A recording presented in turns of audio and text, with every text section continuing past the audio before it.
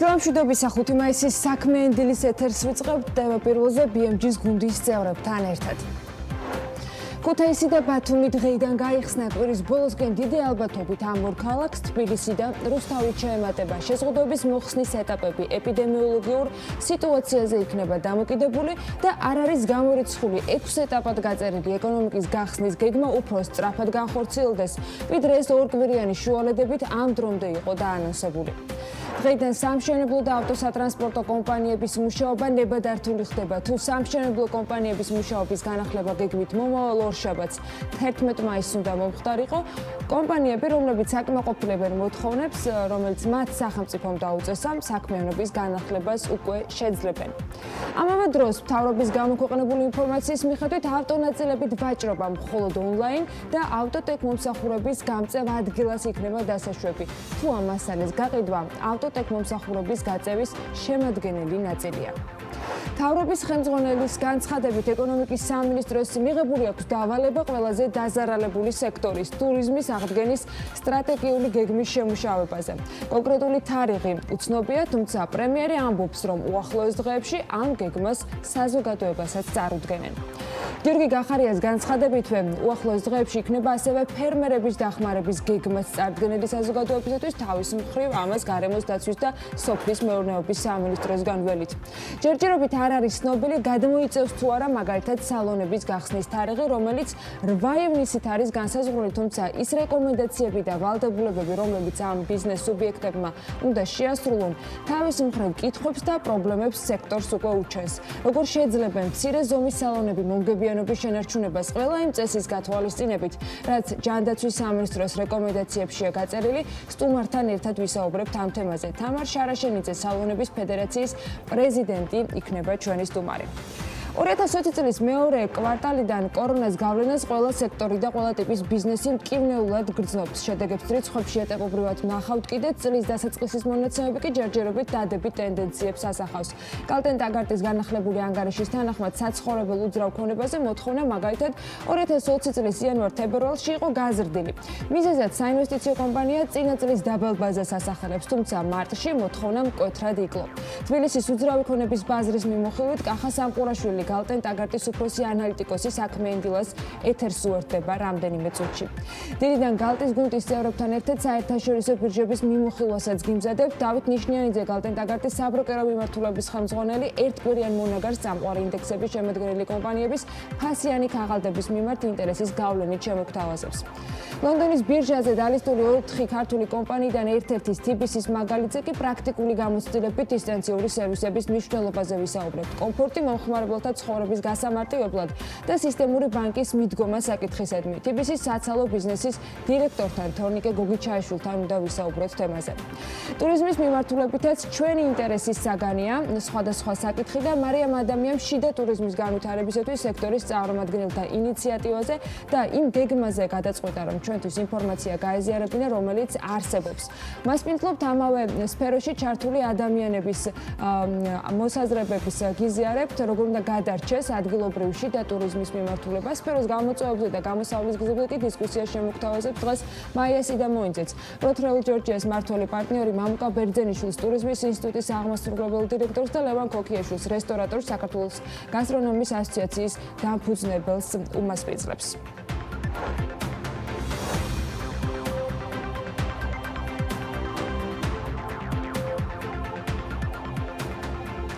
მშვიდობის საქმე დილას ეთერს ვიწყებთ. დღეს 5 მაისი არის და საინტერესო ამბები სტუმრებთან ერთად ტრადიციულად მომდევნო 3 საათ-ნახევრის განმავლობაში უნდა შემოგთავაზოთ. და მე კვლავ პატივი მაქვს, რომ ეს ყველაფერი წარმოგიდგინოთ ანა ლაპიაშვილთან ერთად, მოგილოცოთ არაჩვეულებრივი მაისი. ჯანო კახიძის მაისი, როგორც იტყოდნენ, უბრალოდ ეხლა არც ვარ მზად საიმისოდ და არც მინდა დილიდან დაგაყროთ, რომ ჩემით გავხსნა ამ არაჩვეულებრივი ჰანგებით. დღევანდელი დილა, ხო, მაგრამ მაისი დადგა და ხსნის მაქსიმალურად ყველაფერს. ისე მოხდა, რომ ამინდებიც და გარემოებებიც გამომდინარე კორონავირუსიდან სწორედ ეხლა იხსნება საგაზაფხულო და იხსნება მათ შორის ეკონომიკაც. გიორგი გახარიამ ორშაბათის გუშინდელი მთავრობის ხდომით დაიწყო და მნიშვნელოვანი გზავნილებიდან არის ის, რომ Forbes Forbes-ი, ასე. Force majeure-ის რეჟიმში მუშაობა მთავრობამ დასრულებულად გამოაცხადა.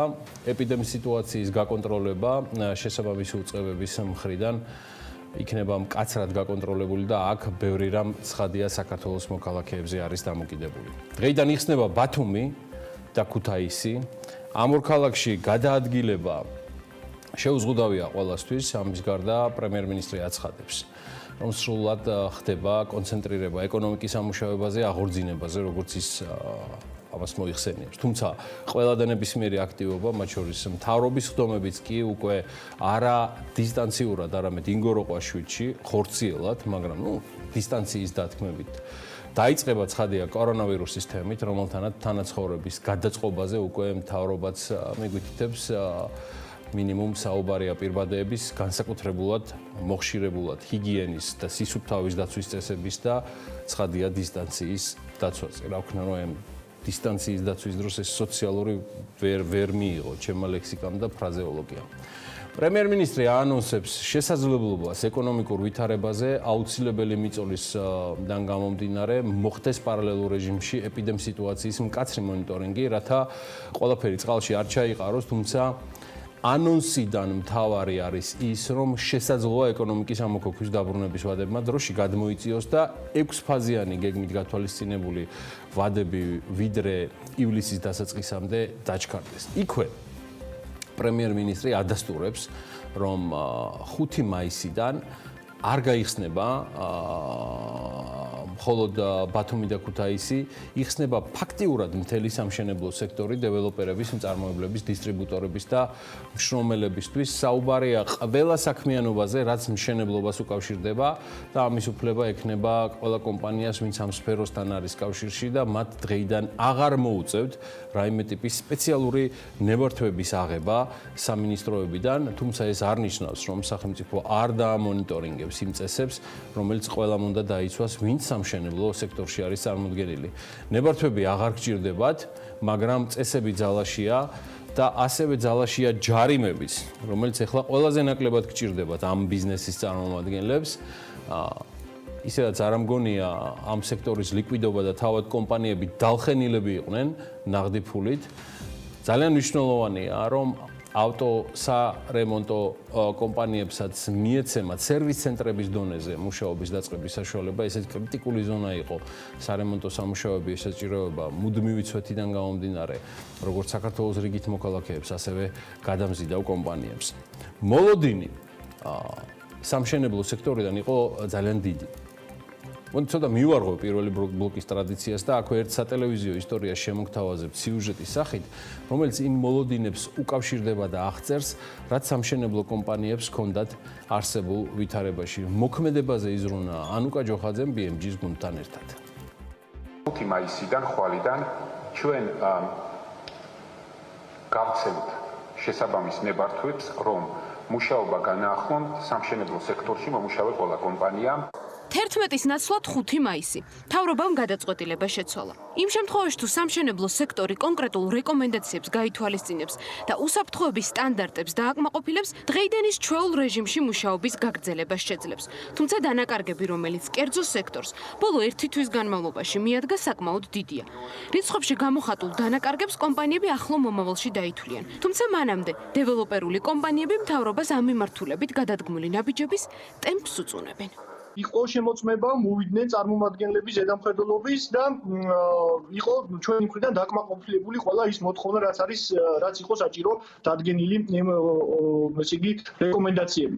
თუმცა არ მომხდარა მშენებლობის საქმიანობის გაგრძელების უფლების მონიჭება ჩვენზე. ვფიქრობ, რომ ოპერატიულად უნდა ემუშავოთ ასე თქვა სახელმწიფო უწყებებს იმისთვის, რომ იმ კომპანიებს, იმ კეთილსინდისფერ კომპანიებს, რომლებიც ყველა რეგულაციას იცავენ, დროულად ქონოდათ სამშენებლო ნაწილის კუთხით ვამბობ, სამუშაოების გაგრძელების უფლება. მიუხედავად იმისა, რომ სექტორი მუშაობის კვლავ აქტიურ ფაზაში გადადის, ბიზნესი გარკვეულ პროგნოზებსაც აკეთებს და ამბობს, რომ სამშენებლო სექტორისთვის ამ კრიზისის დაძლევას წელიწადზე მეტი დრო დასჭირდება.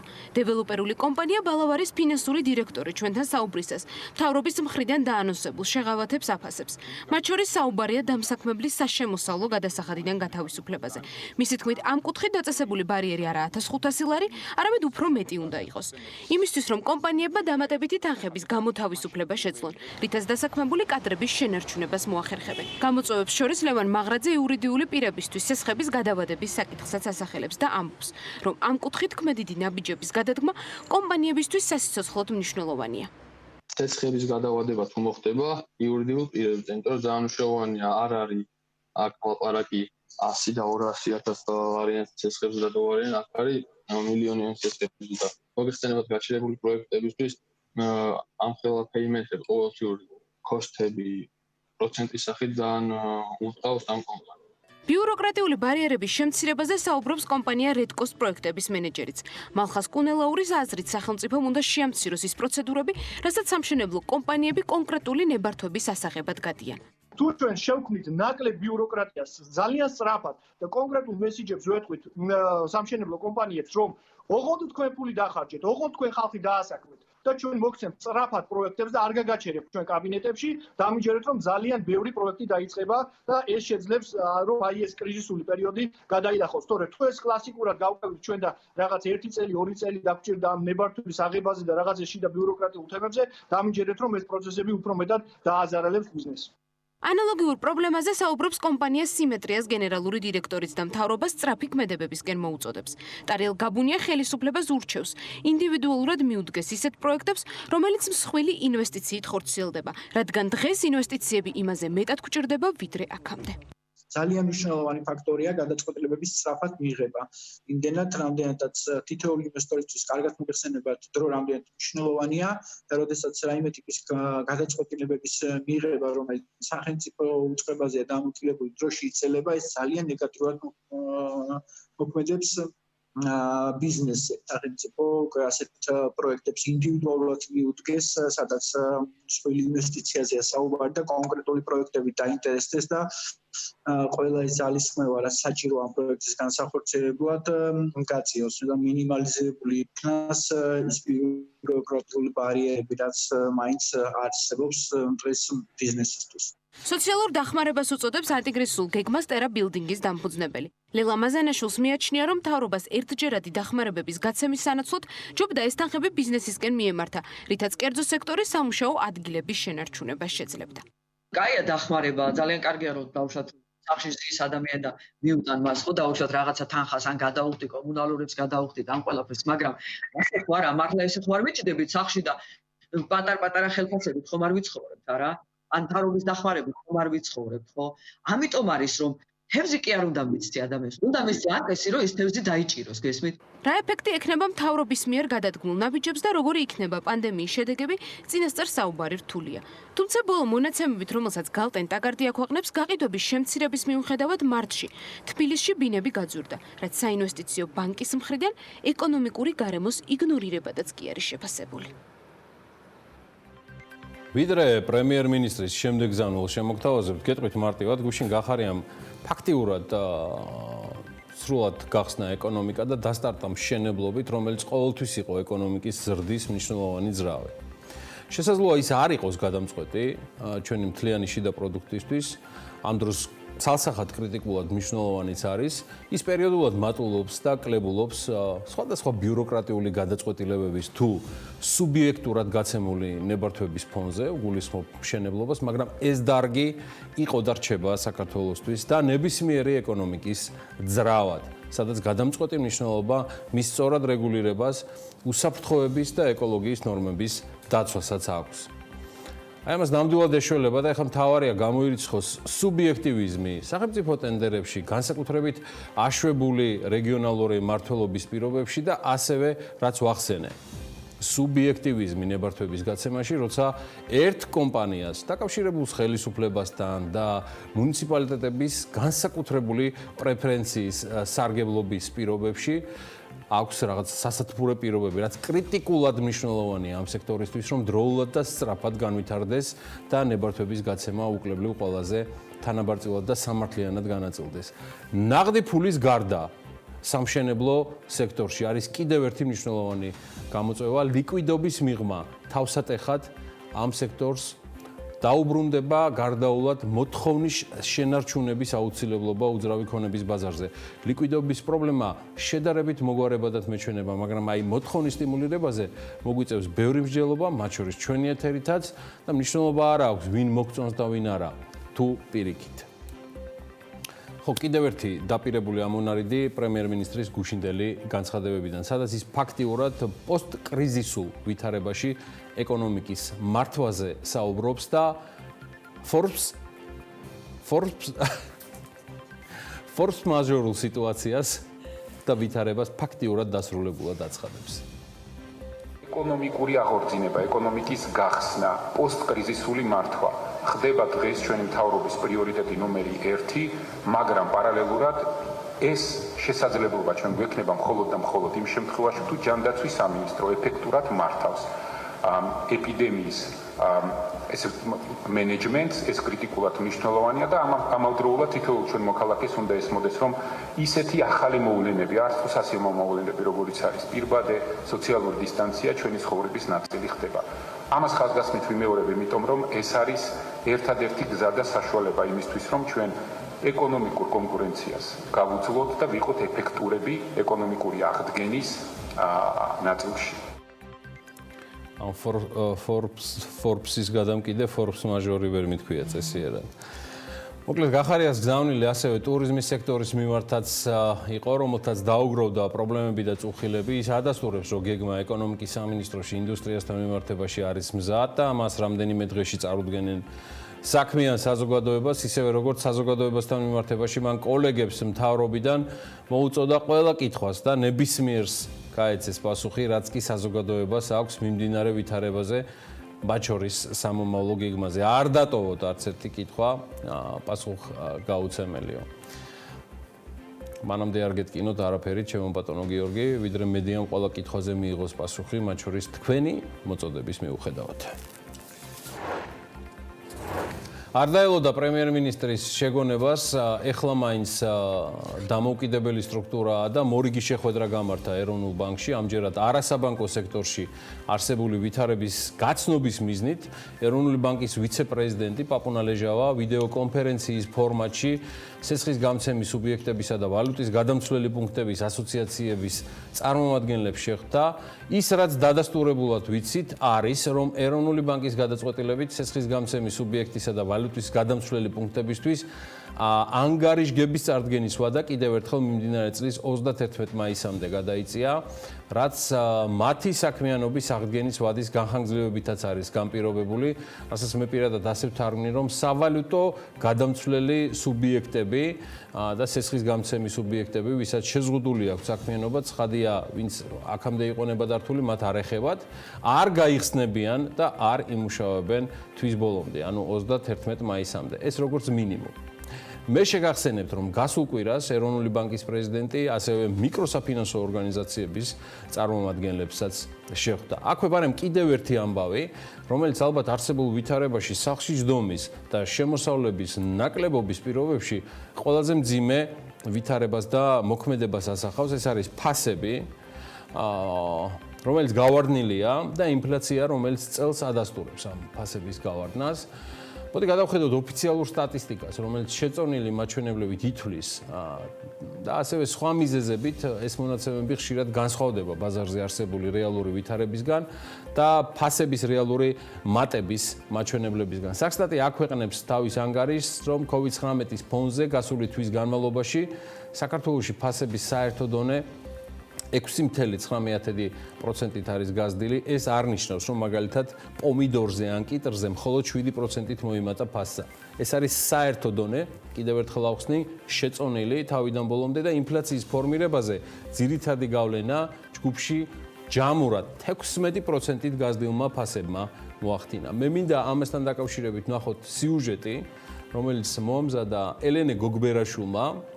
იგი BMG-ის გუნდის ერთ-ერთი წარჩინებული წარმომადგენელია, უკვე სტაჟიანი დედიკოც და შესაბამისად ნახოთ მისი სიუჟეტი ფასების თემაზე. სტატისტიკის სამსახურის მიერ გამოქვეყნებული ანგარიშის მიხედვით საქართველოში COVID-19-ის პანდემიის ფონზე გასული თვის განმავლობაში სამხმარებლო ფასების საერთო დონე 6.9% შეადგინა. ინფლაციის ფორმირებაზე ძირითადი გავლენა სურსათის ჯგუფში 16%-ით გაზრდილმა ფასებმა მოახდინა. სურსათისა და უალკოჰოლო სასმელების ჯგუფში ყველაზე მაღალი ზრდა ხილისა და ყურძნის კატეგორიაში დაფიქსირდა 45.4%. ამასთან წინა წლის აპრილთან შედარებით რძე, ყველი და კვერცხი გაძვირებულია 23.2%-ით, შაქარი და სხვა ტკბილეული კი 16.9%-ით. ხორცსა და ხორცს პროდუქტებზე მომხმარებელს 15%-ით გაზრდილი ფასის გადახდა მოუწია. წლიური ინფლაციის ფორმირებაზე გავლენა ჰქონდა ჯანმრთელობის ჯგუფში, ფასების ცვლილებასაც, კერძოდ ბოლო 1 წელიწადში სამედიცინო პროდუქცია 8.4%-ით, ამბულატორიულ სამედიცინო მომსახურება კი 4.4%-ით გაძვირდა. სამხმარებლო პროდუქტებზე ფასების ზრდა ნეგატიურად განსაკუთრებით იმპორტზე დამოკიდებულ მწარმოებლებზე აისახა. თავარი ნედლეული ეს შაქარი იყო ბოლო რამდენიმე კვირა უკვე ფასი სტაბილურია, თუმცა როგორც ვიცარით, იგივე თებერვალთან შედარებით დაახლოებით 70-80%-იანი ცვლილება იყო ფასის, იგივე მოხდა არა ამ პროპორციით, რა თქმა უნდა, უფრო ნაკლებით, მაგრამ თქვილზეც. გაძვირებული ნედლეულის გამო მწარმოებლების უმეტესობას წარმოებულ პროდუქტებზე ფასების მატება მოუწიათ. ფასების ზრდა ძირითადად კურსსაშორის სხვაობამ განაპირობა, თუმცა ფასების ფორმირებაზე ქვეყანაში საგანგებო მდგომარეობის გამო ბიზნესისთვის დაწესებული შეზღუდვებიც აისახა. მარტის ბოლოდან მოხდა ჩვენი კატეგორიის პროდუქციაც, რაც ქვილ შეიცავს, შაქარ შეიცავს, არა მარტო ჩვენი მხრიდან, ჩვენი კონკურენტების, თუნდაც ადგილობრივი მოთამაშეებმაც გადახედეს ფასებს და საშუალოდ 8-დან 10%-მდე ფასების ცვლილება მოხდა გაძვირების მიმართულებით. ანალიტიკოსების შეფასებით სამხმარებლო პროდუქტებზე ფასების მატება ძირითადად ლარის გაუფასურებამ და ინფლაციურმა მოლოდინებმა განსაზღვრა, თუმცა ინფლაციის ფორმირებაზე გავლენა ჰქონდა საქართველოს სავაჭრო პარტნიორი ქვეყნების მიერ ექსპორტზე დაწესებულ შეზღუდვებსაც. ჩვენ ცხადია მომავალ თვეებში ველოდებით გარკვეული პროდუქტების ადგილობრივი წარმოების გაზრდას, ანუ იქიდან გამომდინარე, რომ ბაზარზე შემოვა ქართული ხილი, ბოსტნეული, იგივე საღირძის წარმოებაც გაიზრდება. ეს შეამცირებს თურქეთიდან ხილისა და ბოსტნეულის იმპორტს. რა თქმა უნდა, თუ სხვა ქვეყნებმა, ანუ ჩვენმა პარტნიორმა ქვეყნებმა კიდევ უფრო არ გაამკაცრეს თავისი საექსპორტო პოლიტიკა, მაშინ პროგნოზი არის ამგვარი, ანუ ადგილობრივმა წარმოებამ უნდა შეამციროს წნეხი ფასებზე. რამდენად შეამცირებს სამხმარებლო პროდუქტების ფასებზე წნეხს ადგილობრივი წარმოება მომავალ თვეში გამოჩნდება. წინასწარ პროგნოზებს ვერ აკეთებს კერძო სექტორი. მათი თქმით, მაისში 9 პროდუქციამ მთავრობის სუბსიდირების პროგრამაც დასრულდება, რომლის წყალობით კურსსაშორისი რისკების დაზღვევის გზით გარკვეულწილად ბოლო თვენახევარში ფასების დაჭერა მოხერხდა. ისიც აუცილებლად სათქმელი არის, რომ საქსტატის აღმასრულებელი დირექტორის ინფორმაციით, ამაზე ჩვენს ეთერებში საუბრობდა, COVID-19-ის ეპიდემიიდან გამომდინარე, მათ შორის ინფლაციის გამოთვლისათვის საჭირო მონაცემების შეგროვება და აღრიცხვა სრულიად ახალი წესით ხდება და ესეც გამოწვევა არის ჩვენს რეალობაში. ქვეყანაში ახალი კორონავირუსის გავრცელებასთან დაკავშირებული რისკების თავიდან აცილების მიზნით, საქსტატი მონაცემთა შეგროვების ალტერნატიულ მეთოდებზეა გადასული. ფასების რეგისტრაციისას მინიმუმამდეა დაყვანილი ინტერვიუების პირდაპირი ვიზიტი ობიექტზე. ამის ნაცვლად კი გამოყენებულია ონლაინ და სატელეფონო გამოკვლევები. გარდა ამისა, აქტიურად მიმდინარეობს მონაცემთა შეგროვების თანამედროვე მეთოდების, სკანერული მონაცემების და ვებგვერდიდან მონაცემთა ავტომატური გადმოტვირთვის მეთოდის დანერგვა განმარტავს თავად საქსტატი. მოკლედ, კორნეს რეჟიმზე ვართ ყველა და ყველაფერი ამ პროცესის პირობებში უპირისდება არტის თეატრმაც კი ცეკვის საერთაშორისო დღეს კორნა რეალობაში მუშაობის განსხვავებულ რეალობაზე და არტ-ფლად სამუშაო გარემოზე სუპერ ვიდეო მოამზადა, რომელსაც ვიდრე გარემოს ეროვნული სააგენტოს პროგნოზების გადავხედავთ, საქმე ენდილის მაყურებელსაც დიდი სიამოვნებით გიზიარებთ.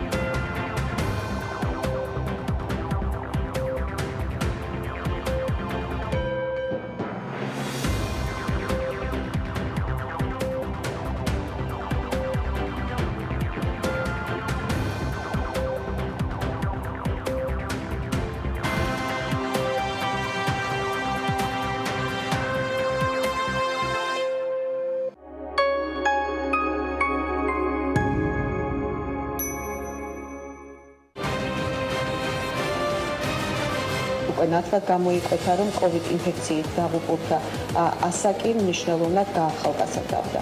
2020 წლის 5 მაისი სად ვართ კორონავირუსთან ბრძოლაში, რას ველოდოთ პიკს თუ პანდემიის თავდაღმართს.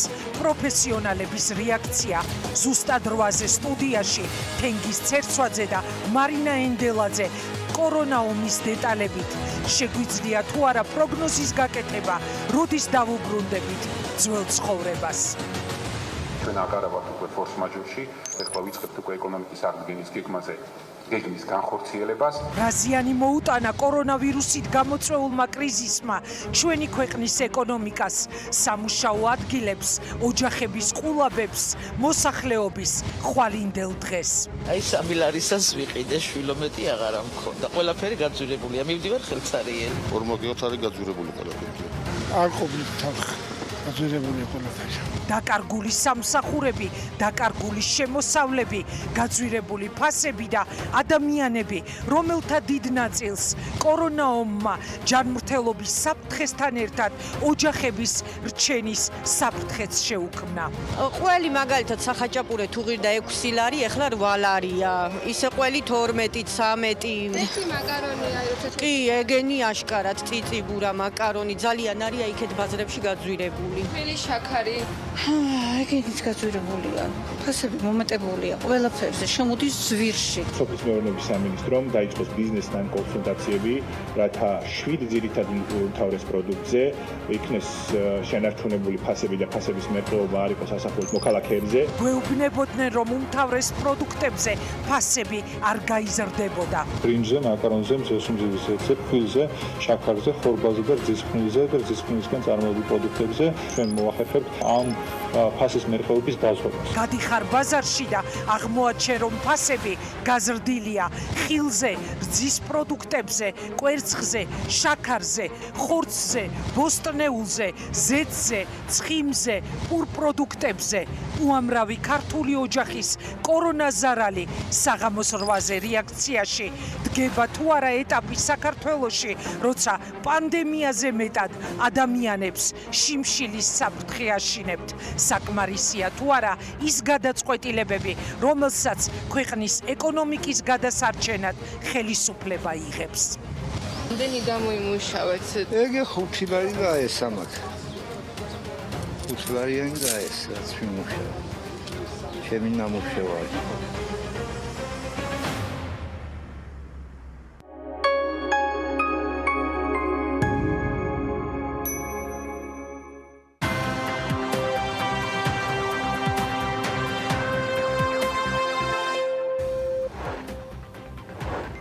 საქართველოში ბენზინი ბოლო ერთ კვირაში 20 თეთრით გაიაფთა. ამავე დროს ბოლო ერთი კვირის მონაცემებით ნავთობის ფიუჩერსის ფასი ნიუ-იორკში 7 დოლარით არის გაზრდილი და თითქმის 20 დოლარამდე მოიმატა მისმა ფასმა. ჯანდაცვის მინისტრმა ეკატერინე ტიკარაძემ მთავრობის სხდომის შემდეგ უშინ თქვა, რომ მთავრობას სურს ეკონომიკის გახსნის 6 პუნქტიანი გეგმა დაჩქარდეს. მისივე თქმით, ამისთვის კერძო სექტორის მზაობა არის მნიშვნელოვანი. ფინანსთა მინისტრის განცხადებით, კომპანია, რომელიც თანამშრომლის კომპენსაციისათვის მონაცემებს არასწორად წარადგენს, დაჯარიმდება. დღეისთვის საქართველოს ეკონომიკური უსაფრთხოების კუთხით მთავარ გამოწვევად ღვინის ექსპორტის რუსულ ბაზარზე მაღალი დამოკიდებულება და რუსეთიდან ხორბლის იმპორტი რჩება. ამის შესახებ საერთაშორისო გამჭვირვალობა საქართველოს კვლევაშია ნათქვამი, რომელიც ეკონომიკური დამოკიდებულების ასახვაზეა რუსეთთან მიმართებით. გლობალური პანდემიიდან გამომდინარე ქვეყანაში შექმნილი ფორს-მაჟორული სიტუაციის გამო ენერგოკომპანიებს პრობლემები შეექმნათ. სემეკის წევრმა გიორგი ფანგანმა BMG-ს უთხრა, რომ მათ მიერ ელექტროენერგიის მოხმარება 30-40%-ით არის შემცირებული, რის გამოც სერიოზული პრობლემის წინაშე აღმოჩნდნენ. 24 საათის განმავლობაში სამართალდამცველების მიერ განხორციელებული მონიტორინგის შედეგად მთელი ქვეყნის მასშტაბით საგანგებო მდგომარეობის რეჟიმის და ეგრეთ წოდებული კომენდანტის საათის შეზღუდვის დარღვევის 108 ახალი ფაქტია გამოვლენილი.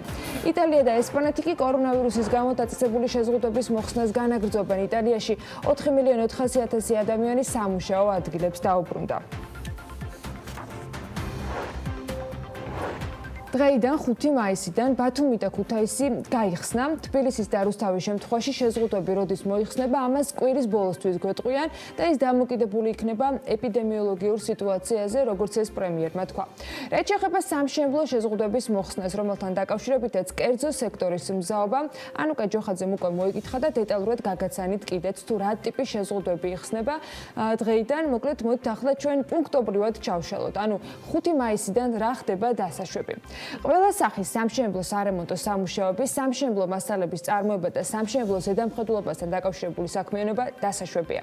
ავტოტექმომსახურება და ავტოსამრეცხაობის საქმიანობა ასევე დასაშვებია. ქუთაისში და ბათუმში შესვლა და გასვლა ყოველგვარი გამონაკლისის გარეშე დღეიდან ასევე ნებადართულია. ეხება თუ არა სამშენებლო სამუშაოების ნაწილში შეზღუდვების მოხსნა სამშენებლო მასალის რეალიზაციას. ამაზე პასუხი არის, რომ არა. რეალიზაცია დასაშვები არის მხოლოდ ონლაინ. დასაშვებია თუ არა ქუთაისში და ბათუმში შესვლა და გამოსვლა კომენდანტის საათის დროს. ეს კიდევ ერთი კითხვა, რომელიც გუშინ მთავრობის წევრების მიერ გაკეთებული კომენტარების შემდეგ ჟღერდა და ამაზე პასუხია, რომ არა. კომენდანტის საათის მოქმედება რჩება ძალაში და ეს გულისხმობს იმას, რომ 9-დან საღამოს 9-დან დილის 6 საათამდე გადაადგილება არ არის ნებადართული. დასაშვებია თუ არა ავტონაწილებით ვაჭრობა. ამაზეც პასუხია, რომ არა. ავტონაწილებით ვაჭრობა დასაშვებია მხოლოდ ონლაინ და ავტოტექმომსახურების გამწევა ადგილას თუ ამ მასალის გაყიდვა ავტოტექმომსახურების გაწევის შემადგენელი ნაწილია. ავტოტექმომსახურების დაშვება გულისხმობს თუ არა მოტოციკლეთის, მოპედების ან ველოსიპედების ტექნიკურ მომსახურებასაც. არა. ამასთან დაკავშირებით პასუხის და განმარტება არის ის, რომ უბრალოდ რომ ეს შესაძლებელი არის და დასაშვები არის. ავტოტექმომსახურების ცენტრების და ავტოსამრეცხაოების მიერ სავალდებულოა, რომ დაცული იყოს ამავე დროს შესაბამისი წესები და ამაში შედის პირბადეების სადეზინფექციო საშუალებები, დისტანციის დაცვა და ასე შემდეგ. ამაზე პასუხის მთავრობის განმარტებით არის დადებითი, ანუ ისინი მუშაობას გააგრძელებენ, მაგრამ ყველა იმ დათქმით, რომელიც ჯანდაცვის სამინისტროს მიერ რეკომენდაციების სახით არის გაცემული. დღეიდან კი იხსნება იუსტიციის სახლები და საზოგადოებრივი ცენტრები. მუშაობა იქნება განსხვავებული, ახალი პრინციპით. იმისთვის, რომ თქვენ განაცხადი შეიტანოთ ამა თუ იმ სერვისზე და მოხდეთ იუსტიციის სახლის საზოგადოებრივი ცენტრის შენობაში, საჭირო იქნება, რომ აუცილებლად გქონდეთ ინტერნეტი, მას ფლობდეთ კარგად, დროა უკვე, ყველა ასაკის მიუხედავად ამას ვაკეთებდეთ. პორტალი MyGov.g არ არის რთული დასამახსოვრებელი.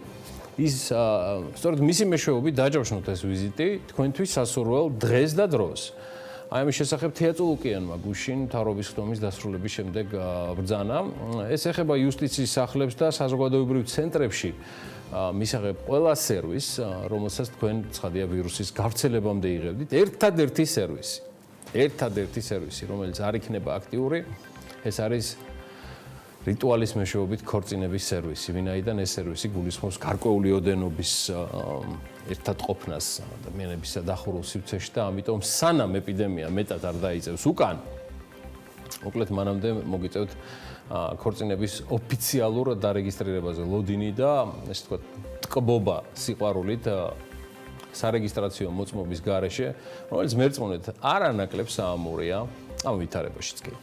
ხო, სიახლეებთან დაკავშირებით გუშინ ასევე იყო განმარტება ფინანსთა მინისტრისაგან, მაგალითად საშემოსავლო გადასახადის სუბსიდირების და სხვა გეგმების ადგენისას, ვანო მაჭავარიანმა განმარტა, რომ საშემოსავლო გადასახადის სუბსიდირება სახელმწიფოს მხრიდან ისარგებლებს გადასახადის ყველა გადამხდელი და ვნახოთ რას გულისხმობს ამაში ივანე მაჭავარიანი. ეცვლებები შეეხება იმ საშემოსავლო გადასახადის სუბსიდირებას ეგრეთ წოდებულს, რომელთაც ისარგებლებს ყველა გადასახადის გადამხდელი და 1500 ლარის ლარამდე ოდენობის სამუშაო ადგილზე, იცით რომ 750 ლარის საშემოსავლო გადასახადის ფარგლებში კომპანიებს შეუძლიათ მიიღონ ეს შეღავათი და მათის გადასახადი გადახდილად ჩაეთვლებათ. ეს კიდევ ერთხელ შეგახსენებთ, რომ მიზნად ისახავს სამუშაო ადგილების შენარჩუნებას. მეორე მხრივ, ფინანსთა მინისტრმა ამ დახმარების სერიის მორიგი განმარტებისას ჯარიმების შესაძლო რისკებიც ნათლად დაანახა კერძო სექტორს. მინისტრი ამბობს, რომ კომპანიები მთავრობის მხრიდან საშემოსავლო გადასახადის კუთხით შეღავათის სარგებლობისათვის ან დასაქმებულზე ჯამში 1200 ლარიანი დახმარების მიღებისათვის არასწორი ინფორმაციის წარდგენის შემთხვევაში დაჯარიმდებიან და ჯარიმა იქნება ორმაგი, ვიდრე მათი მხრიდან მაგალითად ცნობაა გაცემული. საგადასახადო კოდექსში ვამატებთ ნორმას, რომლის მიხედვითაც სწორი ინფორმაციის წარდგენაზე ვალდებულება ეკისრება კომპანიებს და თუ ისინი არასწორად მოგვაწვდიან ინფორმაციას, ამ შემთხვევაში აი ამ შეღავათის ორმაგი ოდენობით დაჯარიმდებიან. ეს მიზნად მისახავს იმას, რომ ავირიდოთ არასწორი მცდარი მონაცემების, ესე ვთქვათ, მიწოდება და პასუხისმგებლობა გადანაწილდეს გადამხდელზეც. ჯარიმების თემა საგანგებო მდგომარეობის პირობებში ყველგან და ყველასთვის აქტუალურია, ბიზნესისთვისაც და ინდივიდუალურადაც. მიუხედავად იმისა, სად ცხოვრობთ ჩაკეტილ თუ გახსნილ ქალაქში, თუ ამ დრომდე კარანტინის რეჟიმში დარჩენილ რაიონულ ცენტრში, გუშინდელი დღის მონაცემებით, მაგალითად, ეგრეთ წოდებული კომენდანტის საათის შეზღუდვების დარღვევის 108 ახალი ფაქტია გამოვლენილი და თლად 3 მაისის 21 საათიდან 4 მაისის დილის 6 საათამდე, ასევე კომენდანტის საათის დარღვევის ფაქტზე მთელი ქვეყნის მასშტაბით 78 მოქალაქეს დაეწერა ჯარიმა. ეს არის მხოლოდ ერთი დღის მონაცემი.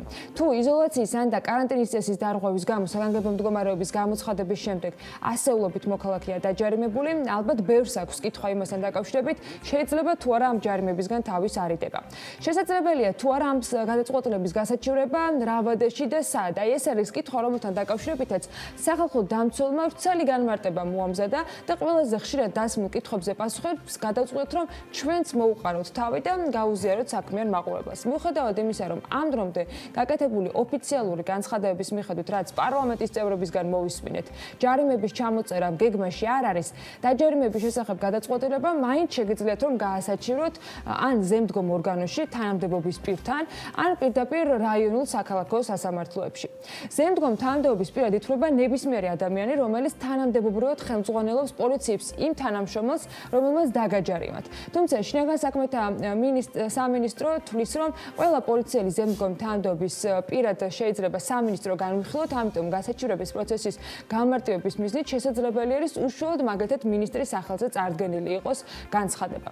ჯარიმის გასაჩივრებას აქვს თავის მხრივ თავისი ვადები. თუ ასაჩივრებთ პირდაპირ სასამართლოში, საჩივრის წარდგენის ვადა გაქვთ ჯარიმის გადაწყვეტილების ჩაბარებიდან 10 დღეში, ანუ რო დაგაჯარიმებენ 10 დღეს ვადაში უნდა მიმართოთ სასამართლოს. შესაძლებელია თუ არა რომ ეს პროცედურა გაიაროთ საგანგებო მდგომარეობის რეჟიმში. რა თქმა უნდა, შესაძლებელია თუ გსურთ არ გამოიყენოთ ზემდგომი თანამდებობის პირთან გასაჩივრების უფლება და პირდაპირ მიმართოთ სასამართლოს, მაშინ ეს უნდა გააკეთოთ საგანგებო მდგომარეობის რეჟიმის მოქმედების მიუხედავად, ოღონდ ცხადი არის, რომ კომენდანტის საათი არ უნდა დაარღვევთ, თორემ გზაში მეორე ჯარიმაც დაგეწევათ. სასამართლოში ან ზემდგომ პირთან ჯარიმის გასაჩივრება არ ნიშნავს, რომ ის აუცილებლად დაკარგავს ძალას და მისი გადახდა დაჯარიმებულს არ მოუწევს. პირიქით, თუ სასამართლომ უარი თქვა ჯარიმის გაუქმებაზე, მაშინ 30 დღის ვადაში ის აუცილებლად უნდა გადაიხადოთ, თუ არ გინდათ, რომ კანონით განსაზღვრული წესით მას საურავი დაეკისროს და კიდევ უფრო მეტი გქონდეთ ბიუჯეტის სასარგებლოდ გადასახდელი. კიდევ ერთი კითხვა და პასუხი, რომელიც საგანგებო მდგომარეობის პირობებში აქტუალური იყო. რას ნიშნავს ჯარიმის შესახებ გადაწყვეტილების ჩაბარება? ჩაბარება ნიშნავს, რომ დოკუმენტის ფაქტობრივად თქვენს ხელში მოხვედრის პროცედურა შესრულდება. ანუ პოლიციელი რომ დაგაჯარიმებთ და ქვითარს მოგაწვით ამ ჯარიმისას, ეს ნიშნავს, რომ ჯარიმა ჩაბარებულია და ადგილზეა. იმ შემთხვევაში თუ თქვენ უარს განაცხადებთ, რომ ეს გადაწყვეტილება ჩაიბაროთ, მაინც ჩაბარებულად ჩაითვლება შესაბამისი გადაწყვეტილება. და თუ აპირებთ, რომ ჯარიმა გაასაჩივროთ, ნებისმიერ შემთხვევაში გადაწყვეტეთ, რომ ეს ჯარიმა არ გამოუართოთ პოლიციელს, თუ გამოუართოთ, მაინც 30 დღის ვადაში გაქვთ ის გადასახდელი. საჭიროების შემთხვევაში ცხადია ნებისმიერს აქვს ადვოკატის მომსახურების მიღების უფლება და გასათვალისწინებელია ისიც, რომ თუ კარანტინის ან და იზოლაციის წესებს მეორე დაარღვევთ, ამ შემთხვევაში თქვენ მიმართ უკვე დაიწყება სისხლის სამართლებრივი პროცედურები და აქ ადვოკატი კი აუცილებლად დაგჭირდებათ. განმეორებითი ქმედება ითვალისწინებს თავისუფლების აღკვეთას. დღის მდგომარეობით ამისთვის 3 წლამდე ვადი თავისუფლების აღკვეთაა გათვალისწინებული. საქართველოს პარლამენტის მიერ სისხლის სამართლის კოდექსში შეტანილი ცვლილებების თანახმად კი 2 მაისის შემდეგ ჩადენილი ქმედება თავის მხრივ 6 წლამდე თავისუფლების ვადით აღკვეთას გულისხმობს. თუმცა ეს არ გულისხმობს იმას, რომ წესის განმეორებით დამღო ყველა პირს ავტომატურად მაინც და მაინც მაქსიმალური ბადით თავისუფლების შეზღუდვა დაეკისრება. 3-დან 6 წლამდე შეიძლება იყოს ეს სასჯელი. საქმე სასამართლოს გადაეცემა ამ შემთხვევაში, ის ინდივიდუალურად შეაფასებს ჩადენილ ქმედებას, მის სიმძიმეს, საშიშროებას, ბრალეულობას იმ შემთხვევაში, თუ თქვენ მეორე დაარღვიეთ კანონი, მიიღებს შესაბამის გადაწყვეტილებას და ბრალეულობის დადგენის შემთხვევაში სასამართლო ასევე იმსჯელებს სასჯელის ინდივიდუალურ ზომაზე. მოკლედ, ეს არის რეალობა, რომელიც ამ საგანგებო მდგომარეობის რეჟიმში ჩვენთვის აუცილებლად გასათვალისწინებელია. უნდა ვიცოდეთ განურჩევლად იმისა, მოგწონს თუ არა ეს შეზღუდვები, ვეთანხმებით თუ არა მათ, გონივრულად მივიჩნევთ თუ არა მათ და თუ დავარღვევთ ნებისმიერ შემთხვევაში, მზად უნდა ვიყოთ, რომ ამ ყველა პროცედურის გავლა მოგვიწევს და შესაბამისი სასჯელის გაზიარებაც, რომელიც კანონით არის ამ დრომდე ძალაში, იქამდე ვიდრე მისი შეცვლა არ მოხდება. კორონას და ბიზნესებს შედარებით გლობალური მასშტაბების ნაწილს რაც შეეხება, რომელსაც ვერ გამოვტოვებთ საქმიანი დილის ეთერში, ერთი ჩინური ამბავი მაქვს თქვენთვის მოსაყოლი, ოღონდ აქაც ადგილობრივად დავასწარით, როგორც აღმოჩნდა. დიოს ამბები ხომ მოგიყავით გუშინ და აღმოჩნდა, რომ ჩინურმა ავტომწარმოებლებმა ანტივირუსული ფუნქციებით აღჭურვილი ავტომობილების შექმნაზე მუშაობა ჯერ მხოლოდ ახლა დაიწყეს. BBC-საც დაასწრო BMG-მ, რომელიც წერს, რომ ახალი მოდელებით უზრუნველყოფენ იგივე დონის დაცვას ავტომობილების შიგნით, როგორც ეს არის სახის დამცავი ნიღბის ტარების დროს. ანტივირუსული ფუნქციის მქონე ავტომობილების შექმნა პირველად კომპანია გილიმ დაიწყო და კომპანიის ჯანმრთელი ავტომობილის პროექტი მიზნად ისახავს შეარჩიოს მცირე ნაწილაკების მოხვედრა ავტომობილს, რაც მძღოლების და მგზავრების მავნე ნივთიერებებისაგან პოტენციურ დაცვას უზრუნველყოფს. კომპანია გილი ასევე ქმნის ანტიმიკრობულ მასალებსაც, რათა ავტომობილის მართვის ელემენტები და კარის სახელურები ბაქტერიებისაგან და ვირუსებისგან იყოს დაცული. ამასობაში კორონა პირობებში განსაკუთრებით პოპულარული ონლაინ პროგრამების გამომყენებელთა პირადი მონაცემების გაყიდვაზე ამბებიც გააქტიურდა და ამასაც ვცდილობთ, რომ თვალყურის დევნება არ მოვაკლოთ. მსოფლიოში პოპულარული ჩინური სოციალური ქსელი TikTok-ი 13 წლამდე ბავშვების პირადი მონაცემების შეგროვების გამო ამერიკის შეერთებულ შტატებში $5,700,000 დააჯარიმეს. CNN აღნიშნავს, რომ კომპანია დათანხმდა ამ ჯარიმის გადახდას, რატო არ გადაიხდიდა. საუბარია Musical Lies წინააღმდეგ წამოწყებულ გამოძიებაზე. Musical Lies ჩინურმა კომპანიამ ByteDance-მა 2017 წელს შეიძინა და ის TikTok-ს შეუერთდა.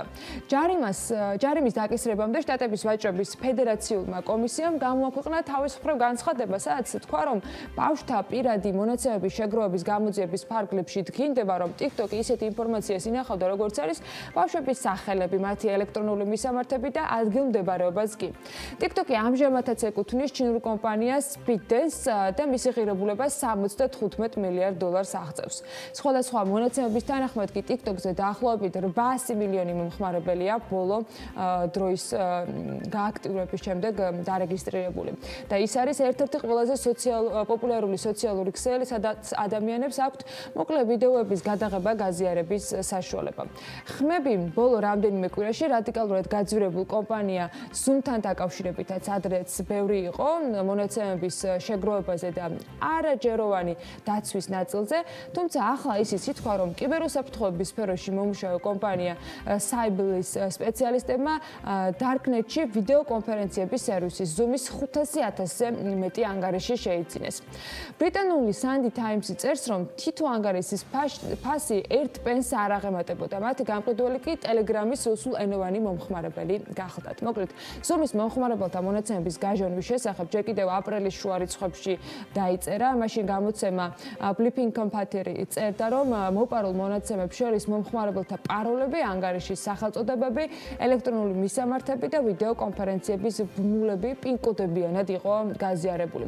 ჰაკერებმა სულ 530,000 ანგარიში გაიყიდეს და Cyblis-მა მათი ნაწილის ავთენტურობის დადასტურებაც მოახერხა, რადგან ისინი მის კლიენტებს ეკუთვნოდა.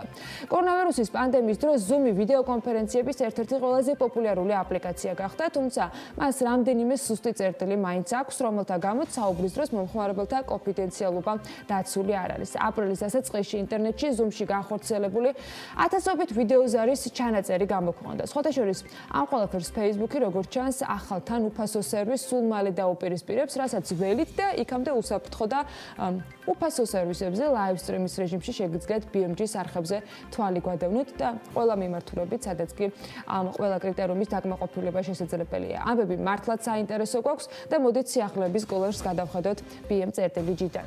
სტატისტიკის ეროვნული სამსახურის ინფორმაციით 2020 წლის aprilში წინა თვესთან შედარებით ინფლაციის დონემ საქართველოში 9% პუნქტით ზრდა აჩვენა, ხოლო წლიური ინფლაციის დონე 6.9%-ია. Საქსტატის მონაცემებით აპრილში წინა წლის შესაბამის პერიოდთან შედარებით ხილი არის 45.4%-ით გაძვირებული, რძის ნაწარმი 23.2%-ით გაძვირებული, ხორცს პროდუქტებით 15%-ით, პურ პროდუქტები კი თითქმის 8.9%-ით გაძვირდა. ევროპისა და ცენტრალური აზიის რეგიონში მსოფლიო ბანკის ვიცე-პრეზიდენტი შვედეთის მოქალაქე ანა ბიერდია გახდა. ამ პოზიციაზე ის უხელმძღვანელებს მსოფლიო ბანკის სტრატეგიულ, ანალიტიკურ, ოპერაციულ და საგანმანათლებლო საქმიანობას. მსოფლიო ბანკის მიერ გავრცელებულ პრეს-რელიზშია ამასთან დაკავშირებით ინფორმაცია გაზიარებული. ჯანდაცვის მინისტრმა ეკატერინე ტიკარაძემ მთავრობის ხდომის შემდეგ გუშინ თქვა, რომ მთავრობას სურს ეკონომიკის გახსნის 6 ეტაპიანი გეგმა დაჩქარდეს. მისივე განცხადებით ამისთვის კერძო სექტორის მზაობაც მნიშვნელოვანია.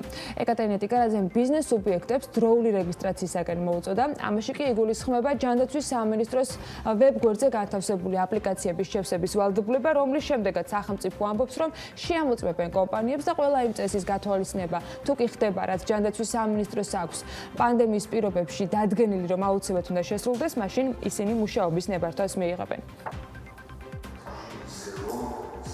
ჩვენი სურვილი არის, რომ ეს გახსნის გეგმები დავაჩქაროთ იმისათვის, რომ ჩვენ ქვეყანაში ხელი შეუწყოთ ეკონომიკის განვითარებას, თუმცა აქ ძალიან დიდი მნიშვნელობა აქვს ჩვენი კერძო სექტორის და ეკონომიკური გუნდის მაღალ პასუხისმგებლობას. სწორედ ეხლა დადგა ის დრო, როდესაც ჩვენს კერძო სექტორს ეკისრება ასევე მაღალი სოციალური პასუხისმგებლობა და თქვენ იცით, რომ ჯანდაცვის სამინისტროს შრომითი ინსპექციის სამსახური უკვე რამდენიმე დღეა მუშაობს იმისათვის, რომ ხელი შეუწყოს ბიზნესს, რომ მათ შეძლონ გააქტიურება და გახსნის ღონისძიებების დაჩქარება მთავრობის გუნდთან ერთად და ამისათვის საჭირო არის მათი რეგისტრაცია და მათი მზაობის დაფიქსირება.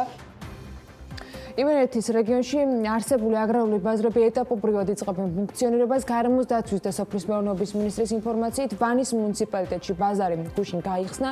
მომავალ კვირას ბაზარი ბაღდადშიც გაიხსნება, რაც შეეხება სამტრედიას, ქალაქში ბაზარი მუშაობს და ყველა სტანდარტს აკმაყოფილებს მისივე ინფორმაციით. მინისტრის მოადგილე სოლომონ პავლეაშვილის განცხადებით, ქვეყანაში ეკონომიკური აქტიურობის განახლების პარალელურად განსაკუთრებით მნიშვნელოვანია კორონავირუსის პრევენციის მიზნით სახელმწიფოში მოქმედი წესების დაცვა. საქართველოს ბიზნეს ასოციაცია კი ბიზნეს კლიმატის ინდექსის წარმოებას იწყებს. BEG-ის ინდექსი საქართველოს ბიზნეს ასოციაციის PMCG კვლევითი ცენტრისა და NIFO-ს გერმანიის ეკონომიკური კვლევების ინსტიტუტის ერთობლივი პროდუქტია. თავის მხრივ ეს ინდექსი მოიცავს BEG-ის წევრი ბიზნესების მმართველი მენეჯერების შეფასებას ბიზნეს კლიმატისა და დასაქმების ბარომეტრის შესახებ. საქართველოს ბიზნეს ასოციაციაში სხვადასხვა სექტორში მოღვაწე კომპანიებთან ერთად ასევე გაერთიანებული არიან მსხვილი ჰოლდინგური ჯგუფები, რომლებიც თავის მხრივ ათობით სხვადასხვა ტიპის მსხვილ საშუალო თუ მცირე ზომის კომპანიებს აერთიანებენ. ამ ყველაფრის გათვალისწინებით ბიზნეს ასოციაცია 400-ზე მეტ კომპანიას მოიცავს, რაც ქვეყნის ბიზნესსა და შესაბამისად ეკონომიკის საკმაოდ დიდ ნაწილს წარმოადგენს და მათი გამოკითხვა მოხდება. ასოციაციის პრეზიდენტი ამბობს, რომ BEG ბიზნეს კლიმატის ინდექსი მნიშვნელოვანი ღირებული და ეფექტური ინსტრუმენტი გახდება როგორც ბიზნეს სუბიექტების, ასევე ხელისუფლებისათვის ბიზნესში არსებული მდგომარეობის გაცნობის, შეფასების და ანალიზის შედეგად კონკრეტული გადაწყვეტილებების მიღების პროცესში. ხაკაძის განცხადებით BEG ბიზნეს კლიმატის ინდექსი, რომელიც გამოითვლება BEG-ის წევრი კომპანიების გამოკითხვის საფუძველზე, ახსნას მიმდინარე მდგომარეობას და ბიზნესის მოლოდინებს მომდევნო 6 თვის განმავლობაში. ამერიკულმა ენერგოკომპანიამ საერთაშორისო საარბიტრაჟო სასამართლოს გადაწყვეტილებასთან დაკავშირებით მორიგ განცხადებაში აღნიშნა, რომ არბიტრაჟმა სახელმწიფოსთან დადებული ხელშეკრულების შეწყვეტის გადაწყვეტილება მიიღო. ფრონტერას განმარტებით საუბარია არა კონტრაქტის შეწყვეტაზე, არამედ მიწების სახელმწიფოსთვის დაბრუნებაზე, რანაბიჯსაც ისინი გადადგამენ. კომპანია ასევე ამბობს, რომ საარბიტრაჟო სასამართლო არ გაითვალისწინა მოთხოვნა, რომელიც საქართველოს მხრიდან არსებობდა, რომ მათ 320 მილიონი ლარის მოცულობის ჯარიმა დაეკისრათ. შეგახსენებთ, რომ საარბიტრაჟო სასამართლოში ქართული მხარის საჩივართან დაკავშირებით თანხმობა არის განცხადებული და დაკმაყოფილებული. ფრონტერას მხრიდან პრეტენზიები კი არ დაკმაყოფილდა. არასაბანკო სექტორში არსებული ვითარების გაცნობის მიზნით ეროვნული ბანკის ვიცე-პრეზიდენტმა ვიდეო კონფერენციის ფორმატში სესხის გამცემის სუბიექტების და ვალუტის გადამცვლელი პუნქტების ასოციაციების წარმომადგენლებთან გამართა შეხვედრა. შეხვედრაზე საუბარი როგორც ფინანსური, ისე მომხმარებელთა მომსახურების კუთხით არსებულ ძირითად გამოწვევებს შეეხებოდა. მსჯელობა იყო საქმიანობის აღდგენის და შემდგომ პერიოდში ორგანიზაციების თანამშრომლებისა და მომხმარებლებისათვის უსაფრთხო სამუშაო გარემოს უზრუნველყოფის შესაძლებლობაზე. ეროვნული ბანკის გადაწყვეტილებით სესხის გამცემის სუბიექტებისა და ვალუტის გადამცვლელი პუნქტებისათვის ანგარიშგების წარდგენის ვადა კიდევ ერთხელ მიმდინარე წლის 31 მაისამდე გადაიწევს, რაც მათი საქმიანობის აღდგენის ვადის გახანგრძლივებით არის განპირობებული.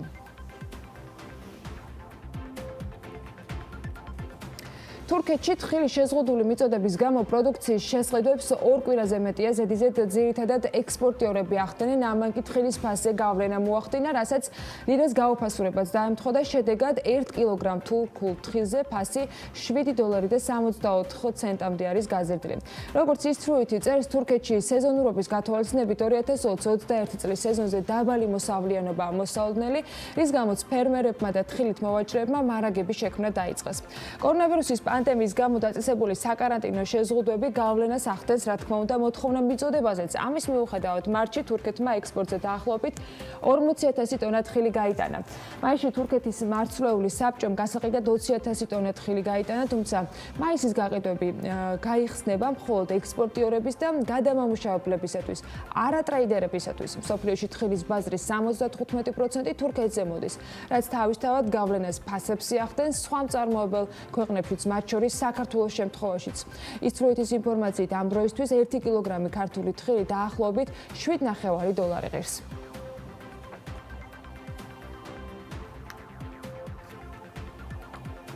ანტიკრიზისული გეგმით გათვალისწინებული სოციალური პაკეტის შესახებ მთავრობას დადგენილება უკვე ინიცირებული აქვს. მთავრობის ხდომის შემდეგ ფინანსთა მინისტრმა კიდევ ერთხელ განმარტა, გუშინ რას გულისხმობს სოციალური დახმარების პაკეტი, ვინ არიან ბენეფიციარები და რაოდენობის დახმარებას მიიღებენ ისინი. პირველი ეს ვთქვათ ბლოკი სამი ჯგუფისგან შედგება და ეს არის დაცაქმებასთან და შემოსავლის დაკარგვასთან დაკავშირებული კომპენსაციები. ეს არის კიდევ ერთხელ ვიმეორებთ. ეხება იმ დაქირავებით დასაქმებულ პირებს, რომელთაც 2020 წლის პირველ კვარტალში უფიქსირდებათ ხელფასის საგადასახადო ორგანოში დამსაქმებლის მიერ წარდგენილი ინფორმაციით და საგანგებო მდგომარეობის პირობებში შეუწყდათ ან შეუჩერდათ შრომითი ურთიერთობა ან აღარ იღებენ ხელფასს. ამ შემთხვევაში ეძლებათ კიდევ ერთხელ ვიმეორებ 200 ლარის კომპენსაცია 1 მაისიდან 6 თვის განმავლობაში, ჯამში 1200 ლარი. შემდეგი ჯგუფი ეს არის ინდივიდუალური მეწარმეები, მცირე ბიზნესის სტატუსის მქონე მეწარმეები და ფიქსირებული გადასახადის გადამხდელი ფიზიკური პირები. ამათაც მიმდინარე წლის პირველ კვარტალში თუ ფიქსირდებოდათ ეკონომიკური აქტივობა ან შემოსავალი ეკონომიკური საქმიანობიდან, ესე ვთქვათ, 2020 წლის 1 აპრილამდე უნდა იყოს ეს მონაცემი, ამათაც ეძლებათ კომპენსაცია 300 ლარის ოდენობით. აქვე აღსანიშნავია, რომ ეს ეხება მიკრობიზნესის სტატუსის მქონე ფიზიკურ პირებსაც. ამ შემთხვევაში თუ მათ უკვე ეს სტატუსი მინიჭებული ჰქონდათ 2020 წლის 1 აპრილამდე. საქმე დილა ერთ-ერთ სამშენებლო მასალების კომპანიის ციტადელზე მომზადებული სიუჟეტით უნდა გავაგრძელოთ, რომელიც დღემდე ყველა რეგულაციის დაცვით ონლაინ ახერხებს ამ მოთხოვნების დაკმაყოფილებას, რაც დაწესებულია და რა თქმა უნდა თავისუფლად ყველა ნორმას ითვალისწინებს. ცოტა შორის მისი გაყიდვების დეპარტამენტის ხელმძღვანელი ამბობს, რომ საკმაოდ პოზიტიურად არიან განწყობილები და ფიქრობენ, რომ გაყიდვები ძველ ნიშნულს მალე დაუბრუნდება. როგორ უმკლავდება ციტადელი ბაზარზე არსებულ გამოწვევებს და რა პროდუქტის შეძენაა შესაძლებელი ონლაინ, სიუჟეტი ვნახოთ. მაისიდან ხვალიდან ჩვენ გავცემთ შესაბამის ნებართვებს, რომ მუშაობა განაახლონ სამშენებლო სექტორში მომუშავე ყველა კომპანიამ და ყველა იმ კომპანიამ, რომელიც დაკავებული არის სამშენებლო მასალების წარმოებაზე. ასევე აქვე შეგვიძლია ვთქვათ, რომ ყველა ის კომპანიები, რომლებიც სხვადასხვა სახით არიან დაკავშირებული სამშენებლო ბიზნესთან, შეძლებენ მუშაობის განახლება. ასე გადაწყვიტა მთავრობამ. დღეიდან სამშენებლო მასალების შეძენა ნებადართულია. გეგმის მიხედვით, რომელიც პრემიერმა წარადგინა, თუ კომპანიები შესაბამის ზომებს დაიცავენ, მათ პროდუქტის გაყიდვის საშუალება მიეცემათ. ერთ-ერთი მათგანი, ვინც ონლაინ გაყიდვები აქტიურად განაახლა, სამშენებლო მასალებისა და ტექნიკის კომპანია ციტადელია. კომპანიაში ონლაინ ვაჭრობა რეგულაციებისა და უსაფრთხოების სრული დაცვით მიმდინარეობს. რეგულაციების სრულად მოხსნის შემთხვევაში კი ყველაფერი ძველ რეჟიმს დაუბრუნდება. მომხმარებელს შეუძლია შეიძინოს სამშენებლო მასალები ყველაფერი ფუნდამენტური მშენებლობისთვის სახლიდან გაუსწრებად. იქნება ეს საყალიბე მასალები, ლითონის მასალები, ჰიდროიზოლაცია, თბოიზოლაცია. ნებართვის აღდგენის შემდეგ ვეცდებით, რომ სწრაფად დაუბრუნდეთ ჩვეულ რეჟიმს. ქვეყანაში შექმნილი მდგომარეობიდან გამომდინარე, გაყიდვების კუთხით რა თქმა უნდა, შემცირებული იყო მოთხოვნა. თუმცა რეგულაციების შემსუბუქებასთან ერთად ველოდებით, რომ ეტაპობრივად მოიმატებს და იმედს ვიტოვებთ, რომ ჩვეულ ნიშნულს დაუბრუნდება. რაც შეეხება უსაფრთხოების ზომებს, კომპანიამ გაატარა რამოდენიმე რიგი ღონისძიება. ერთ-ერთი პირველი ღონისძიება, რაც გავატარეთ, იყო, რომ თანამშრომლები გადავიყვანეთ დისტანციურ რეჟიმზე. უსაფრთხოების ნორმების მნიშვნელობა ციტადელში სრულად ესმით. შესაბამისად, მსოფლიო ჯანდაცვის ორგანიზაციის ყველა რეკომენდაცია თანმიმდევრულად სრულდება. ყველა ავტომობილს უტარდება სადეზინფექციო სამუშაოები. მომსახურე პერსონალი აღჭურვილია შესაბამისი ტანისამოსით, რაც რისკებს მაქსიმალურად ამცირებს. ციტადელში განმარტავენ, რომ კრიზისიდან გამოსვლის შემდეგ სურთ ახალი მაღაზია გახსნან, რომელშიც უფრო მრავალფეროვანი პროდუქტის შეძენა იქნება შესაძლებელი. ხვდებით რეგულაციების მოხსნა სიახლით ვაპირებთ გავხსნათ ახალი მაღაზია, ესე ვთქვათ, სამშენებლო ჰიპერმარკეტი, სადაც მომხმარებელი შეძლებს შეიძინოს როგორც სარემონტო, ასევე სამშენებლო მასალები. რეგულაციების შესაბამისად კომპანიაში შემოსულ ნებისმიერ პირს უტარდება თერმოსკრინინგი, მსუბუქ და სატვირთო ავტომობილს უტარდებათ სადეზინფექციო სამუშაოები, ასევე ხდება პერსონალის ეკიპირებით აღჭურვა და დისტანციის დაცვა. ყველა იმ ნორმით, რაც არის გათვალისწინებული მსოფლიო ჯანდაცვის ორგანიზაციის მიერ. ანუ ციტადელი თავის მომხმარებელს თავაზობს დამატებით მიტანის სერვის ქვეყნის მასშტაბით, ასევე ყოველ 4 შაბათ დღეს დილის 9 საათიდან 6 საათამდე ჩვენი მომხმარებელი ისარგებლებს უფასო კონსულტაციით ციტადელის არქიტექტორის და დიზაინერის მხრიდან. კომპანიას საგანგებო მდგომარეობის პერიოდი უქმად არ გაუტარებია და მარაგების შევსება სრულად შეძლო, რამაც ოპერაციული რისკები მინიმუმამდე დაიყვანა. ახლა მთავარი კომპანიების მხრიდან ოპერატიული მოქმედება და ნებართვის აღებაა, რათა სამშენებლო სექტორი რაც შეიძლება მალე დაუბრუნდეს არსებულ ტემპებს. ოღონდ ეს ყველაფერი უსაფრთხოების ნორმების სრული დაცვით უნდა მოხდეს. იმისთვის, რომ სალონური მომსახურებისათვის ბიზნესმა მუშაობა შეძლოს, ჯანდაცვის სამინისტროს ყველა რეკომენდაცია ზედმიწევნით უნდა იყოს გათვალისწინებული. შემოწმების შემდეგ არსებული გეგმის თანახმად ამ უფლებას კერძო სექტორი ივნისის პირველი კვირის ბოლოსთვის მიიღებს. ვალდებულებებს თავისი ხარჯი და მომსახურების შეფერხება მოჰყვება. როგორც შეიძლება მცირე ზომის სალონები მომგებიანობის შენარჩუნებას ყველა იმ წესის გათვალისწინებით, რაც ჯანდაცვის სამინისტროს რეკომენდაციებშია გაწერილი, სტუმართან ერთად უნდა ვისაუბროთ თემაზე. თამარ შარაშენიძე, სალონების ფედერაციის პრეზიდენტი იქნება რამდენიმე წუთში ჩვენი სტუმარი.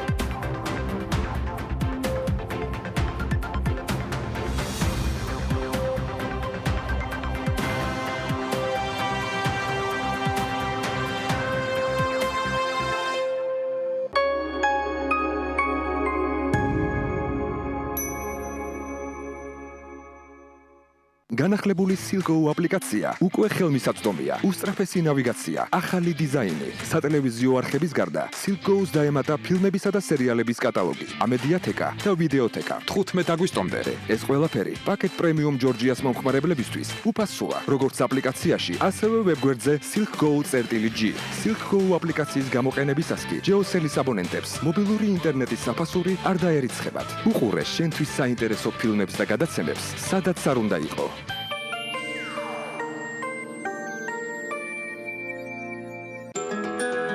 კბილეული ჩემს სახლში ყოველთვისაა. ამიტომ ჩემთვის მნიშვნელოვანია ის არა მარტო გემრიელი, არამედ ჯანსაღიც იყოს.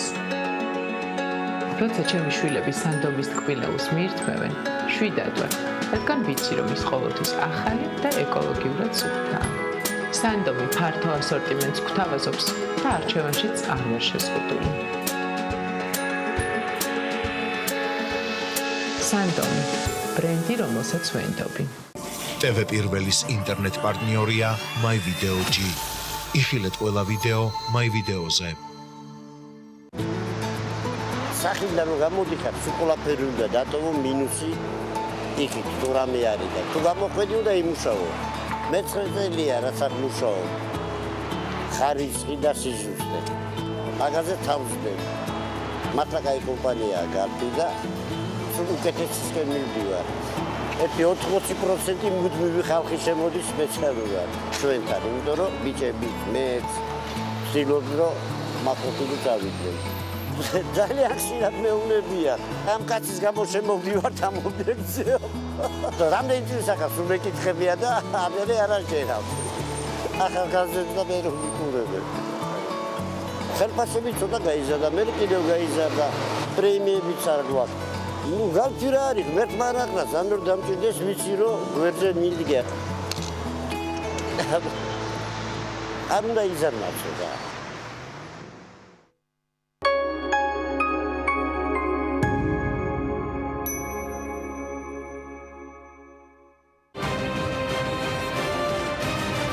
უკვე ნათლად გამოიკვეთა რომ COVID ინფექციით დაღუპულთა ასაკი მნიშვნელოვნად გაახალგაზრდა.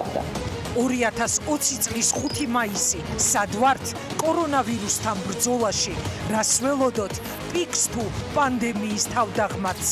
პროფესიონალების რეაქცია ზუსტად 8-ზე სტუდიაში თენგიზ ცერცვაძე და მარინა ენდელაძე კორონა ომის დეტალებით. შეგვიძლია თუ არა პროგნოზის გაკეთება, როდის დავუბრუნდებით ძველ ცხოვრებას. ჩვენ აღარ ვართ უკვე ფორს მაჟორში, ეხლა ვიწყებთ უკვე ეკონომიკის აღდგენის გეგმის განხორციელებას. რაზიანი მოუტანა კორონავირუსით გამოწვეულმა კრიზისმა ჩვენი ქვეყნის ეკონომიკას, სამუშაო ადგილებს, ოჯახების ყულაბებს, მოსახლეობის ხვალინდელ დღეს. აი სამილარისას ვიყიდე, შვილომეტი აღარა მქონდა. ყველაფერი გაძვირებულია, მივდივარ ხელცარიელი. 40 არის გაძვირებული ყველაფერი. არ ყოფილი თანხა. გაძვირებული ყველაფერი. დაკარგული სამსახურები, დაკარგული შემოსავლები, გაძვირებული ფასები და ადამიანები, რომელთა დიდ ნაწილს კორონა ომმა ჯანმრთელობის საფრთხესთან ერთად ოჯახების რჩენის საფრთხეც შეუქმნა. ყველი მაგალითად სახაჭაპურე თუ ღირდა 6 ლარი, ეხლა 8 ლარია. ისე ყველი 12, 13. ერთი მაკარონია, როცა კი, ეგენი აშკარად წიწიბურა მაკარონი ძალიან არია იქეთ ბაზრებში გაძვირებული. თბილი შაქარი. ეგენიც გაძვირებულია.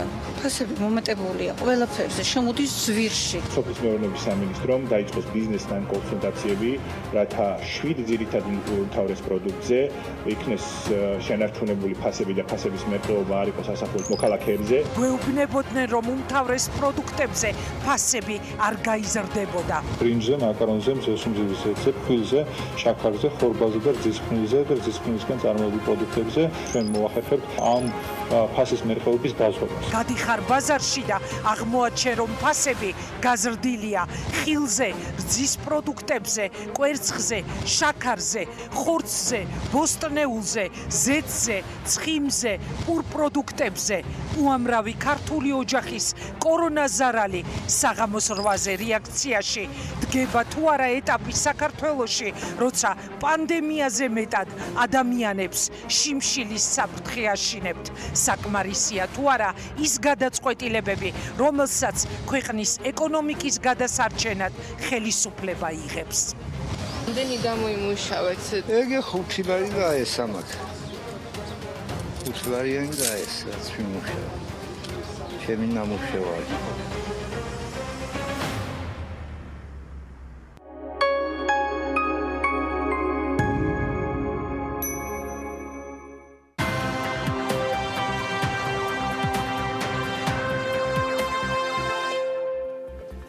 პრემიერ-მინისტრის განცხადებით ეკონომიკის სამუშაოების ვადებმა სხვადასხვა სექტორისათვის შესაძლოა გადმოიწიოს. იქნება თუ არა მათ შორის სალონში მომსახურება რთული სათქმელია, თუმცა წესები აქაც ნებისმიერ შემთხვევაში დასაცავი უნდა იყოს. მნიშვნელოვანია იმის გათვალისწინებაც, რომ აპლიკაცია, რომელიც ჯანდაცვის სამინისტროს ვებგვერდზეა განთავსებული, სალონის მომსახურების ტიპის ბიზნეს სუბიექტებმა უნდა შეავსონ და შესაბამისი მომსახურების მხრიდან შემოწმებაც უნდა დაელოდონ. ეს ქართული რეალობაა. ივნისიდან ხელმისაწვდომი, თუმცა იქამდე ვიდრე ამაზე საუბარს გავაგრძელებთ უკვე სტუმართან ერთად, გადავწყვიტეთ, რომ მოგვეკითხა დანარჩენი მსოფლიოს გამოცდილება, სადაც ასეთი გამოცდილება დაგროვდა. შეზღუდვების მოხსნის ეტაპები დროში განსხვავებულად არის დატესტვის ფონზე, ასეა თუ ისე ჯანმოს რეკომენდაციებს ყველა ითვალისწინებს. მარიამ ადამიამ კი მათი პრაქტიკაში გამოყენების მაგალითების მოძებნა და ჩვენთვის გაზიარება განისწრახა.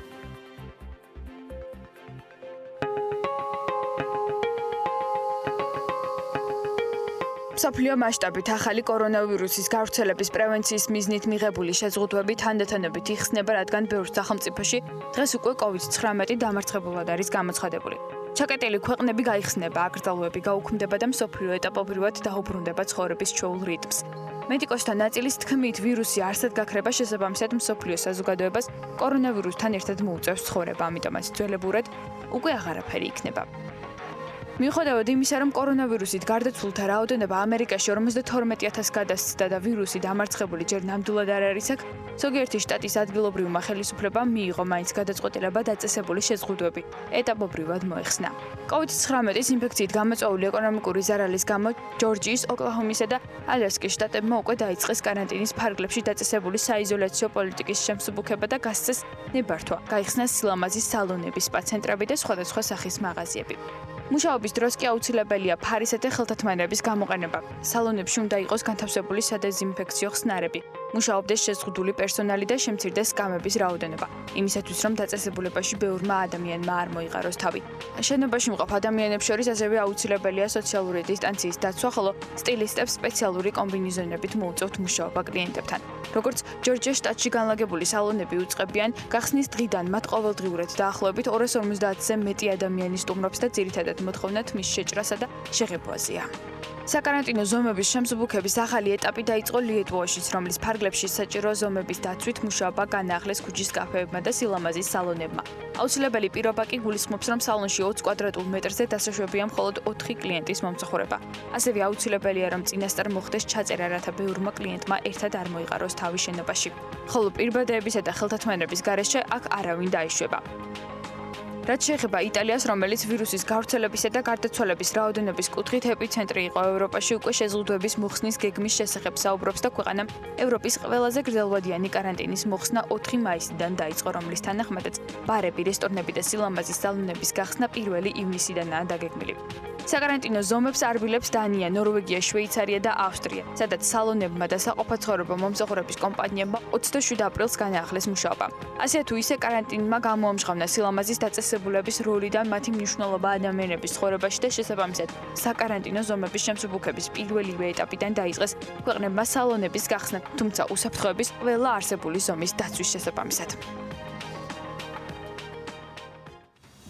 წესები საქართველოშიც დასაცავი იქნება. არსებული გეგმის მიხედვით კი სალონები ქვეყანაში 8 ივნისიდან უნდა გაიხსნას. წინასწარ გაწერილი და განსაზღვრული არის ჯანდაცვის სამინისტროს რეკომენდაციები, რომლის დაცვაც იმისთვის, რომ ბიზნეს სუბიექტებმა ფუნქციონირება შეძლონ, ასევე აუცილებელია. მათ შორის არის ყოველდღიური ჟურნალის წარმოება, თანამშრომელთა სიცხის კონტროლისათვის, სტუმრების ტემპერატურის კონტროლი და სავალდებულო დისტანციის დაცვა, რომელიც ამავე დროს ერთ ოთახში 5-ზე მეტი ადამიანის შეკრებას კრძალავს. როგორ შეძლებენ სალონები სამუშაო რეჟიმში დაბრუნებას, რამდენად გაეზრდება იცოლებათ მათ ხარჯი და საერთოდ იქნება თუ არა ეს ყველა ტიპის სალონისათვის ხელმისაწვდომი ფუფუნება მუშაობის განახლებას გულისხმობ. ამაზე სტუმართან ერთად უნდა გავაგრძელოთ საუბარი. ჩვენი სტუმარი თამარ შარაშენიძე არის სალონების ფედერაციის პრეზიდენტი. ქალბატონ თამარ, მოგესალმებით. მადლობა პირველ რიგში რომ გვერთვებით. ყველა ის წესი და პირობა, რომელიც ჯანდაცვის სამინისტროს რეკომენდაციებში არის, ჩვენ ეტაპობრივად მაყურებელს გავაცანით, მაგრამ თქვენგან გვინდა მოვისმინოთ უფრო მეტად პრაქტიკულად, როგორ მოხდება სალონების ფუნქციონირება, იმიტომ რომ იყო ძალიან ბევრი შესაძლო ობიექტური ან სუბიექტური აღქმა იმისა, როგორ შეიძლება 2 მეტრიანი დისტანციით მაგალითად სალონში მომსახურე პერსონალმა მოახერხოს კლიენტისათვის სასურველი სერვისის მიწოდება. რა წესების დაცვაზე არის საუბარი? დილამშვიდობის პირველი განმარტება რაც მინდა გავაკეთო ეს არის 2 მეტრიან დისტანციასთან დაკავშირებით, იმიტომ რომ აქ საუბარი არის არა ხელოსანს და მომხმარებელს შორის, არამედ თვითონ ხელოსნებს შორის. და ამიტომაც მოხსნა ის უხერხულობა და კურიოზული სიტუაციები და კომენტარები ამ რეგულაციას მოყვა. აქვე მინდა განმარტება გავაკეთო, რომ რეგულაცია არის ზოგადი და ალბათ ჩაუღრმავდებიან უფრო მე თითოეული დარგის მიმართულებებს ნელ-ნელა, იმიტომ რომ ჩვენი გახსნა უკვე მეოთხე ეტაპზე იგეგმება ჯერჯერობით. და მინდა აქვე განმარტება მივცე მოსახლეობას, რომ ამ რეგულაციების მიღებაში ფედერაციას არავითარი მონაწილეობა არ მიუღია. შესაბამისად, ჩვენ დაუკავშირდით უწყებებს, რომელიც ამ რეგულაციებზე მუშაობს, მათ მოგვისმინეს, რამაც ძალიან გამახარა და იმედი მაქვს გაითვალისწინეს ის რეკომენდაციები, რაც ჩვენ მივეცით. ახლა რაც შეეხება რა რეკომენდაციებზე ქალბატონ თამარ საუბარი თუ შეიძლება რომ დაგვიზუსტოთ, ანუ ის რაც წერია ერთის მხრივ სამინისტროს მხრიდან ოფიციალურად დოკუმენტზე, რა არის გამოწვევა სალონებისათვის და რა არის მისაღები რჩევა, რომელიც აუცილებლად გასათვალისწინებელი გახდება მათ შორის სალონებში დასაქმებული ადამიანების ჯანმრთელობის უსაფრთხოებისათვის. კი ბატონო, პირველი რაც თქვენი ეთერის საშუალებით მინდა მივაწვდინო ხმა ხალხს, ეს არის რომ უნდა დარეგისტრირდნენ აუცილებლად. რანაირი რეგულაციაც არ უნდა დაიცვათ, თუ არ ხართ რეგისტრირებული, ვერ დაიწყებთ მუშაობას. თქვენ საუბრობთ რეგისტრაციაზე ჯანდაცვის სამინისტროს ვებგვერდზე და იმ რეგულაციებზე, რაც საქმიანობის დარეგისტრირებას. ასეა, კარგი. იქ არის სპეციალური კითხვარი შესავსები, რომელიც უმჯობესია რომ ბუღალტერმა მოახდინოს ან არ ვიცი ხა ვის როგორ აქვს გადანაწილებული ეს ფუნქციები და ეს არის აუცილებელი რაც პირველ რიგში უნდა გააკეთოს. შემდეგ ამისა უნდა აწარმოონ ჟურნალები, აიღონ ფორმა, რომელსაც ჩვენ აუცილებლად ჩვენს გვერდზეც განვათავსებთ და აი ეს ჟურნალის ფორმა უნდა გქონდეთ როგორც თანამშრომლებისთვის, ეს არის თერმოსკრინინგის ჟურნალი, როგორც თქვენ აღნიშნეთ და ეს უნდა გქონდეთ მომხმარებლებისთვისაც. ასევე არის ტრანსპორტირების ჟურნალი, რომელიც გაწერილი არის ის სატრანსპორტო საშუალებები, რითაც უნდა იმოძრაონ თანამშრომლებმა და შემდეგ უკვე უნდა დაიცვან ის ნორმები, რაც არის გაწერილი თვითონ ამ რეგულაციებში. ეს ნორმები ძირითადად ეხება სტერილიზაციის ნორმებს, რომელსაც ისედაც უნდა იცავდნენ სალონები და აქ საგანგაშო ნამდვილად არაფერი არ არის. უბრალოდ გამოიწვია კიდევ უფრო აზრთა სხვადასხვაობა დისტანციებმა, ეს არის 2 მეტრიანი დისტანცია. ნუ რა ვქნათ ახლა კორონავირუსულმა სიტუაციებმა მოგვიტანა ის რომ რაღაცა გარკვეული წესების დაცვა მოგვიწევს და მათ შორის არის აი ეს 2 მეტრიანი დისტანციაც, რომელზეც გადაწყობაც მოუწევთ სალონებს, იმიტომ რომ დიზაინი და განლაგება ყველა სხვადასხვა აქვს და ცოტა უხერხულობას ქმნის ნამდვილად აი ეს მომენტიც და ასევე ქმნის თანამშრომლების რაოდენობის შემცირებასაც, რასაც ძალიან დიდი ამბავი მოყვა. აი ზუსტად ამაზე მინდა გითხოთ, უხერხულობის გარდა ეს ბიზნესისათვის შესაძლოა გახდეს შემოსავლის შემცირების მიზეზიც. ბევრად მეტი შეიძლება იყოს ცალკეული, თქვა, სალონებისათვის, ვიდრე მხოლოდ უხერხულობა. რამდენად გახდება საჭირო და რამდენად გახდება იძულებული ასეთი ტიპის ბიზნესი, რომ გააძვირონ მომსახურება ერთის მხრივ, იმიტომ რომ შესაბამისად მოუწევთ მათ შეამცირონ კლიენტების რაოდენობა, მოუწევთ რომ შეუმცირდეთ, თქვა, შემოსავლები, თუ კი დარჩება ის ფასები, რაც სალონებში არის. ამაზე თქვენი ფედერაციის ფარგლებში, თქვენი ფედერაციის წევრებთან თუ გქონიათ საუბარი და რა შანსებს ხედავენ, რომ ამ ყველა წესის დაცვის ვალდებულების პარალელურად მათ იგივე ფასებში მოახერხონ სერვისის გაცემა? დიახ, ამაზე ძალიან ბევრი მსჯელობა მიდის ჯგუფებში, სოციალურ ქსელებში და ასე შემდეგ, თვითონ ამხელოსნებს შორის, სპეციალისტებს შორის, სალონების მფლობელებს შორის. რაც შეეხება რაოდენობის შემცირებას ადამიანების არ ვიცი, იმიტომ რომ იმდენად დიდი მოთხოვნილებაა თვითონ მომხმარებლის მხრიდან უკვე თქვენ თვითონაც ძალიან კარგად იცით და ყველა ჩვენ არ ვიცით, გვეტყობა კიდევაც, არა მხოლოდ ვიცით, გვეტყობა. გიზმენთ უცრავად. ყველას 80% ალბათ სალონების მომხმარებელი არის, სილამეს სალონების მომხმარებელი არის და ძალიან რეკავენ ერთი სულევთ ის გაიხსნება და ამიტომ ამ ხრივ შემოსავლების შემცირებას არ ველით, თუმცა ცოტა გაზრდილი არის ხარჯი თვითონ ამ რეგულაციებიდან გამომდინარე და ამბობენ რომ გააჩნიათ მომწოდებლებსაც მინდა გითხრათ, იმიტომ რომ მომწოდებლებსაც დაუსვეს ეს შეკითხვა, რამდენად გაუძვირებენ მას პროდუქციას, ეს არა მხოლოდ ნორმატივებს ეხება, არამედ თვითონ მაგალითად იგივე საღებავებს, იგივე ლაქებს და ასე შემდეგ იქ ძალიან ბევრი პროდუქტი ტრიალებს ხო სალონში და თქვენს მომწოდებლებმა რომ ჩვენ გონი გაგვიძვირდება, იმიტომ რომ შესაბამისად ტრანსპორტირება გაძვირდა, იქ ძალიან ბევრი ნიუანსია ლოგისტიკური ალბათ, რომელიც გაძვირდა და შესაბამისად შეიძლება ჩვენც გაგვიძვირდეს პროდუქცია. აქედან გამომდინარე, რომელი სალონი რა პოლიტიკას აირჩევს, ეს აბსოლუტურად მათზე არის დამოკიდებული, იმიტომ რომ ფასების რეგულირებას ამ სეგმენტში არავინ არ ახდენს და შესაბამისად თვითონ ბიზნესებზე არის დამოკიდებული. თუმცა ძირითადად მაინც ამბობენ რომ ცოტა მაინც გააძვირებენ, თუმცა ცდილობენ რომ მომხმარებელი ისედაც დღესდღეობით არის ეკონომიკურად რთული სიტუაცია მოგეხსენებათ ალბათ და შესაბამისად მომხმარებელიც რომ არ დაზარალდეს და მათთან მიმართვიანობაც რომ არ შემცირდეს, ამიტომ არ ვიცი შეიძლება ფასების შენარჩუნებაზეც იყოს საუბარი. ვიდრე ფასებამდე მივალთ, მე მაინტერესებს ესეთი რამ, თქვენ ბრძანეთ რომ თქვენ მოგისმინეს გულისყურით, თქვენთვის ეს სასიამოვნო იყო. ხომ არ ვაკლებთ ბიზნესი თითოეული ჩვენთაგანი უფრო მეტ აქტივობას ქავტონ თამარ ფედერაციის კუთხით გულისხმობ ამ შემთხვევაში არა რაიმე ტიპის პროტესტს, არამედ საქმიან აქტივობას, საქმიან ურთიერთობას შესაბამის სტრუქტურებთან, რომ ბიზნესიდან უფრო მეტად წავიდეს სხვადასხვა შეთავაზებები, რომ აი ვიმუშავებთ ასე, რომ 2 მეტრიანი დისტანცია დარჩეს იმ რაღაცა შაყირად ან რაღაცა შარჟად სოციალურ ქსელებში. სოციალური ქსელებიდან გამოვიდნენ დალაქები და ხელოსნები დაუბრუნდნენ სამუშაო ადგილებს, მათაც ეშველოთ და ჩვენს. და ეს ყველაფერი ამ შემთხვევაში რომ გადავიდეს უფრო მეტ აქტიურობაში, მე მგონია რომ ფედერაციას ამისი რესურსი აქვს. თქვენ რას ფიქრობთ?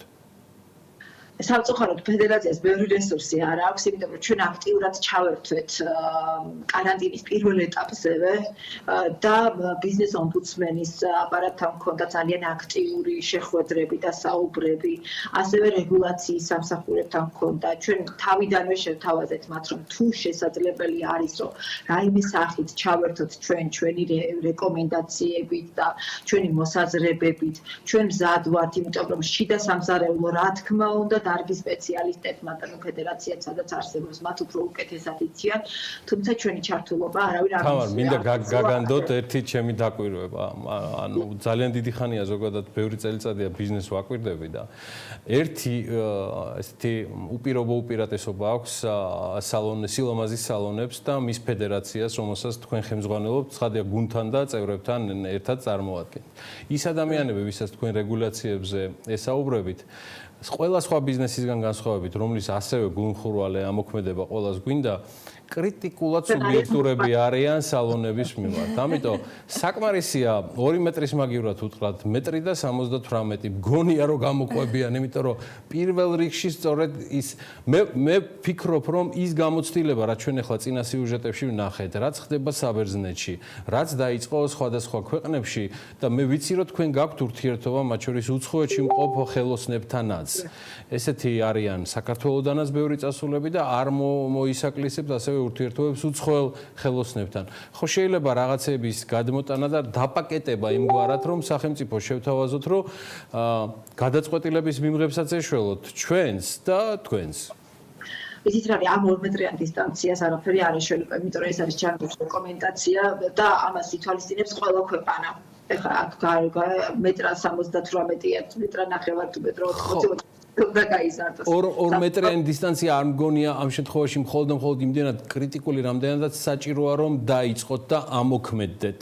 იმიტომ რომ ესეც აი ეს ზუსტად, აი მაგათთან მივდიოდი, ეს იყო ადამიანების რაოდენობა ერთ სივრცეში, რაც ძირითადად გადმოსაღები არის სხვა ქვეყნებიდან, რომელიც განსაზღვრული არის კვადრატულობის მიხედვით და აი ეს აუცილებლად უნდა გაითვალისწინონ და ამ რეკომენდაციას მივეცით ჩვენ გუშინ ვესაუბრეთ მაგალითად შესაბამის უწყებებს და იმედი მაქვს რომ გაითვალისწინებენ აუცილებლად, რომ ასე წარმოუდგენელია რომ გაიხსნას სალონები, იმიტომ რომ მოგეხსენებათ რომ სხვადასხვა ფარგლზე არის სხვადასხვა სალონი განთავსებული და ერთი და იგივე ადამიანების რაოდენობა წარმოუდგენელია რომ იყოს 200 კვადრატშიც, 50-შიც და 10-შიც. შესაბამისად იმედია რომ აი ამას გაითვალისწინებენ. კიდევ ძალიან მთხოვეთ და ძალიან არაკონტროლირებადი სიტუაცია წავა თუ არ გადმოწევენ სალონების გახსნას და რატომ? იმიტომ რომ ასეთ შემთხვევაში სახლში სიარულის რაოდენობები გაიზრდება, იმიტომ რომ უკვე დაწყებული არის კი არა და კარგად ძალიან აქტიურია და ეს გაცილებით უფრო უკონტროლოა და უფრო მეტად ვერ გააკონტროლებენ ინფექციის გავრცელებას, ვიდრე უკვე აწყობილ სტერილიზებულ ნორმატივებიან დაცულ სალონებში და შესაბამისად იმედია ამასაც ყურად იღებენ, იმიტომ რომ ეს საკითხიც ჩვენ აქტიურად დავაყენეთ და შესაბამისად იმედია რომ გაითვალისწინებენ, იმიტომ რომ მე მინდა სრული პასუხისმგებლობით გითხრათ, რომ გაცილებით უფრო მეტი არის სხვა საშიში ინფექციების გავრცელება რისკი, ვიდრე არის COVID-ი. მაგალითად, თუნდაც ჰეპატიტები, რომელიც დამეთანხმებით ალბათ, რომ გაცილებით უფრო რთული მოსავლელი და უფრო საშიში არის, ვიდრე COVID-ი. ის ტრადიციული საშიშროებები და საფრთხეები, რაც ყოველთვის ახლდა პროცესს და ზოგადად იმ ჰიგიენის დაცვას, რომელიც შეიძლება გაგვიმძაფრდა და იმედია ეს უნარჩვევები შეგვრჩება ბოლომდე, იმიტომ რომ SARS-CoV-2-ის მერე იქნება SARS-CoV-3-იც და 4-იც და ესე უნდა გავაგრძელოთ. მე დავიჯითებით ხოთ სწავლოთ ამ ვირუსებთან ერთად ცხოვრება, თუმცა ჩვენ გვაქვს კანონი სტერილიზაციისა და ჰიგიენის ნორმები არსებობს ქვეყანაში და აი ეს ყველამ უნდა დაიცვას ზედმიწევნით და არ უნდა იყოს ის ეგრეთ წოდებული ავტოკლავები და სუხაჟარები ეგრეთ წოდებული დახურულ მდგომარეობაში, უნდა იყოს აქტიურად გამოყენებულ მდგომარეობაში სალონი. მე BMG-ის სახელით ვადასტურებ, რომ 24 საათიან რეჟიმში ვართ მზად საიმისოთ, რომ გაჟღერდეს ყველა თქვენი აქტივობა, რომლის დიდი იმედი მაქვს, იმიტომ რომ დარწმუნებული ვარ, რომ სალონების ფედერაციას ექნება ის ინტელექტუალური რესურსი, რომლის მოზიდვა შეძლებს საიმისოთ, რომ რაც შეიძლება გონივრული რეგულაციები შევთავაზოთ. შეთავაზება საკმარისი არ არის სამწუხაროდ. არა მხოლოდ შეთავაზება, მივდიოდი მეორე ნაწილისკენ, რომ შემდგომ უკვე მოხდეს ამ ყველაფრის გათვალისწინება და რა თქმა უნდა რეგულირების ქვეშ და მეთვალყურეობის ქვეშ სახელმწიფოსი. თქვენი ამოქმედება ჭირდება ეკონომიკასაც და ჭირდება ძალიან ბევრ ადამიანს. მე წარმატებას გისურვებთ. ერთი გვაქვს რომ მაიმისამდე ადრე გავიხსნათ. ხო, ეს ყველაფერი დამოკიდებულია კიდევ ერთხელ ვამბობ, რაც შეიძლება სწრაფ შეთანხმებაზე. მე ესე ვფიქრობ და ამისთვისაც ყოველთვის ჩათვალეთ, რომ ჩვენი ეთერი თქვენთვის ხსნილია. თამარ შარაშენიძეს მადლობა, სალონების ფედერაციის პრეზიდენტს და იმედი მაქვს, რომ ეს ყველაფერი სულ მალე დასრულდება ზუსტად ისე, როგორც გვინდა ყველას რომ დასრულდეს და გადმოიწევს მათ შორის კიდევ ერთი ინდუსტრიის, ამ შემთხვევაში სილამაზის სალონების გახსნაც. და გალტენ-ტაგარტის განახლებული ანგარიშის მიხედვით საცხოვრებელ უძრავ ქონებაზე მოთხოვნა გაიზარდა 2020 წლის იანვარ-თებერვალში მიზეზად საინვესტიციო კომპანია და ბანკი წინა წლის დაბალ ბაზას ასახელებს, თუმცა მარტში მოთხოვნამ მკვეთრად იკლო. თბილისის უძრავი ქონების ბაზრის მიმოხილვით კახა სამყურაშვილი, გალტენ-ტაგარტის უფროსი ანალიტიკოსი, სულ რამდენიმე წუთში საქმიან დილაში.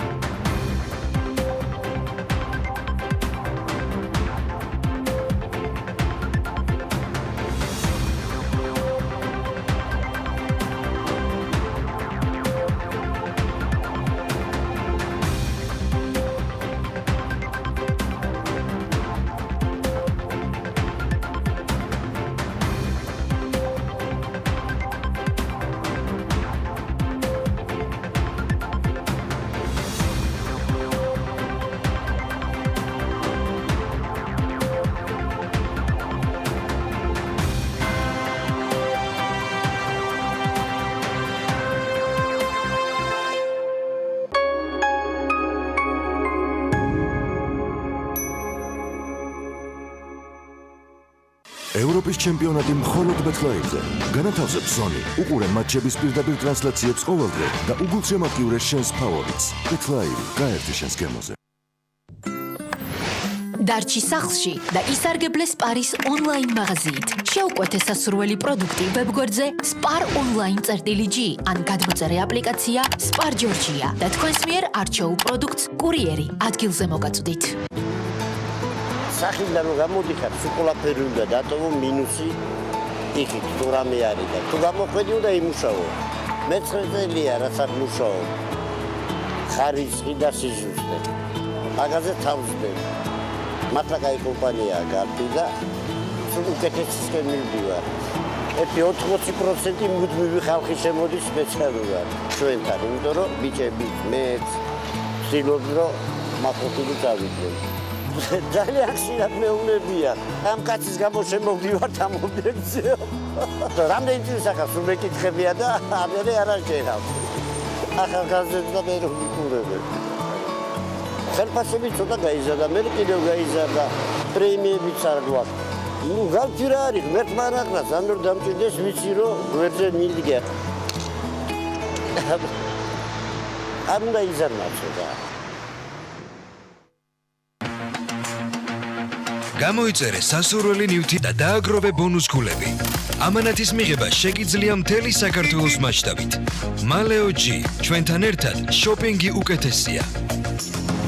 განახლებული Silko აპლიკაცია უკვე ხელმისაწვდომია. უსწრაფესი ნავიგაცია, ახალი დიზაინი, სატელევიზიო არხების გარდა Silko-ს დაემატა ფილმებისა და სერიალების კატალოგი, ამედიათეკა და ვიდეოთეკა. 15 აგვისტომდე ეს ყველაფერი პაკეტ პრემიუმ ჯორჯიას მომხმარებლებისთვის უფასოა, როგორც აპლიკაციაში, ასევე ვებგვერდზე silkgo.g.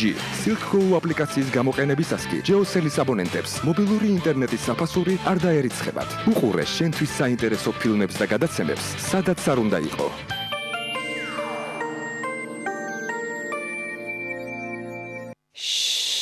ლამაზი თმის საიდუმლო, სუფთა თავისკანია, Head and Shoulders Supreme არგანის ზედით, ანიჭებს თმას სირბილეს, დაბსინვარებას, თავისკანი კი სუფთა. ჩემი საიდუმლო, Head and Shoulders Supreme-ია.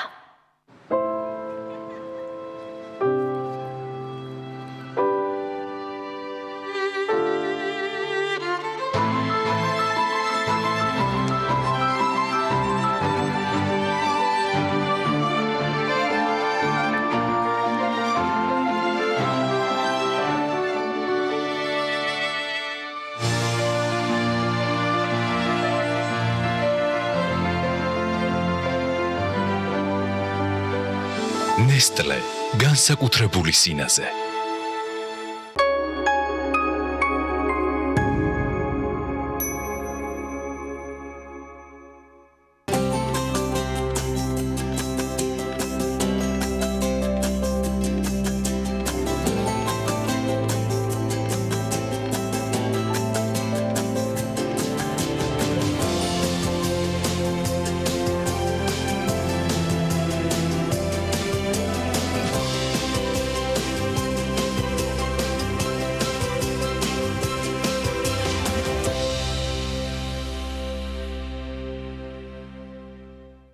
სანამ შინ დარჩენა სამოქალაქო პასუხისმგებლობა. სანამ ქართული ბიზნესი უდიდესი გამოწვევის წინაშე დგას. სანამ ჩვენი ყურადღება ტელეეკრანისკენ კიდევ უფრო მეტადაა მიმართული. TV პირველი ქართულ ბიზნესს ფართოდ უღებს კარს. გამოიყენეთ ჩვენი საეთერო დრო. მოუყევით ხალხს თქვენს კომპანიებზე. დაგვიკავშირდით და გაიგეთ მეტი. TV პირველი. ქართული საქმის შუაგულში.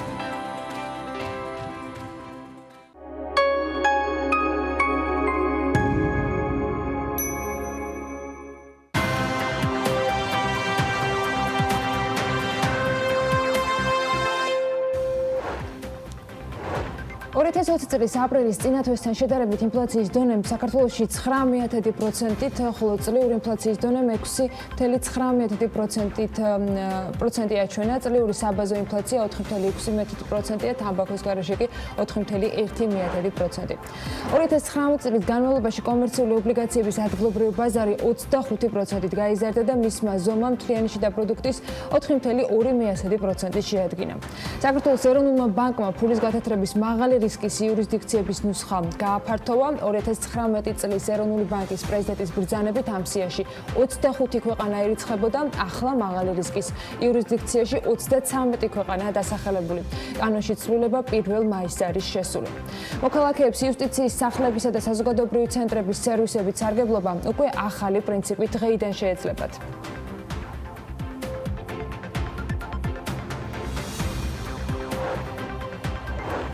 4 მაისს გუშინ კონკურენციის სააგენტომ 2019 წლის ანგარიში გამოაქვეყნა. BMG-ის ანალიტიკოსები ცხადია ჩაუსწრდნენ მის დეტალურ დამუშავებას. უკვე რაც ამოიკითხეს გუშინ სააგენტოს ვებგვერდზე, ანუ ამ შემთხვევაში უკვე BMG-ზე გამოქვეყნდა, ეს ეხება გასული წლის კომპანიების კონცენტრაციებს, ანუ შერწყმის klientis წილების შეძენის იმგვარად, რომ ბაზარზე კონკურენციის სწოროპოვარი, ისე წონასწორობა დაცული იყოს. კონცენტრაციები, რომელიც სააგენტომ თანხმობა გასცა, შემდეგნაირად გამოიყურება. საქართველოს კაპიტალის და მოტორსტარის 80%-იანი წილის შეძენის გზით განსახორციელებელი კონცენტრაცია. საქართველოს კაპიტალის ბრიტანულ-ქართული აკადემიისა და თბილისის ბრიტანულ საერთაშორისო სკოლის კონცენტრაცია, ეს გულისხმობდა საქართველოს კაპიტალის მიერ ამ კომპანიის, ანუ ბრიტანულ-ქართული აკადემიის 70%-ის წილის შეძენას და საქართველოს კაპიტალის და ბაქსვუდის საერთაშორისო სკოლის 80% წილის შეძენის გზით განხორციელებული კონცენტრაცია. ერთიც არ გამომრჩეს, სააქციო საზოგადოება საქართველოს კაპიტალმა თბილისის მწვანე სკოლის 80%-იან წილზე ისაუბრა.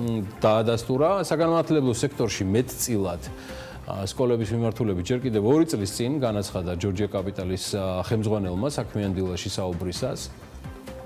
აი, რაც შეეხება დანარჩენს, ანუ კომპანია MotorStars, ეს 2019 წელს საქართველოს ერთ-ერთმა უმსხვილესმა საინვესტიციო ჰოლდინგმა, საქართველოს კაპიტალის სახით, ავტომობილების სადადარიგო ნაწილით მოვაჭრე კომპანია Ambolis, ანუ ეს არის კომპანია MotorStars, შეპასე MotorStars სახელით, 80%-იანი წილი შეიძინა. საქართველოს კაპიტალის ანგარიშის მიხედვით, მათ გარიგებაში 3.400.000 ლარი გადაიხადეს, ბიზნესის განვითარებაში დამატებით 1.600.000 ლარის მოცულობის ინვესტიცია განახორციელეს, ჯამში 5 მილიონზეა საუბარი. საქართველოს კაპიტალის წლიური ანგარიშის მიხედვით ჰოლდინგი ავტომომსახურების სექტორში დამატებული ღირებულების შექმნის მნიშვნელოვან შესაძლებლობას ხედავს. დღეს საქართველოში ეს ბაზარი მაღალი ფრაგმენტულობით გამოირჩევა, ხოლო მისი მთლიანი შემოსავალი 2.8 ლარამდეა, რაც მრავალწვრილ მოთამაშეზე დგას და წამყვან მოთამაშეს ბაზრის წილის, ამ შემთხვევაში Ambolis დაახლოებით 16%-იანი წილი აქვს, ხოლო ავტომობილების რაოდენობა კი გასული 7 წლის განმავლობაში საშუალოდ 7%-ით იზრდებოდა. სწორედ აი ამ აღნიშნულის გამო საქართველოს კაპიტალი მიიჩნევს, რომ ამ ბაზარს დიდი პოტენციალი აქვს. აი ესეთი რამ არის ნათქვამი ორგანიზაციის წლიურ ანგარიშში.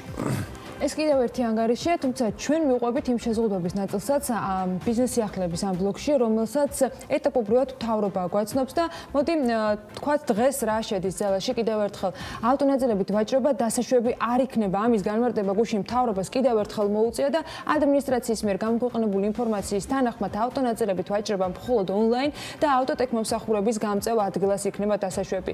თუ ამ მასალის გაყიდვა ავტოტექმომსახურების გაწევის შემადგენელი ნაწილია. რაც შეეხება ავტოტექმომსახურების დაშვებას, მთავრობის ადმინისტრაცია განმარტავს, რომ დაშვება გულისხმობს მოტოციკლეტების, მოპედების და ველოსიპედების ტექმომსახურებას. მათივე ინფორმაციით, ავტოტექმომსახურების ცენტრების და ავტოსამრეცხაოების მიერ სავალდებულოა, რომ დაცული იყოს წესები, რომელშიც ნაგულისხმებია პირბადეების მოხმარება, სადეზინფექციო საშუალებები და ასე შემდეგ. შეგახსენებთ, რომ ეკონომიკური გახსნის გეგმის მეორე ეტაპით გათვალისწინებული საქმიანობების ნაწილი დასაშვების სწორედ დღეიდან გახდა, ანუ დღეიდან დასაშვები არის ყველა სახის სამშენებლო სარემონტო სამუშაოები, სამშენებლო მასალების წარმოება და სამშენებლო ზედამხედველობასთან დაკავშირებული საქმიანობა. თუმცა, მთავრობის ადმინისტრაცია განმარტავს, რომ სამშენებლო სამუშაოების ნაწილში შეზღუდვების მოხსნა სამშენებლო მასალის რეალიზაციას არ ეხება და რეალიზაცია დასაშვები არის მხოლოდ ონლაინ, ასევე დასაშვები არის ავტოტექნომსახურება და ავტოსამრეცხაოების საქმიანობა. ქუთაისსა და ბათუმში შესვლა და გასვლა ყოველგვარი გამონაკლისის გარეშე დღეიდან უკვე შესაძლებელია, მაგრამ ამ ქალაქებში თავის მხრივ რჩება კომენდანტის საათის მოქმედება ძალაში. თბილისს და რუსთავს რაც შეეხება, კვირის ბოლოსთვის დაზუსტებული ინფორმაცია გახდება მთავრობისგან ცნობილი. პრემიერ-მინისტრის განცხადებით არ არის გამორიცხული ეკონომიკის გახსნის გეგმა დროში თანდათან გადმოიწიოს, ოღონდ ეს დამოკიდებული იქნება სწორედ ეპიდემიოლოგიურ სიტუაციაზე და ჯანდაცვის სამინისტროს მხრიდან ვითარების მართვის უნარებსა და შედეგებზე. ყოველდღიურად სულ უფრო და უფრო მეორე ფრონტის ეკონომიკური აღორძინების და აღდგენის საკითხი გადმოდის პირველ რიგებში და ეს საკითხი ხდება სულ უფრო და უფრო აქტუალური, პრობლემური და მისი მოგვარება უკვე დროში აღარ უნდა გადაიდოს. მაგრამ ყველას კარგად უნდა გვესმოდეს, რომ ყველა ის რეკომენდაცია, რომელსაც ჯანდაცვის სამინისტრო გასცემს, როგორც ჩვენი ყოველდღიური ცხოვრების, ასევე კომპანიების ყოველდღიური საქმიანობის წესებში ცვლილებების შესახებ თუ არ შესრულდა, ჩვენ ეკონომიკის აღდგენაზე გაგვიჭირდება საუბარი. და მიუხედავად იმისა, რომ დღეს ჩვენ შეგვიძლია ვთქვათ, რომ ის ეკონომიკის გახსნის გეგმა, რომელიც ჩვენ წარვადგინეთ 6 ეტაპიანი, ამ გეგმის ნაწილი შეგვიძლია ცოტა უფრო ადრეულ ეტაპზე დავიწყოთ, მიუხედავად ამისა, ყველას უნდა გვესმოდეს, რომ ყველა ის შეღავათი, რომელსაც ჩვენ ახლა გავაკეთებთ, მუშაობს და ფუნქციონირებს და ეფექტური იქნება მხოლოდ და მხოლოდ იმ შემთხვევაში, თუ თითოეული კომპანია, თითოეული მოქალაქე პასუხისმგებლიანად მოეკიდება მის ყოველდღიურ ცხოვრებასაც და საქმიანობასაც. პრემიერის შეფასებით ფერმერთა მხარდასაჭერად გარემოს დაცვის და სოფლის მეურნეობის სამინისტრო მოქმედი და ეფექტური გეგმა შეიმუშავა. გახარია ამბობს, რომ ფერმერების მხარდაჭერა მნიშვნელოვანია სურსათის უსაფრთხოების თვალსაზრისით და პირველადი პროდუქტებით ქვეყნის მომარაგების კუთხით. მისივე განცხადებით უახლოეს დღეებში უკვე ნათიათურნავას უწყება წარმოადგენს ტურიზმის სექტორის აღდგენის გეგმასაც. ლევან დავითაშვილის სამინისტრო კი ფერმერების მხარდაჭერის გეგმის პრეზენტაციას ასევე ამ დღეებში გამართავს. ეკონომიკის სამინისტროს მიღებული აქვს დავალება ტურიზმის სექტორის აღდგენის როგორც ყველაზე დაზარალებულის და ჩვენი ეკონომიკის ერთ-ერთი ყველაზე მნიშვნელოვანი მამოძრავებელი ძრავის სტრატეგიული გეგმის შემუშავება. მე როგორც ვიცი, ეს გეგმა დასრულებულია და ჩვენ უახლოეს დღეებში განვიხილავთ ამას და ასევე წარუდგენთ ჩვენ საზოგადოებას. გარდა ამისა, სოფლის მეურნეობის სამინისტრომ შეიმუშავა აბსოლუტურად ეფექტური და ქმედითი გეგმა ჩვენი ფერმერების მხარდაჭერის, რომელიც ასევე უახლოეს დღეებში იქნება წარდგენილი ჩვენი მოსახლეობისთვის და რა თქმა უნდა პირველ რიგში ფერმერებისთვის. ყველას კარგად უნდა გვესმოდეს, რომ სოფლის აღორძინება, ფერმერობის მხარდაჭერა დღეს საერთოდ ახალ ფასეულობას და ახალ განზომილებას იძენს იმ გამოწვევების პარალელურად, რომელსაც დღეს ჩვენ ვაწყდებით ყოველდღიურად თუნდაც სურსათის უსაფრთხოების თვალსაზრისით და ქვეყნის მომარაგებით პირველადი მოთხოვნის პროდუქტები. აჭარის მთავრობის ინფორმაციით რეგიონში ტურიზმის ხელშეწყობის სტიმულირების გეგმაზე მუშაობა დაწყებულია და ამასთან დაკავშირებით სამუშაო შეხვედრაც გაიმართა, რომლის დროსაც საუბარი ეკონომიკური სტიმულირებისათვის სწორედ ტურიზმის სექტორის მნიშვნელობაზე იყო. პირველი გადაწყვეტილება, რომელიც აქამდეა მიღებული, მდგომარეობს იმაში, რომ კომპანიები ამ ძალიან მძიმე კრიზისის ფონზე დავიცვათ გადახდის უნარობისაგან. შემდეგი ამოცანა სამუშაო ადგილების შენარჩუნება. ჩვენთვის მთავარია ინფორმაციის დამუშავება, განახლება და განახლებული ინფორმაციის საფუძველზე ეკონომიკის აღდგენის და ტურიზმის სტიმულირების ფარგლებში შესაბამისი გადაწყვეტილების მიღება, აღნიშნავს მთავრობის თავმჯდომარე. ტურისტული კომპანიები სტრატეგიულ გეგმას ელოდებიან, რომელიც ეკონომიკის სამინისტრომ მოამზადა და ტურიზმის აღდგენას ეხება. საქმიანმა დილამ კი სააგენტოებთან სხვადასხვა თემა მოიკითხა, მათ შორის თუ როგორ ახერხებენ პანდემიის პირობებში ისინი საქმიანობის გაგრძელებას. ამასთან მოგეხსენებათ, რომ ტურისტულ კომპანიებსა და სააგენტოებს ავია ექსპერტებთან აქვთ კომუნიკაცია და ფრენების აღდგენასთან დაკავშირებით გარკვეული ინფორმაციაც გაგვიახლეს. ნინი ლონგურაშვილმა იმუშავა ამ თემაზე და ვნახოთ მის მიერ მომზადებული სიუჟეტი. ივნისის ბოლოს რეისების 20%-ის, ხოლო ივლისის ბოლოდან კი რეისების 40%-ის აღდგენას ვარაუდობენ. ასეთია მოლოდინი ტურისტული სააგენტოების, რომლებსაც აღნიშნული ინფორმაცია ავიაექსპერტების მხრიდან აქვთ. ამასთან საქართველოს ბაზარზე არსებული ტურისტული სააგენტოები მთავრობისგან კონკრეტულ გადაწყვეტილებებს ელიან. მათ შორის ელოდებიან იმ სტრატეგიული გეგმის დეტალებს, რომელიც ეკონომიკის სამინისტრომ მოამზადა და ეხება ტურიზმის აღდგენას. ჩვენთან საუბარში Green Travel-ის დამფუძნებელი ამბობს, როგორც ყველა სხვა დარგი ტურისტული სააგენტოების დიდი ზარალი წინი შედადგენენ. სააგენტოებს არ აქვს შემოსავალი, ამის მიუხედავად, მაინც უწევთ იჯარის გადახდა. სააგენტოებისთვის საერთაშორისო ფრენების აღდგენა სასიცოცხლოდ მნიშვნელოვანია. ამას გარდა ჩვენ ვიცით, რომ საერთაშორისო ფრენების აღდგენა ამ ეტაპზე არ იგეგმება. იმ რისკებიდან გამომდინარე, რომელიც ფრენების აღდგენას ახლავს თან, თუმცა მიმდინარეობს მსჯელობა შიდა ფრენების აღდგენაზე. რამდენად მე ვიცი, ბევრ ტურისტულ კომპანიაში შექმნა საფრთხე პანდემიასთან დაკავშირებით. პირველ რიგში გაუჭირდათ თანამშრომლებისთვის ხელფასების გადახდა, ასევე ქირის, ფართის საკითხის მოგვარება, რადგან სრული ღირებულება საკმაოდ დიდ თანხებზე არის. ის ტურისტული სერვისები, მაგალითად, როგორიც ავართ ჩვენ, რომლებიც თავაზობთ ონლაინ მომსახურებას, ამასთან დაკავშირებით მნიშვნელოვანი ზარალი არ მიგვიღია. რადგან უკვე ერთი ნაბიჯით თუ შეიძლება ესე ვთქვათ, წინვება. როგორც ამბობენ ავიასპეციალისტები, ივნისის ბოლოსთვის იგეგმება რეისების 20%-ის აღდგენა, ივლისის თვეში 40%-ის აღდგენა და ასე შემდეგ უკვე ეტაპობრივად მოხდება რეგულარული რეისების აღდგენა. ამას გარდა რესპონდენტები ჩვენთან საუბარში ამბობენ, რომ სააგენტოების პროგნოზები ავიაბილეთებთან დაკავშირებით მომხმარებლებისთვის დადებითია. მათი თქმით, ავიამიმოსვლის აღდგენის შემდეგ ბილეთების ფასი იქნება დაბალი ან შენარჩუნდება იგივე ნიშნულზე, რაც პანდემიამდე ავიაკომპანიებს ჰქონდათ. ძალიან რთულია რაიმე პროგნოზის გაკეთება. ნაწილი ვარაუდობს, რომ ძალიან გაძვირდება ბილეთები, ნაწილი ამბობს, რომ პირიქით low-cost ავიაკომპანიები შეინარჩუნებენ ბილეთის ფასებს. ჩემი აზრით, ჩემი სუბიექტური აზრით, ეს დამოკიდებული იქნება იმაზე, თუ რა შეზღუდვებს შემოიტანენ უკვე ამ სფეროში. ანუ იქნება თუ არა აუცილებელი და სავალდებულო ავიაკომპანიებისთვის გადააკეთონ, ვთქვათ, თვითმფრინავის ადგილების განთავსება, ვთქვათ, თუ არის ბორცე 160 ადგილი შეეზღუდება თუ არა ყველა 160 ადგილის გაყიდვა. ანუ გაგებული გექნებათ, რომ მოიაზრებენ ადგილგამოტოვებით, თქვათ, შუა სავარძლები ამოიღონ და ისე გაყიდონ ავიაბილეთები. ამ შემთხვევაში, რა თქმა უნდა, ეს იმოქმედებს ბილეთების ფასი, იმიტომ რომ ისედაც ავიაკომპანიები არ დაფრინავდნენ ძალიან მაღალი მოგებით, ძალიან მინიმალური მარჟა ჰქონდათ მათ მოგების ჩადებული. პანდემიასთან დაკავშირებით ბოლო პერიოდის განმავლობაში საზღვრების ჩაკეტვა მოხდებოდა ევროპის მასშტაბით სასტუმროს ფასებმა და განთავსების ღირებულებამ საგრძნობლად დაიკრა. პირველ რიგში ევროპის მიმართულებით იქნება გარკვეული ფასის შემცირება. როგორც უკვე აღნიშნე, ეს დამოკიდებული იქნება როგორც სასტუმროზე, ასევე low-cost-ერები, რომლებიც საკმაოდ კარგ ფასს თავაზობენ, ისეთი ავიაკომპანიები, მაგალითად, რომელიც საქართველოში ოპერირებს, ვიზიარის საკმაოდ კარგ ფასებს თავაზობს ევროპის მიმართულებით. შესაბამისად, ტურისტული პაკეტის ფასი ევროპის მიმართულებით კონკრეტულად ვფიქრობ, რომ საკმაოდ შემცირდება. საქართველოში ავიამიმოსვლა 2020 წლის 21 მარტიდან სრულად შეწყდა. პრემიერ-მინისტრის განცხადებით საერთაშორისო ფრენების აღდგენა ამ ეტაპზე არ იგეგმება, თუმცა ყველაფერი დამოკიდებულია პანდემიურ სიტუაციაზე. ჩვენთან საუბარში Pegas Touristic Georgia's კომერციული დირექტორი ამბობს, რომ როგორც მათთვის არის ცნობილი, რეისების 20%-ის აღდგენა ივნისის ბოლოდან არის დაგეგმილი. 27 აპრილს ჰიდროელექტროსადგურების ხელმძღვანელებმა მიიღეს წერილი, რომელშიც ელექტროსისტემა განმარტავს, რომ მაისიდან ივლისის ჩათვლით ელექტროენერგიის მოხმარება სავარაუდოდ მკვეთრად შემცირდება, ამიტომ ქვეყანას ჭარბი ელექტროენერგია ექნება. შესაბამისად, ჰესებს ჰიდრორესურსების დაღვრა მოუწევთ. ელექტროენერგიის მოხმარების შემცირების მიზეზი კი, როგორც იცით, კორონავირუსის გამო გაჩერებული კომერციული ობიექტებია. ეს წერილი დარეგულირებულ მცირე ჰესებს გაეგზავნათ უახლოეს პერიოდში კი ექსპლუატაციაში გასაშვებად გამზადებულ ელექტროსადგურებს, რომელთაც თავიანთი ელექტროენერგიის გასაყიდად პირდაპირ ხელშეკრულებები გაფორმებული არ აქვთ, პირობითად რამდენიმე საწარმოსთან. შესაბამისად, ამ შეზღუდვის გამო Energy Solution-მა, რომელიც ივნისის პირველ ნახევარში ლახამი ჰესის ამუშავებას გეგმავს, შეიძლება რომ გადაწყვეტილება შეცვალოს და გადადოს ჰესის ამუშავება. კომპანიის ხელმძღვანელი გიორგი აბრამიშვილი ამბობს BMG-თან, რომ ელექტროსისტემის მიერ დაწესებული შეზღუდვების გამო მცირე ჰესების გასაღების ბაზარი მხოლოდ მეზობელი ქვეყნები რჩება. მათ კი თავიანთი ენერგიაც ჭარბად აქვთ და საქართველოდან იმპორტი ნაკლებად სჭირდებათ.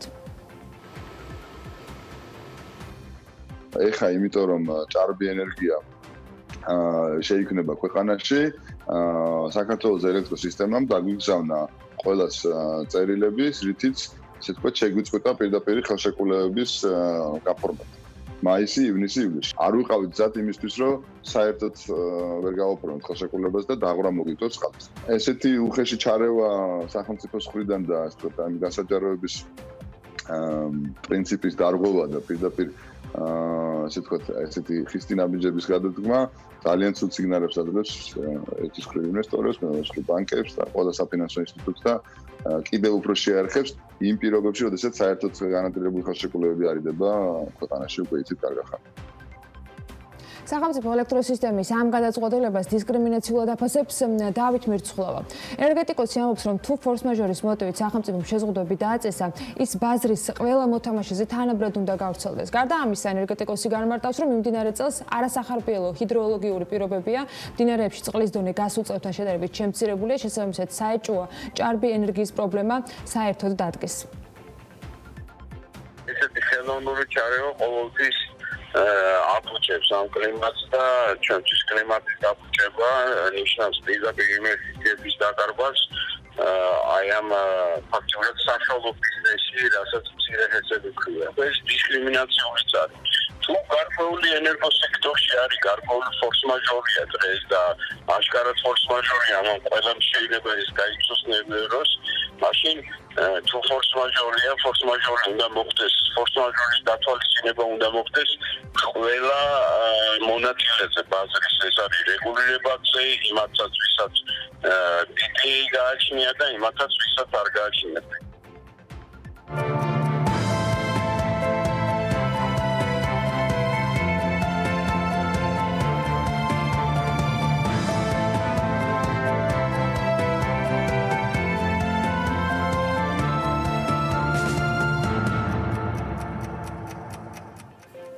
გალტერტაგატის ან განახლებული ანგარიშის მიხედვით საცხოვრებელ უძრავ ქონებაზე მოთხოვნა გაზრდილი არის 2020 წლის იანვარ-თებერვალში. მიზეზად საინვესტიციო კომპანია წინა წლის დაბალ ბაზარს ასახელებს, თუმცა მარტში მოთხოვნა ამავე ანგარიშის თანახმად მკვეთრად იკლო. თბილისის უძრავი ქონების ბაზრის მიმოხილვით ახლა კახა სამყურაშვილი გალტერტაგატის უფროსი ანალიტიკოსი შემოგვიერთდება საქმე ინდირის ეთერში. კახა, მოგესალმებით.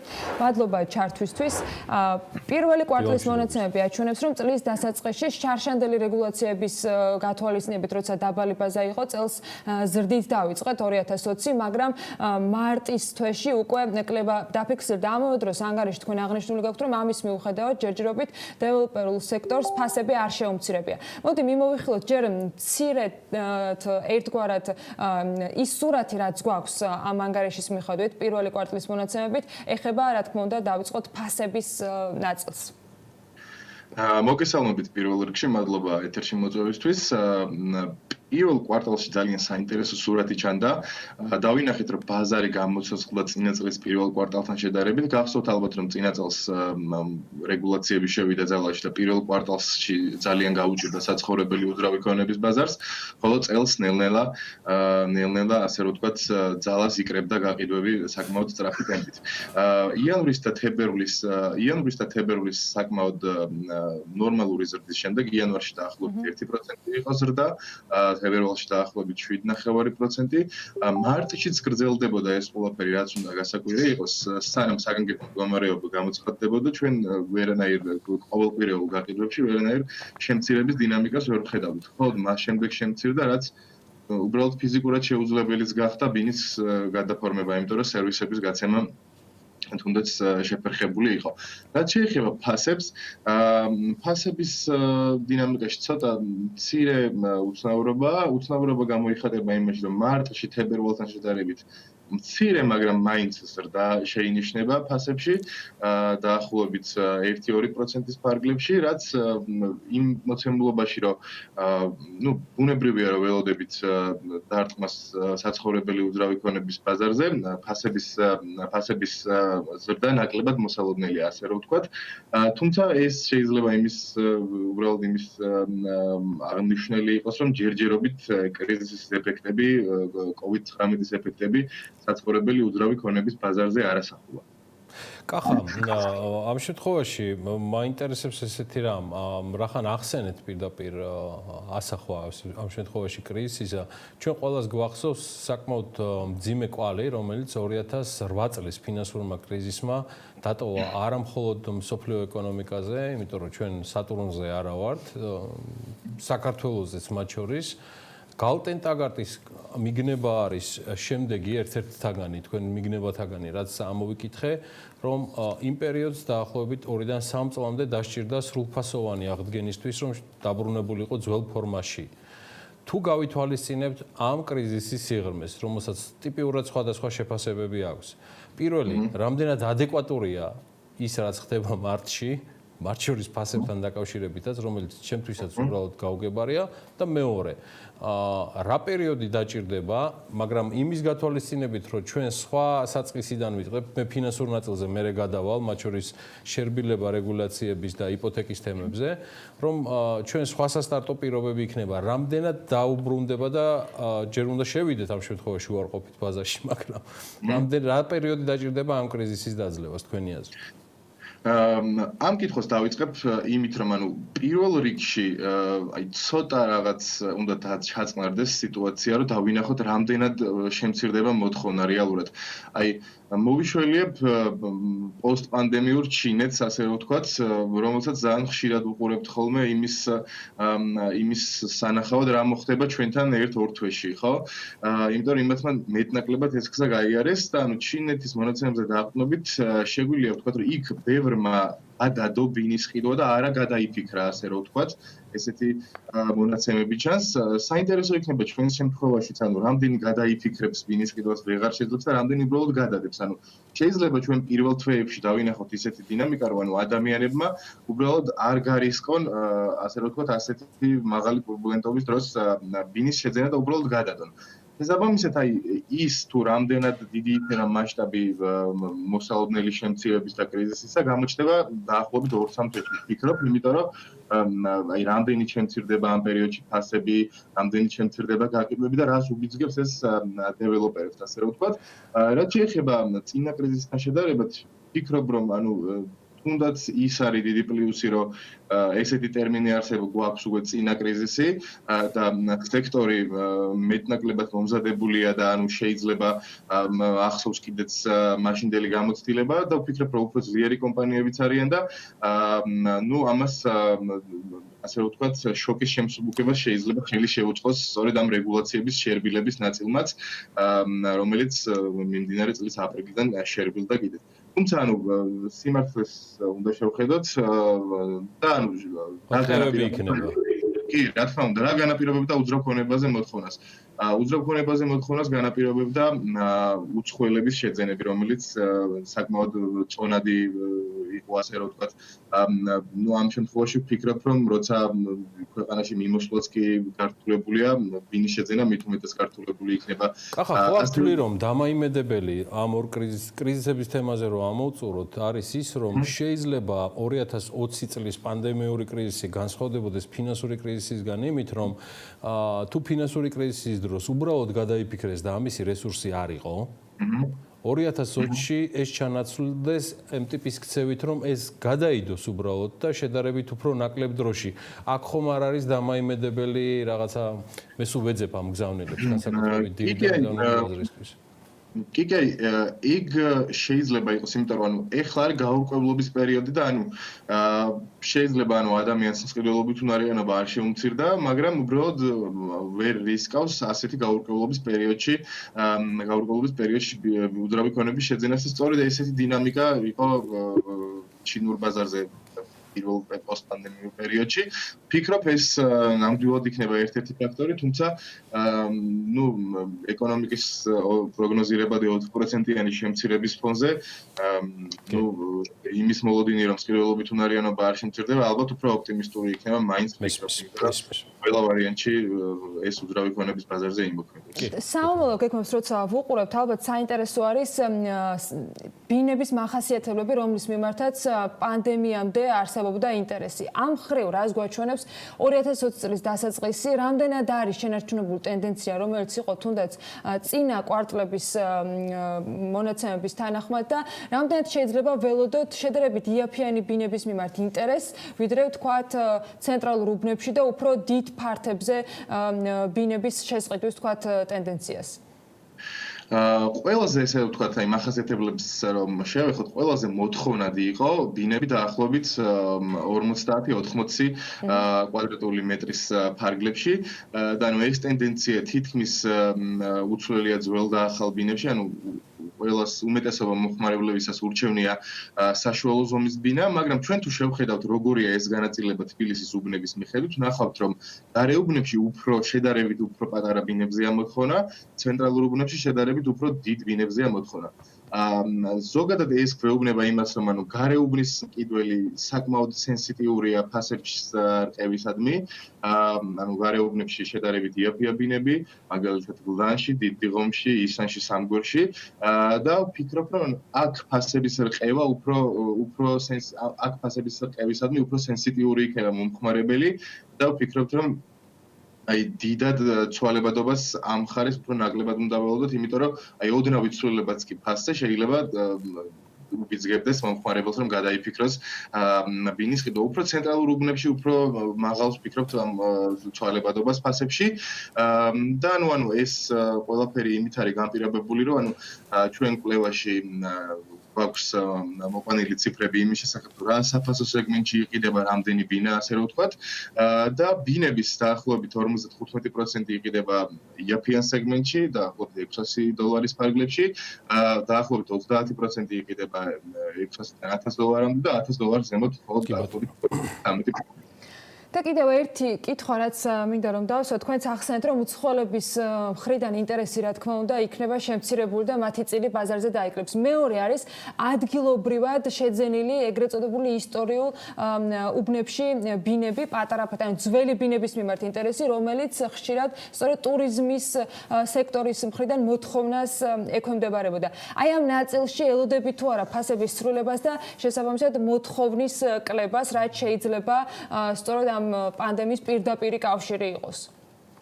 რა თქმა უნდა, მოკლევადიან პერიოდში ვფიქრობთ, რომ აქ კევები იქნება, ზოგადად ვფიქრობ, რომ საშუალო და გრძელვადიან პერიოდში, ჩვენი ქვეყნისთვის ტურიზმი იმდენად ისეთივე მნიშვნელოვანი ინდუსტრია იქნება, როგორც აქამდე იყო. უბრალოდ მოკლევადიან პერიოდში ვფიქრობ, შემდეგი 1 წელი საკმაოდ რთული იქნება იმის მოლოდინი, რომ ტურიზმიდან შემოსავლები დაგენერირდება და შესაბამისად Airbnb შემოსავლიანი, ისეთივე შემოსავლიანი ბიზნესი იქნება, როგორც აქამდე.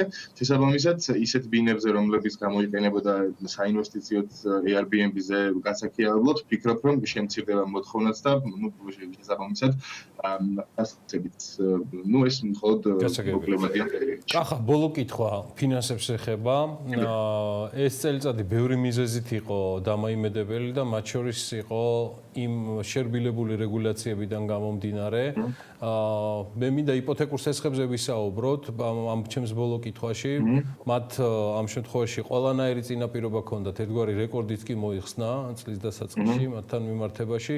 რა დამატებით ფინანსურ სტიმულებს ხედავთ საიმისოდ, რომ ერთის მხრივ თავად იპოთეკური სესხები, რომელიც თავის მხრივ წარმოადგენს საკრედიტო მიმართულების ძრავს და ეს რეალურად ისახება შემდგომ უკვე სრულად ეკონომიკის და კრედიტების ძრავზე, ანუ სამშენებლო, დეველოპერულ და მრავალ სხვა სექტორზე, რომ იქ შენარჩუნდეს გარკვეულწილად მაინც მოთხოვნა, რომელიც შესაძლოა კიდევ ერთხელ ვამბობ, სწრაფი შოკის გამო უკან დაიხიოს ან გადაიდოს თქვენ დაგესესხებით, ისევ რაც ბრძანეთ, როგორც პროცესი, მაგრამ რჩება თუ არა დამატებითი შესაძლო სტიმულები საიმისოდ, რომ ინტერესი იყოს შენარჩუნებული როგორც იაფი რესურსის და მოთხოვნადი რესურსის მიმართ. მე უცხოური ვალუტა ვიგულისხმეთ ცხადია. კი ბატონო, მოგეხსენებათ მიმდინარე წლის დასაწყისიდანვე აპრილიდან დაახლოებით ცენტრალურ ეროვნულმა ბანკმა გამოაცხადა იპოთეკური სესხების რეგულაციის შერბილების თაობაზე. სხვა თანაბარ პირობებში ვფიქრობ, რომ ეს ძალიან პოზიტიურ გავლენას მოახდენდა უძრავი ქონების დაკრედიტებაზე და ბაზარზე ზოგადად. თუმცა ამ პირობებში ვფიქრობ, რომ შეიძლება ეს საკმარისი არ იყოს, იმიტომ რომ აქ გასათვალისწინებელია თვითონ საბანკო სექტორის ფაქტორიც, იმიტომ რომ საბანკო სექტორს აქვს რისკი ასაღები ამ გაურკვევლობის ჟამს, რომ იპოთეკური სესხები გასცეს ფიზიკურ პირებზე და უნებრივია დამეთანხმებით ალბათ რომ რისკები ძალიან გაზრდილია ყველა მიმართულებით და შესაბამისად ზოგადად ვფიქრობ რომ შეიძლება იპოთეკური სესხების გაცემა შენელდეს კიდეც, იმიტომ რომ და აუცილებლად შენელდება, იმიტომ რომ რისკებია ძალიან გაზრდილი და არის ძალიან დიდი გაურკვევლობა. შენელდება განსაკუთრებით შემდეგი 2 თვის განმავლობაში ვფიქრობ. იმიტომ რომ სიტუაცია გამოვხდეს, ანუ ჩვისავე როგორც ყველა ელოდება რა მოხდება, ალბათ ჩვენთანაც ანალოგიური განცდები იქნება. საკრებულო ორგანიზაციებიც ელოდებიან როგორი სიტუაცია იქნება სამშენებლო სექტორში და უძრავი ქონების ბაზაში. ბევრი დაგვრჩა სასაუბრო, ამიტომ პირადად თქვენთან და თქვენს კოლეგებთან გალტენტაგარდში გვექნება ამ დღეებში საუბარი, სხვა ტიპის უფრო ხანგრძლივი ფორმატი დავგეგმოთ, რაღაცები ჩაუშვით ამ პერიოდში ეთერში და იქ შევძლებთ უფრო მათ შორის ბაზრის მონაწილეებთან ერთად უფრო დეტალურ საუბარს. თან მე გაგვინაწყენდება თქვენი დავით ნიშნიანიძე, რომელიც ახლა ელოდება ჩართვას თქვენს შემდეგ და მადლობა კახა დიდი, კახა სამყურაშვილს, გალტენტაგარდის უფროს ანალიტიკოს ჩართვისთვის. თბილისის უძრავი ქონების ბაზრის მიმოხილვასთან დაკავშირებით მოვისმინეთ კახასგან დამატებითი ინფორმაცია, მის დეტალურ გაცნობას კი რა თქმა უნდა, როგორც გალტენტაგარდის ვებგვერდზე, ასევე ნიუსების სახით bm.gz-ზე შეძლებთ. ვიდრე დავით ნიშნიანიძე შემოგვიერთდება, ჩვენ გლობალურ ბიზნესებს გადავხედავთ და მართალია უკვე მოგიყავით, როგორ განვითარდა Nestle, PepsiCo, Heineken დღეს უკვე გადავწყვეტეთ, რომ კონკრეტული ქვეყნის წარმატების და მათი გამდიდრების ისტორიის შესახებ გაგვეზიარებინა ისტორია. ესტონეთი დღეს ტექნოლოგიებით განსხვავებული ეკონომიკური მიდგომებით და საგადასახადო სისტემის უნიკალურობით არის ცნობილი. იმის შეხსენებაც ღირს, რომ ტექნოლოგიური გიგანტი Skype-ის 2003 წლის დაბადების ადგილი არის. აქვე Taxify, იგივე Bolt, რომელიც საქართველოში ძალიან პოპულარულია, სწორედ ესტონეთში შეიქმნა. ნახეთ, ძალიან საინტერესო ამბავი ქვეყნის, რომელიც საბჭოთა კავშირის შემდეგ მძიმე მემკვიდრეობის მფლობელი გახდა, თუმცა ეკონომიკურმა ხედვებმა, რომელიც სწორი აღმოჩნდა და პოლიტიკამ აღმოსავლეთ ევროპაში ერთ-ერთ უმდიდრეს სახელმწიფოდ აქცია. 90-იან წლებში ესტონეთში ისეთივე რთული ეკონომიკური მდგომარეობა იყო, როგორც სხვა პოსტსაბჭოთა ქვეყნებში. ეკონომიკა 30%-ით შემცირებული, ინფლაცია 1000%-მდე. რუსეთზე დამოკიდებულება კვლავ ერთ-ერთ გამოწვევად რჩებოდა. 1992 წლის საპარლამენტო არჩევნები. მოსახლეობა ირჩევს რადიკალური რეფორმების მხარდამჭერ პარტიას. იწყება საბჭოთა ეკონომიკის გადმონაშთის დანგრევა და საბაზრო ეკონომიკის შენება. პირველი ნაბიჯი ეროვნული ვალუტის კრონის შემოღება იყო, რომელიც გერმანულ მარკასთან დააფიქსირეს, რითიც ესტონეთის ეკონომიკის მიმართ ნდობა გაიზარდა. მთავრობამ წინააღმდეგობით, მაგრამ მაინც შეძლო ბიუჯეტის დაბალანსება. პარალელურად მიიღო კანონი, რომელიც მხოლოდ არადეფიციტური ბიუჯეტის წარდგენას უშვებდა და ხარჯებს ამცირებდა. შედეგად ერთ წელიწადში 1993 წელს ინფლაცია უკვე 90%-მდე შემცირდა, ხოლო 1995 წელს ის 25% იყო. ესტონეთმა საზღვრები გახსნა კონკურენციისა და უცხოური ინვესტიციებისთვის. შეამცირა და ზოგ შემთხვევაში გააუქმა საბაჟო ტარიფები. ექსპორტზე კი ყველანაირი შეზღუდვა მოიხსნა. ესტონეთმა დაუშვა უცხოელებზე მიწის გაყიდვაც. შედეგად უცხოელმა ინვესტორებმა უფრო დაცულად იგრძნეს თავი. 93-94 წლებში ესტონეთში უცხოურმა ინვესტიციებმა დაიწყო შემოსვლა, რასაც მოყვა ახალი ცოდნა და ტექნოლოგიები. სტრატეგია ამართლებდა, რისის შედეგიც 90-იანი წლების ბოლოს ერთ სულ მოსახლეზე უცხოური ინვესტიციებით აღმოსავლეთ ევროპაში ლიდერობა იყო. ეკონომიკურ რეფორმებთან ერთად ესტონეთმა მოახერხა კანონის უზენაესობის დამყარება და კორუფციის მაქსიმალურად შეზღუდვა. ესტონეთმა მასიური პრივატიზაციის პროცესი დაიწყო. პირველ რიგში კომუნისტების მიერ წართმული ქონება დაუბრუნდა მათ კანონიერ მფლობელებს. დარიგდა პრივატიზაციის ვაუჩერები, რომლითაც სახელმწიფო ქონების წილის ყიდვა იყო შესაძლებელი. ესტონეთმა დაიწყო ეკონომიკის დარეგულირება, რომ ბიზნესის დაწყება და წარმართვა უფრო იოლი ყოფილიყო. 1994 წლიდან ესტონეთი წრფივ დაბეგრვაზე გადავიდა. ახალმა საგადასახადო სისტემამ ეფექტურად დაიწყო მუშაობა. ჩრდილოვანი ეკონომიკა შემცირდა, ხოლო საბიუჯეტო შემოსავლები მკვეთრად გაიზარდა. 1995-2007 წლებში ეკონომიკა წელიწადში საშუალოდ 7%-ით იზრდებოდა. 93 წელს ერთ სულ მოსახლეზე შემოსავალი $1100 იყო. 2007 წელს კი ის $17000-მდე გაიზარდა. 2004 წელს ესტონეთი ევროკავშირის და ნატოს წევრი გახდა. გაწევრიანებამდე ევროკავშირი ესტონეთს როგორც რეფორმების გატარებაში, ისე ფინანსურადაც ეხმარებოდა. 2008-9 წლების მსოფლიო ეკონომიკური კრიზისის დროს ესტონეთიც დაზარალდა. თუმცა 2010 წლიდან ეკონომიკა ვისევ ზრდა დაიწყო. 2011 წელს ესტონეთმა ეროვნული ვალუტა ევროთი ჩაანაცვლა. დღეს ერთ სულ მოსახლეზე საშუალო წლიური შემოსავალი $24000 ამერიკულ დოლარში აღდგენს, რაც მწყიდულობითი უნარის პარიტეტის მიხედვით $34000 სტოლდება. სიმდიდრით მსოფლიოში 39 ადგილზეა. უსწრებს ისეთ ქვეყნებს, როგორიცაა უნგრეთი, პოლონეთი, პორტუგალია და სხვა. ესტონეთი ტერიტორიით საქართველოზე პატარა ქვეყანაა, სადაც 1.3 million ადამიანი ცხოვრობს.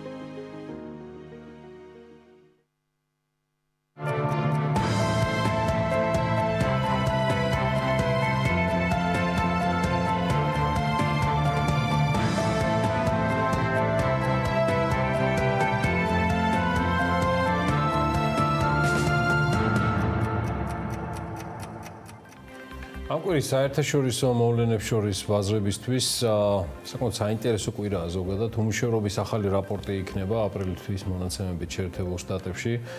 იდეაში ველით ისტორიისთვის უპრეცედენტო სტატისტიკას, ანუ უმუშევრობის ზრდის მაჩვენებელს შეერთებულ შტატებში. ბირჟები და ბაზრები სიფრთხილით დააკვირდებიან შეერთებული შტატების და ცალკეული ქვეყნების მცდელობებს, ნელ-ნელა გახსნან ეკონომიკების ცალკეული მიმართულებები თითქოს აკლდათ ახლა სანერვიულო მიმდინარე რეჟიმში, თუმცა ანალიტიკოსები ვარაუდობენ გარკვეული სიფრთხილის დაბრუნებას ნეგატივის ფონზე სავაჭრო ომების შესაძლო განახლების თემატიკაზე გამომდინარე პრეზიდენტ ტრამპის და მაიკლ პომპეოს განცხადებებიდან ჩინეთთან მიმართებაში. ბირჟები და ბაზრები, ტრეიდერები და ინვესტორები ელიან ნავთობის ფასების როგორ თქვა, მდგრადობას მიმდინარე კვირაში და არ გამოგჩეს კიდევ ერთი თემა, რომ დიდი ბრიტანეთი მსოფლიოს ერთ-ერთი მნიშვნელოვანი მოთამაშე ამ კვირაში ავანგარდშია, გარდა იმისა, რომ გამოქვეყნდება მათი ფინანსური მაჩვენებლები და ეკონომიკური პროგნოზები, ასევე ბრიტანეთის ცენტრალური ბანკის მონეტარული კომიტეტი შეიკრიბება განაკვეთის თემაზეც სამსჯავროდ. მოკლედ, ყველანაირად ცხელი კვირა არის და საინტერესო საერთაშორისო ეკონომიკისთვის. რომელსაც აუცილებლად ყურადღება არ მოაკლდება, იქამდე გადავხედოთ გასული კვირის შედეგებს და მონაგარს. ამაში ჩვენი პარტნიორები Galten და Garden ტრადიციულად აგვეხმარებიან. დავით ნიშნიანიძე, საინვესტიციო ბანკის საბროკერო მიმართულების ხელმძღვანელი გვერდება საქმიანი დღის ეთერში. დავით, მოგესალმებით, მადლობა ჩართვისთვის. გიორგი ერთგვარად მოუყარა თავი იმ ანონსებს, რომელიც ამ კვირისათვის ყურადღება მისაქცევი იქნება, მაგრამ მოდი ჯერ გასულ კვირას გადავხედოთ. პრინციპში სიტუაცია დიდად შეცვლილი არ არის იმ მხრივ, რომ მაგალითად ძალიან ბევრი ინდექსი გაწითლებული იყო, მაგრამ კვირის ჭრილში მაინც აჩვენა ზოგიერთმა მატება. რა იყო წინა კვირისგან განსხვავებული ამ საერთო სურათის ჩვენებით დავიწყოთ, მოდი ჩვენი მიმოხილვა. კი ბატონო, სწორად აღნიშნეთ, წინა კვირაში საერთო ჯამში, ასე ვთქვათ, დაფიქსირდა ზოგადად ინდექსებთა ზრდა, თუმცა ამერიკის სამი ინდექსი დაფიქსირდა შემცირება, ეგ უკვე მეორე კვირა არის ზედიზედ, როდესაც ხდება ამერიკის ინდექსების შემცირება.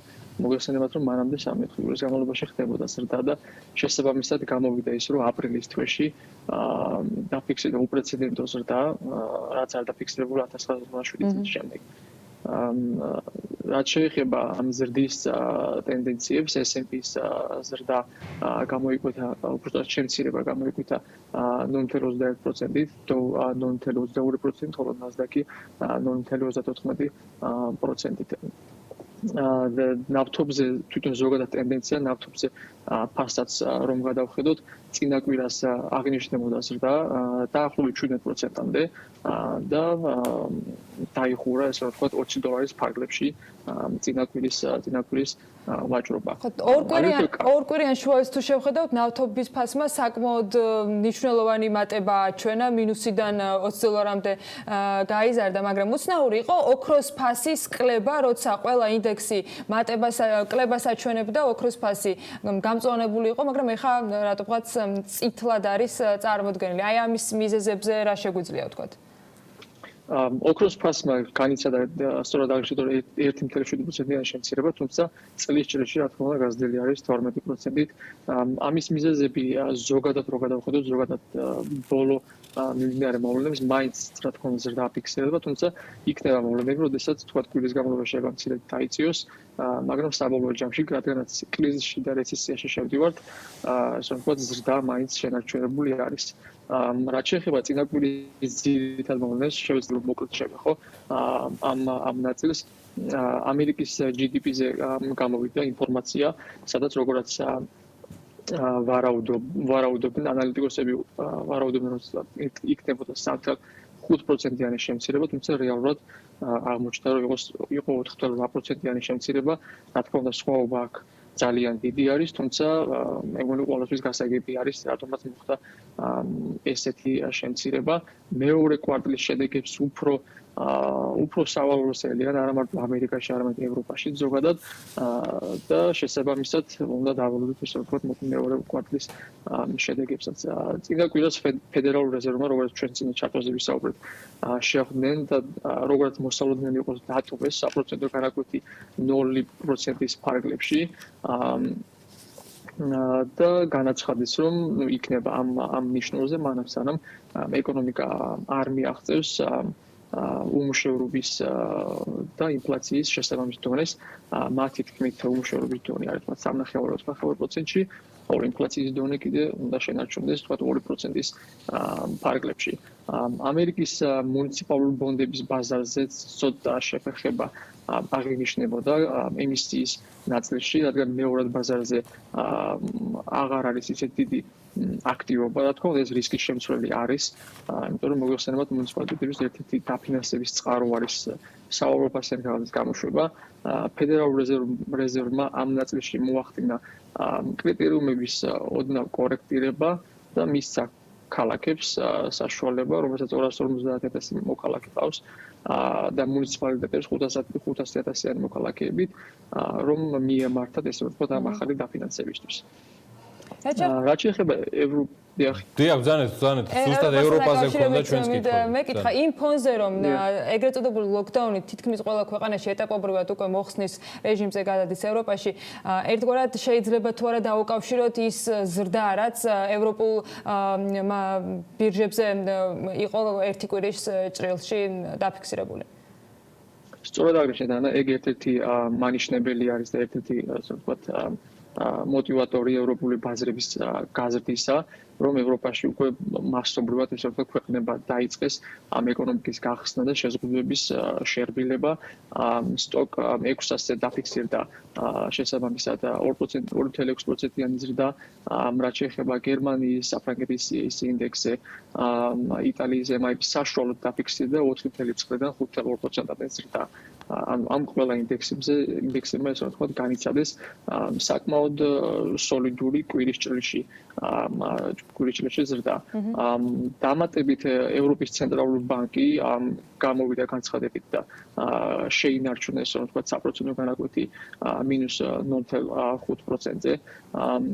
ეს რა თქმა უნდა დადებითი მანიშნებელი არის და პლუს განაცხადა რომ მოახდენდა 1 მილიარდი ევრომდე ობლიგაციების შეძენას. აგრეთვე აქვს და განაცხადა სხვადასხვა ეკონომიკური სტიმულის პაკეტების შესახებ, გრძელვადიანი სესხის შესახებ, რომელიც ივნისიდან იქნება შესაძლებელი ბანკებისთვის, სადაც საპროცენტო განაკვეთი თქვენს რომ იქნებოდა -1%. რა თქმა უნდა, ეს უპროცენტო არის, თორსა ხვდებით ზოგადად ხედავთ, რომ საპროცენტო განაკვეთები უკვე -%-ებში გადადის, რაც ნიშნავს, რომ ეს ცენტრალური ბანკები მზად არიან, რომ იქეთ გადაუხადონ კიდევ ასე ვთქვათ კომერციულ ბანკებს თანხა, რომ ეს ლიკვიდობა რაც შეიძლება გაზარდონ სისტემაში და საბოლოო ჯამში მიიტანონ მომხმარებლებთან. რა თქმა უნდა. საკმაოდ დიდი მოცულობის თანხები ექნებათ ასევე აზიისკენაც, იაპონიას და ჩინეთში ეკონომიკის სტიმულირებისათვის, რაც დაანონსებული არის. აქეთაც იყო სიმწვანე, რომ შევხედოთ ინდექსებს.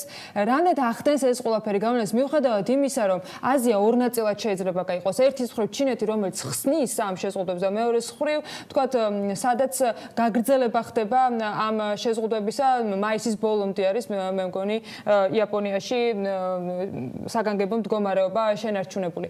აი აქ რა განსხვავებული მონაცემები და მახასიათებლები ახდენს და აძლევს საშუალებას ინდექსებს ზრდისა?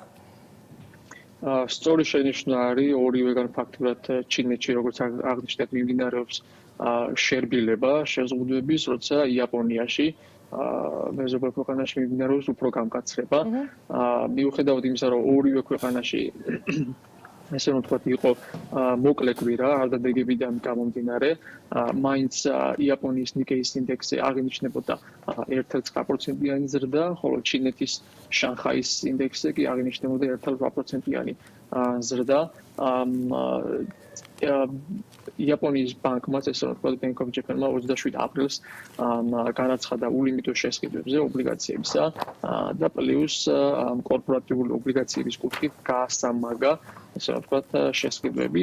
რა თქმა უნდა განაცხადა იმის შესახებაც, რომ არ დაიხევდა უკან სხვა დამატებითი რესურსების ამოქმედებისკენ, თუ ეს ეკონომიკის ახალიზების იქნებოდა საჭირო. წინა კვირიდან დაწყებული იაპონიაში აღინიშნება ესე ვთქვათ ოქროს კვირა და ეგ არის ზუსტადაც მიზეზი, რაც თქვენ აღნიშნეთ იმ ჩაკეტვის ესე ვთქვათ, რაც მაისის ბოლომდე ივნისის პირველ კვირამდე შესაძლოა გაგრძელდეს, იმიტომ რომ მოლოდინი არის და თვითონაც ეშინიათ ალბათ არა უმიზეზოდ, რომ შესაძლოა ეს ინფიცირების დონეც გაიზარდოს და შესაბამისად უნდათ უფრო რაღაც პრევენცია განახორციელოს. რაც შეეხება ჩინეთზე, მოკლედ რომ ვთქვათ, აქ ჩინეთში უკვე მიმდინარეობს შერბილება და შეზღუდვების მოხსნა. თუმცა საერთო ჯამში მაინც სავაჭრო მოლები იქნება თუ სხვა საზოგადოებრივი ადგილები მაინც მიმდინარეობს კონტროლი, დისტანციის შენარჩუნება, ასევე ტემპერატურის ხშირი გასინჯვები და ასე შემდეგ. ერთი დადებითი ამბავი, რაც არა მარტო ერთი, მაგრამ ერთ-ერთი ის იყო, რომ უხანში არა მარტო ახალი ინფიცირებული შემთხვევები არ ფიქსირდება, არამედ უკვე საავადმყოფოებში კორონავირუსით ინფიცირებულებიც კი აღარ დარჩა. შეიძლება ითქვას, რომ უხანი საერთო ჯამში განიკურნა და ინფიცირებული ადამიანი უკვე მან დარჩა. ჩვენ კი მოკლა და რამდენად აძლევს ეს ყველაფერი მსხვილ კომპანიებს იმის საშუალებას, რომ მათ სრულად აამუშავონ ქარხნები, რომელიც ამ ქვეყნებში არის კონცენტრირებული, რაც ძირითადად მოქმედებს ხოლმე შესაბამისად მათი აქციების ბაზაზე და ინდექსებზე, რომელიც ზომიერი სიფრთხილით, დანარჩენზე ალბათ მეც უკვე გვეტყვის. სწორად აღნიშნეთ, აქ ზომიერებას ინარჩუნებენ, აქ რა თქმა უნდა გლობალიზაცია თავის გავლენას მაინც ყველგან ტოვებს, ესე რომ ვთქვათ და ჩინეთიც მარტო ცალკე გაყენებული ქვეყანად ვერ განიხილება გლობალურ ჭრილში, მათი საექსპორტო ბაზარი მოიხსენება საკმაოდ დიდი არის და შესაბამისად ზრდას ვერ განიცდის, მანამ სანამ არ მოხდება გლობალურად მოთხოვნის ზრდა. აზიის ქვეყნებიდან სამხრეთ კორეა არის ესე რომ ვთქვათ ერთ-ერთი პირველი რომელიც ესე ვთქვათ ექსპორტის რეპორტს აქვეყნებს ხოლმე და მაგათმა გამოაქვეყნეს და თქვენს რომ 24%-იანი წლიდან წლამდე შემცირება არის აპრილის თვეში. დავალდოთ სხვა დანარჩენი აზიის ქვეყნების მონაცემებსაც და შემდეგ უკვე ნახოთ მომავალი გვიჩვენებს მოკლედ როგორც განვითარდება მოვლენა. უღრმესი მადლობა. მადლობა დავით ნიშნიანიძეს გალდენ დაგარდნის საბროკერო მიმართულების ხელმძღვანელი საუბრობდა საქმიანი დილის ეთერში. მადლობა მას კიდევ ერთხელ. გუშინდელი საღამოს სიახლეს გეტყვით ბარემ უცბად, რომელიც BMG-მ გამოაქვეყნა საპენსიო სააგენტოს უფროსი საინვესტიციო ოფიცრის მოადგილის თანამდებობაზე ლევან ვერძეული დაინიშნა. ლევანს ფინანსურ სექტორში მუშაობის 12 წლიანი გამოცდილება აქვს. აქედან 11 წელიწადი აქტივების მართვის მიმართულებით შრომობდა. 2019 წლის თებერვლიდან იგი TBC კაპიტალის მთავარი ბროკერის პოზიციაზეა, სადაც უძღვებოდა საბროკერო მიმართულებას და ამავდროულად აქტიურად იყო ჩართული სხვადასხვა ევრობონდების განთავსებაში. 2019 წლებში მუშაობდა საქართველოს ეროვნულ ბანკში, საერთაშორისო რეზერვების მართვის განყოფილებაში, პორტფელის მენეჯერის თანამდებობაზე და მისი უშუალო ხელმძღვანელობით, რასაც ვკითხულობ, დაინერგა საერთაშორისო რეზერვების მართვის პროცესში დერივატივების, კომპლექსური დერივატივების გამოყენება. გოგა მელიქიძე არის, ასე ვთქვათ, პირველი მერცხალი, რომელიც აპრილიდან დასაწყისში ამას ცოტა ხანში ვიტყვი, დაინიშნა მთავარი საინვესტიციო ოფიცრის თანამდებობაზე, მაგრამ ლევანს თემაზე მინდა დავამატო, რომ ლევან ვერძეული მონაწილეობას იღებდა კაპიტალის ბაზის განვითარების ასევე სხვადასხვა პროექტში და მათ შორის კაპიტალის ბაზების განვითარების ანალიზის და სტრატეგიის მომზადებაში და ასევე დერივატივების კანონმდებლობის დოკუმენტის შემუშავებაზე. მე კიდევ ერთხელ შეგახსენებთ, რომ საპენსიო სააგენტოს უფროსი საინვესტიციო ოფიცრის თანამდებობაზე 2020 წლის 1 აპრილიდან საინვესტიციო ბანკ გალტენ ტაგარტის საბროკერო დეპარტამენტის ხელმძღვანელი გოგა მელიქიძე დაინიშნა. ჩვენ კი უკვე შემდეგი სტუმრისთვის ვემზადებით პანდემიისგან გამოწვევით იძულებული ღონისძიებები და კომფორტი, რომელიც მომხმარებელს სხვადასხვა კომპანიის მხრიდან შეზღუდვების ფარგლებში შესთავაზეს. დისტანციური სერვისები მომხმარებლის ცხოვრების გასამარტივებლად. რამდენად მნიშვნელოვანი და საჭიროა დისტანციური სერვისები და რამდენად მზარდია მოთხოვნა ციფრულ მომსახურებაზე. ძალიან საინტერესო რესპონდენტთან და უმსხვილესი სისტემური ბანკის TBC-ის საცალო ბიზნესის დირექტორთან თორნიკე გოგუჩაშვთან უნდა ვისაუბროთ თემაზე.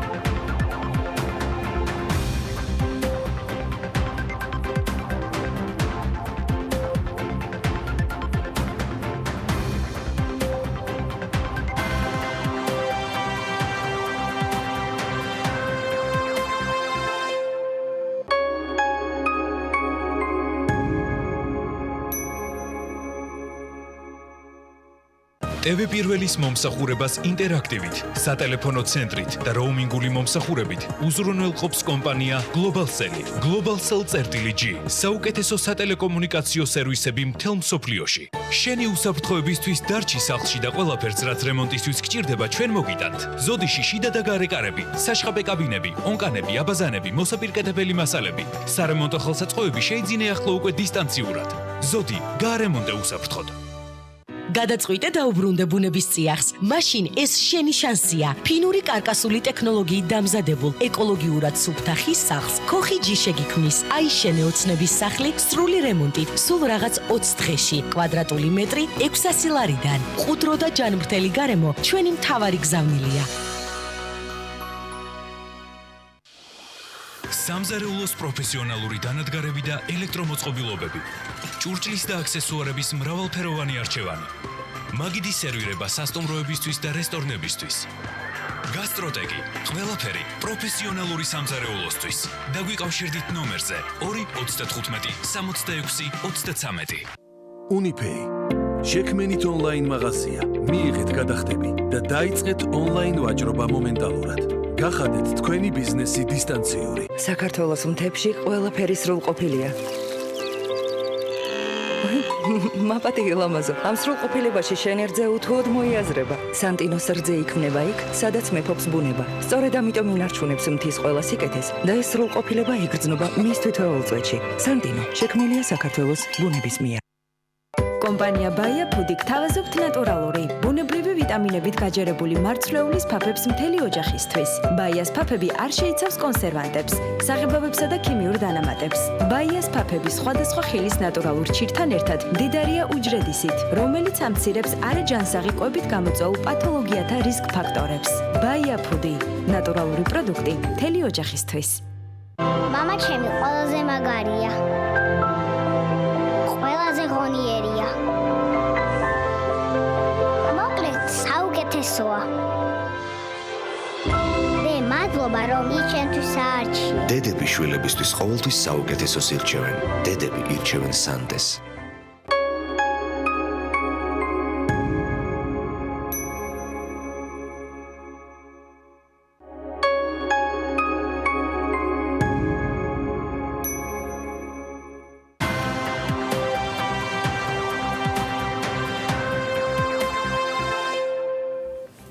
კორონავირუსმა შექმნა რეალობა, რომლის დახმარებითაც ტიპის შესაძლოა რამდენიმე წრიანი და რამდენიმე მილიონი სამუშაო ფორს მაჟორის გათვალისწინებით სულ რამდენიმე დღეში გადააწყო.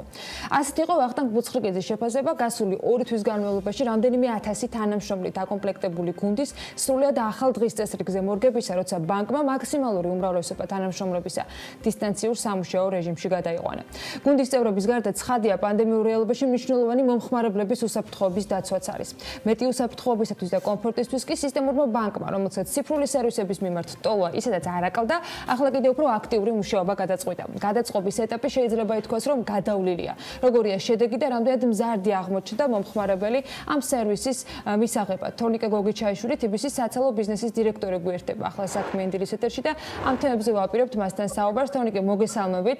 მადლობა ჩართვისთვის. დილამშვიდობისა. დილამშვიდობის გიორგი მეგობრებო, მოგესალმებით. მადლობა მოწვევით. მადლობა თორნიკე. პირველ რიგში მინდა რომ დავიწყოთ თქვენეული შეფასებით ამ გადმოსახედიდან, რამდენად გამართულად და სრულად გადაეწყო მომხმარებელი თავის მხრივ და მომსახურე TBC ბანკი ამ ახალ რეალობაში. გამარჯობათ. მე მგონი თუნდაც ის ფაქტი, რომ დღევანდელი ჩართვა ჩვენ ამ ფორმატით მიმდინარეობს, ნათელი მაგალითია თუ როგორი ქცევა იცვლება ზოგადად სამხმარებლო ქცევა და რა თქმა უნდა ეს დისტანციური ჩართვა იყო აპრობირებული მეთოდი, თუმცა დღეს დისტანციური ჩართვა უფრო დომინანტური მეთოდი ხდება ამ COVID კონტექსტიდან გამომდინარე. მინდა გითხრათ, რომ ანალოგიური ხდება ზუსტად საბანკო სერვისების მიწოდების კუთხით და ვფიქრობ, რომ სოციალური დისტანცირება, სახელიდან მუშაობა და ეს ყველა ღონისძიებები ცალსახად იქნება მძლავრი ბიძგი იმისთვის, რომ ციფრული სერვისები და დისტანციური სერვისები უფრო მეტად ხელმისაწვდომი გახდეს და უფრო მეტად დაჩქარდეს ეს ტექნოლოგიური ცვლილებები. მე აღნიშნეთ, რომ TBC-ის ციფრული სერვისები ისეც არ აკლდა და მუდმივად ამ სიახლეებს გთავაზობდით და ჩვენ ვცდილობდით, რომ დაგწეოდით ხოლმე ინფორმაციულ ნაწილში, მაგრამ მომხმარებლის მხრიდან ამ ერთგვარად გამოუვალმა მდგომარეობამ რამდენად გაზარდა მათი ინტერესი ასეთი სერვისების გამოყენების და დინამიკა რას აჩვენებს, არის თუ არა რაღაცა ცვლილება იმ მომხმარებლების თქვათ ინტერესებში, რაც TBC-ს ყავს. დიახ, სასახად მასია, მინდა გითხრათ, პრინციპში ციფრული სერვისების მიწოდება და ზოგადად ციფრული ტექნოლოგიები TBC ბანკის ძალიან დიდი ხნის გაცხადებული სტრატეგია 2012 წლიდან ჩვენ აქტიურად ვავითარებთ ამ მიმართულებას, თუმცა და აქ რაღაცა რევოლუციური, ასე ვთქვათ, დიდი ცვლილებების სტრატეგიაში არ მომხდარა. კიდევ ერთხელ გამორბები და კონტექსტმა აქ ძალიან დიდი, ასე ვთქვათ, ტრიგერ ეფექტი ითამაშა, იმიტომ რომ ფიზიკურად შეუძლებელი გახდა ხო ამ სოციალურ დისტანცირების ფონზე სხვადასხვა სერვისების სხვაგვარად მიღება, თუ აქამდე ასე ვთქვათ, ფიზიკური არხები იყო მაინც უფრო დომინანტური, დღეს ფაქტიურად მოსახლეობის და ხალხმარობო ქცევა რადიკალურად იცვლება და რა თქმა უნდა გაცილებით მეტი მოთხოვნა არის ციფრულ და დისტანციურ სერვისებზე. შეიძლება ითქვას კიდევაც, რომ ეგრეთ წოდებული უკონტაქტო ეკონომიკა მკვიდრდება, ჩემის აზრით, მსოფლიოში, რაც ახალი არის, წინა მსმენელების დროს იყო საუბარი და შედარებები პარალელები 2008 წელთან, სადაც ფინანსური კრიზისი იყო და აბსოლუტურად განსხვავებული კონტექსტი იყო, ხო, მაშინ ბანკების მიერ შეიძლება ითქვას იყო გამოზრდილი ეს კრიზისი და ძალიან დიდი პრობლემები იყო ლიკვიდობასთან. დღეს ჩვენ მსგავსი სიტუაცია არ გვაქვს, ეს კრიზისი გამოსწორებულია პანდემიის მიერ, უფრო მოლოდინების მიერ. იმერგემაც აღნიშნა, რომ ძალიან მნიშვნელოვანია, რომ ასევე პოზიტიური მესეჯები გქონდეს. ყველამ ვიცით, რომ ეკონომიკაში ძალიან დიდი გავლენა აქვს მოლოდინებს, თუ როგორი მოლოდინები იქნება, როგორი იქნება ეგრეთ წოდებული consumer confidence, ხო? და ამ შემთხვევაში ზოგადად ფიქრობ, რომ ძალიან სპეკულაციური იქნება ნებისმიერი რაღაც პროდუქტების გამოტანა თუ რამდენ ხანში შეიძლება აღდგეს ეკონომიკა და ასე შემდეგ. ეს ახალია ყველასთვის, ხოლო ვარაუდების დონეზე შეგვიძლია საუბარი. მე რა თქმა უნდა ნეგატივი ძალიან ბევრია COVID-თან, მაგრამ მაინც ოპტიმისტურად ვარ განწყობილი და ვფიქრობ, რომ ადამიანი ყველაფერთან ახდენს ადაპტირებას და ეკონომიკაც მიახდენს ადაპტირებას. თან სტიმულებს ჩვენ ხედავთ, რომ ძალიან ბევრია სტიმულები ზოგადად აი ხრიდანასთან დავრობის ხრიდანასთან გონია, რომ სწრაფად დავზლებთ ამ ასე ვთქვათ ამ რეცესიას.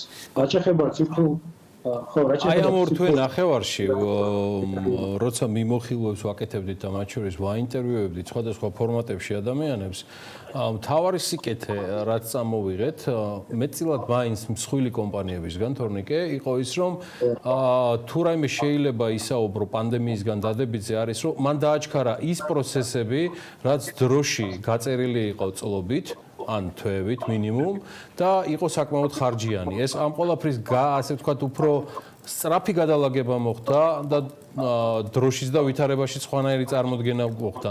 მე მაინტერესებს ზუსტად დღევანდელიდან გამომდინარე, უკვე რასაც აპირებდით თქვას, რომ რა სერვისებზეა რეალურად საუბარი ამ გადაწყობიდან გამომდინარე, რომელსაც TBC თავის მომხმარებლებს თავაზობს. გიორგი, მადლობა ძალიან კარგი თქვა, ვფიქრობ, რომ ყველა მხარეს აქვს მედალს ორი მხარე აქვს, როგორც ითქვიან და თავისი შესაძლებლობები დაგვანახა და ძალიან ბევრი გაკვეთილი უკვე გამოვიტანეთ.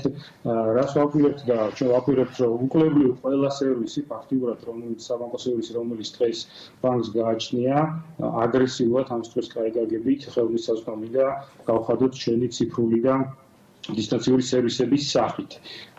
და დავაჩქაროთ კიდევ უფრო ეს ვთქვათ ციფრული ტრანსფორმაცია.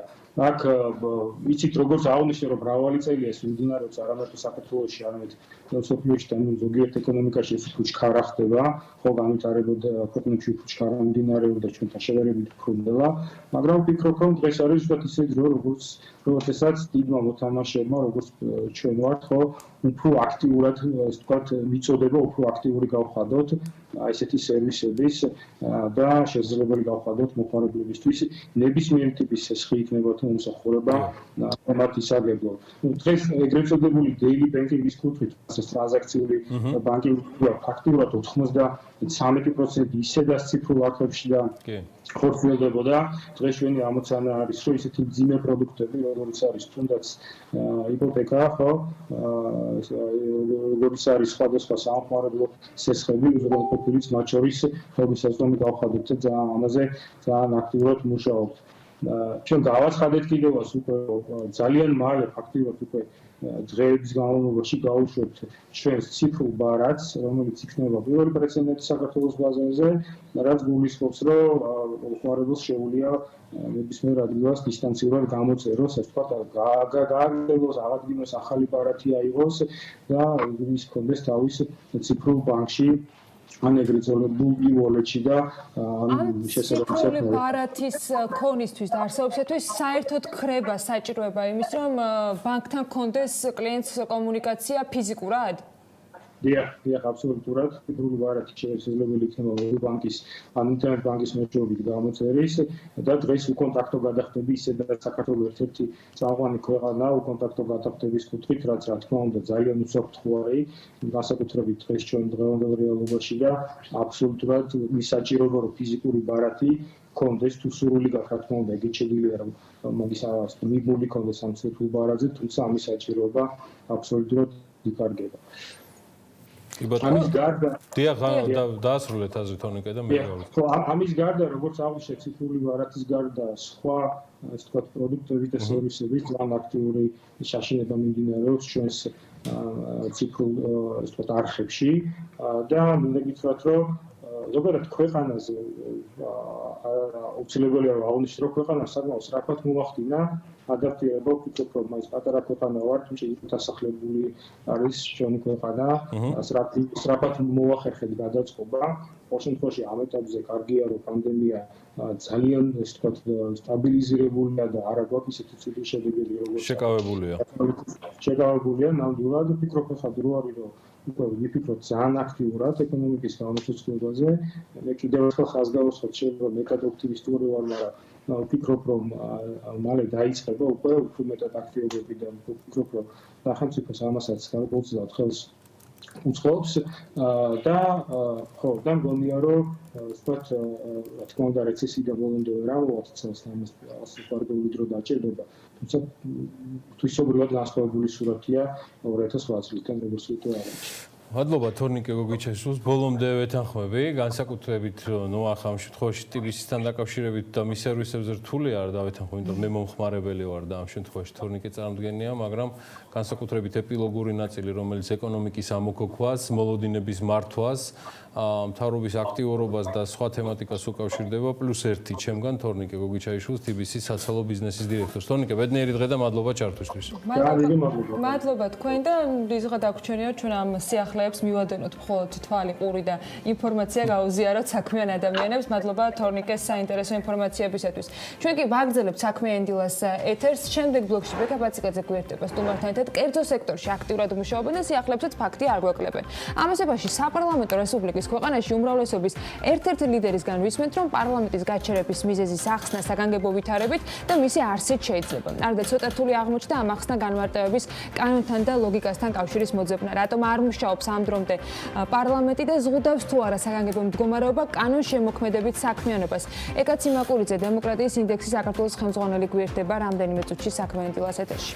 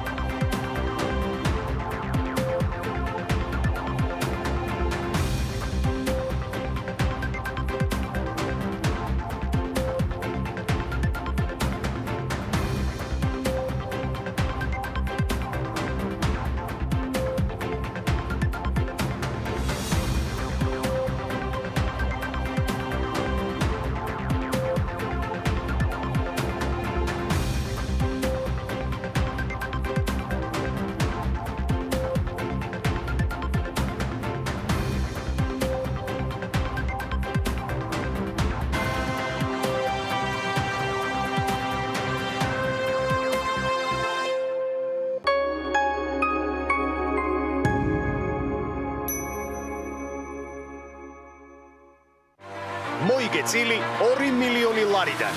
აჭარაბეთზე პოკერის გაზაფხულის სერია გაზრდილი საპრიზო ფონდით გრძელდება. ითამაშე ყველაზე მასშტაბური ტურნირები მხოლოდ ჩვენთან.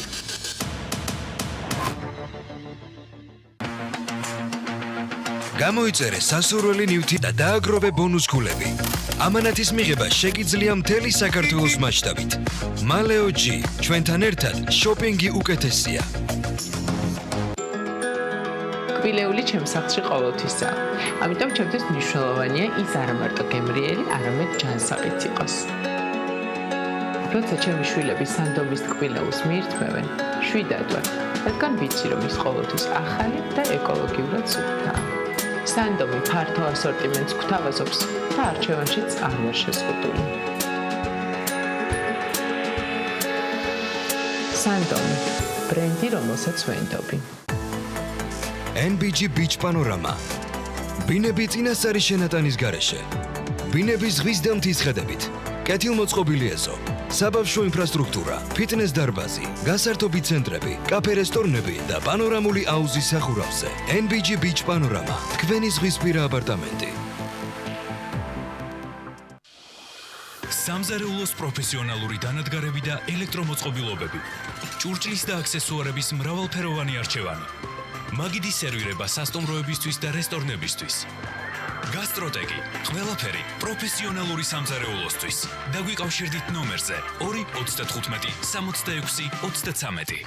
გსურთ საუკეთესო ვიდეო რეკლამის შექმნა თქვენი ბრენდის წარმოსაჩენად ან საინტერესო იდეის განსახორციელებლად. სარეკლამო რგოლისთვის, სატელევიზიო ან რადიო რეკლამისთვის ხმის ჩაწერა გჭირდებათ? ალაზანა პროდაქშენის გუნდი განსხვავებული ხედვით და გამოცდილებით გთავაზობთ ხარისხიანი და თანამედროვე რეკლამის შექმნას.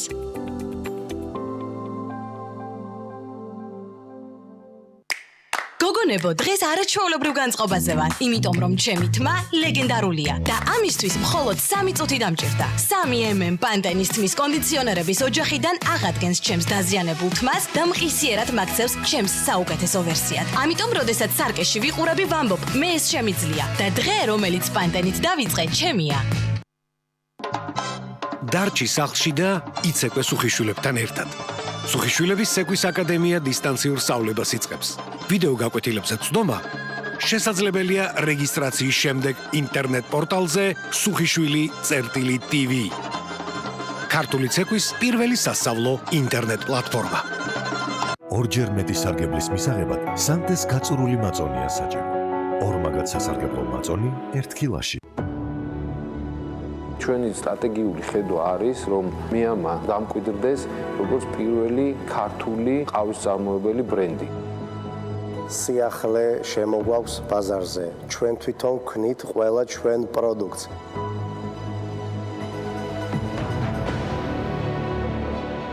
ავიყვანეთ ხალხი, რომელსაც პირველ რიგში უყვარდათ ყავა. ნოლიდან გავიარეთ სწავლებები ევროპისა და ამერიკის საუკეთესო უნივერსიტეტებში. ძირითადი ფოკუსი კეთდება ინოვაციური გაყიდვის პლატფორმებზე. ვაწარმოებთ მხოლოდ ნატურალურ ყავას, არანაირ ქიმიურ დანამატებს არ შეიცავს. კომპანიის ერთ-ერთი მნიშვნელოვანი მიზანია ყავის მოხმარების მოძველებული მეთოდების შეცვლა.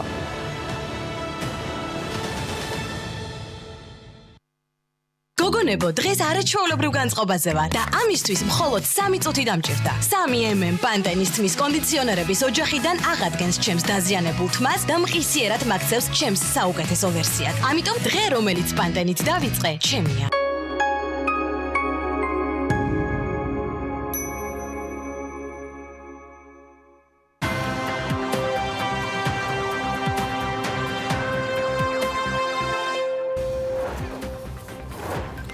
დღეიდან ქუთაისი და ბათუმი იხსნება გადაწყვეტილება. მთავრობამ გუშინ მიიღო პრემიერ-მინისტრის გიორგი გახარიას განცხადებით, ბათუმსა და ქუთაისში ყველა სახის შეზღუდვები იხსნება, რაც შეეხება თბილისს და რუსთავს. უახლოეს დღეებში აღნიშნულ ქალაქებში შესაბამისი გადაწყვეტილებები იქნება მიღებული.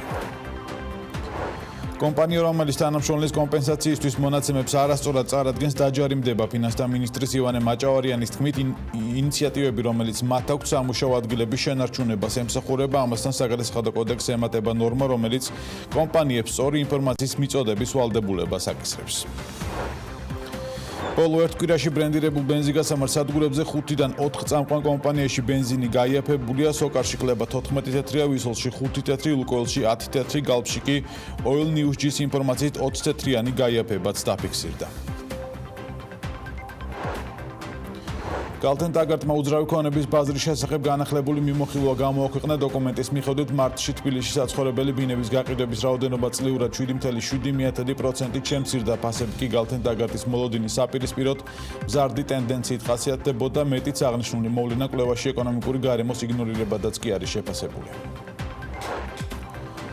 კორონავირუსის ეპიდემიის გამო დაწესებული 2 თვიანი მკაცრი კარანტინის შემდეგ პირველად იტალია შეზღუდების შემსუბუქებას იწყებს. ამის შესახებ ინფორმაციას BBC ავრცელებს. ქვეყანაში დასაშვები იქნება ნათესავის მონახულების მიზნით გასვლა იმავე რეგიონში, თუმცა რეგიონებს შორის მიმოსვლა კვლავ აკრძალული რჩება, გაიხსნება პარკები და სკვერები, შესაძლებელი იქნება გარეთ ვარჯიში.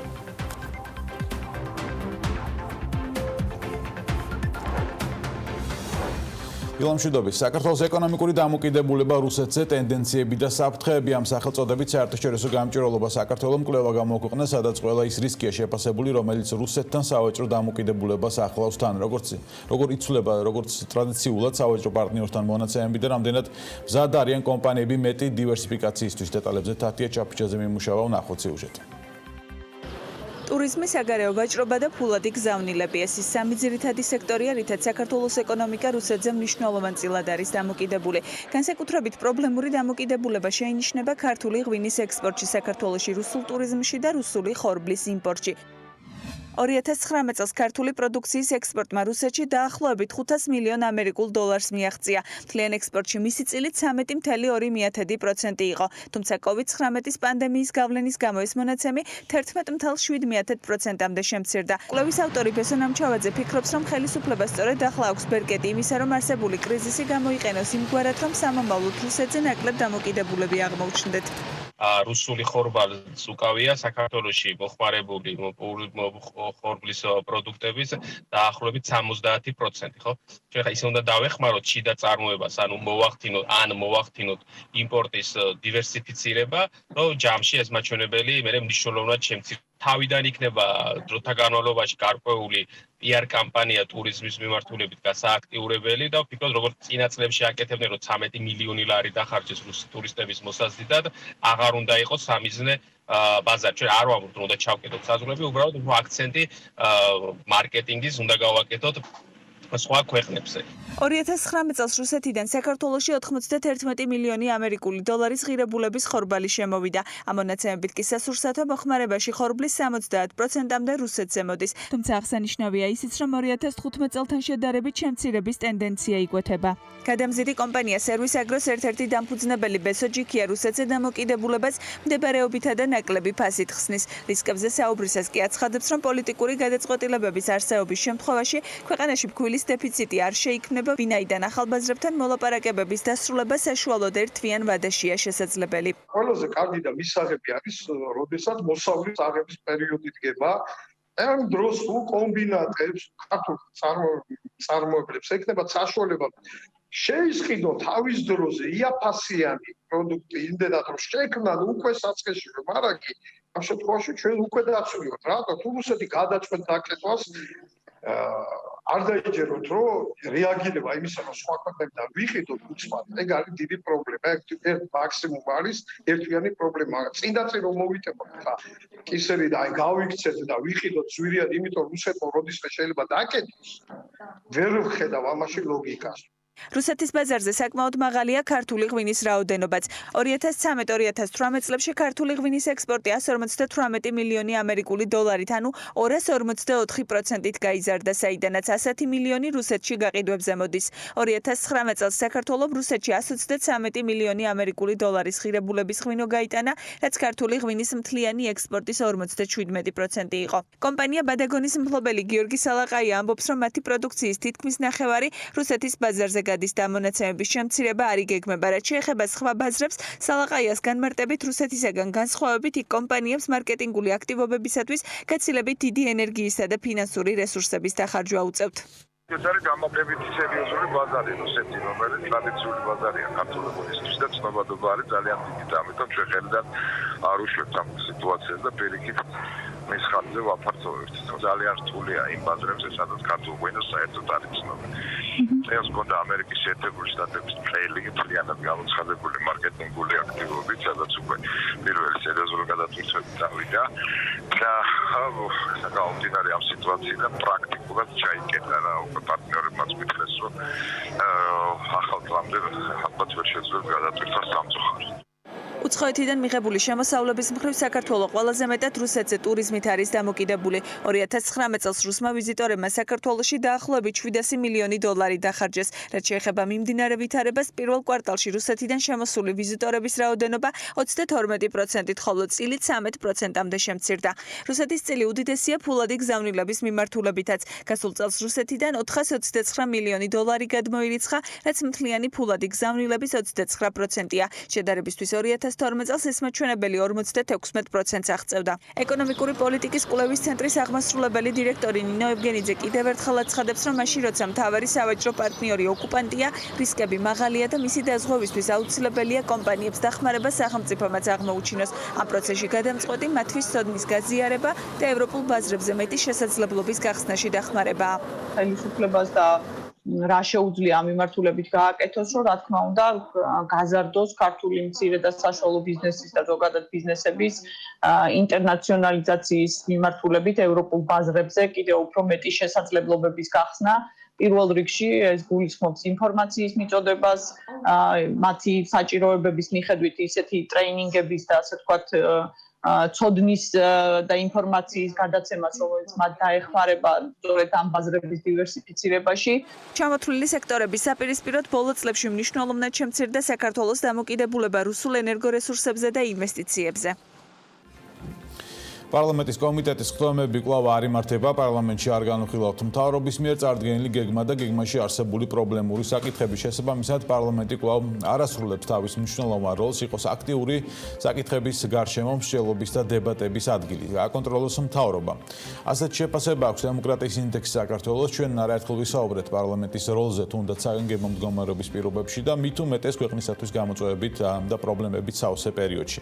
ეკატერინე ციმაკურიძე ტრადიციულად საქმე ეთერში დემოკრატიის ინდექსი საქართველოს ხელმძღვანელი ეკადილა მშვიდობის მადლობა კიდევ ერთხელ შენი დროისთვის. იყო თუ არა სიახლეები წინა კვირაში პარლამენტში, ჩვენ ესე რაღაც მონოტონურად ვსაუბრობთ იმაზე, რომ პარლამენტი საკუთარ როლს არ ასრულებს, არ არის კომიტეტის ხდომები და არ არის შესაბამისი კონტროლი მთავრობაზე. რამე სიახლეები თუ გვაქვს ამ მიმართულებით, მე მოვყევი რომ არ იყო, მაგრამ იქნებ რაღაც აქტიობა ჩანდა, რომელიც ჩვენ გამოგვრჩა.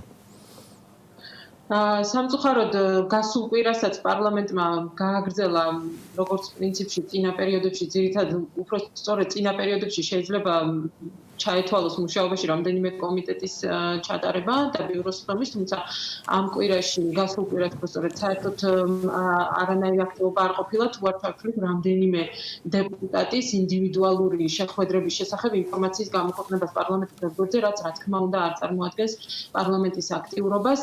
სამწუხაროდ ჩვენ გვიწევს საბაზისო საკითხებზე საუბარი, ისე წავიდა საქმე პარლამენტში, რომ გვიწევს იმის განმარტება, რომ პარლამენტის ფუნქცია სრულდება პარლამენტში, ხო? ანუ ორი ძირითადი ფორმა არის პარლამენტის მუშაობის, ეს არის სასესიო მუშაობა და არასასესიო პერიოდში ინდივიდუალური დეპუტატების საქმიანობა უშუალოდ ამ მომრჩევლებთან კომუნიკაციის თვალსაზრისით. მე ვფიქრობ, რომ ორივე ამ თემაზე ძალიან მოკლედ ვისაუბრო დღეს.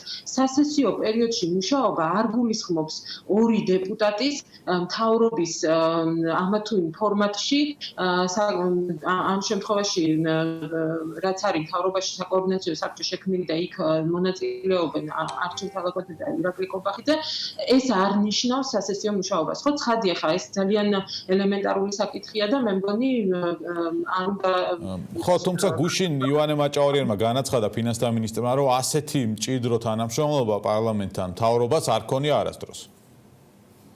ანუ ეს ალბათ გულისხმობდა ჩართულობას თალაკვაძის, ბატონ თალაკვაძის და ცალკეულ დეპუტატებთან შეიძლება ცალკეულ კომიტეტებთან იყოს თანამშრომლობა პარლამენტის ფორმატსა. ამას არავის არ უკრძალავს და რა თქმა უნდა ხო, მაგრამ აი მან ახსენა პარლამენტთან თანამშრომლობა, ანუ ინსტიტუცია შესაბამისად, ანუ ინსტიტუციასთან თანამშრომლობა აქვს მთავარი, რაზეც ჩვენ ვსაუბრობთ.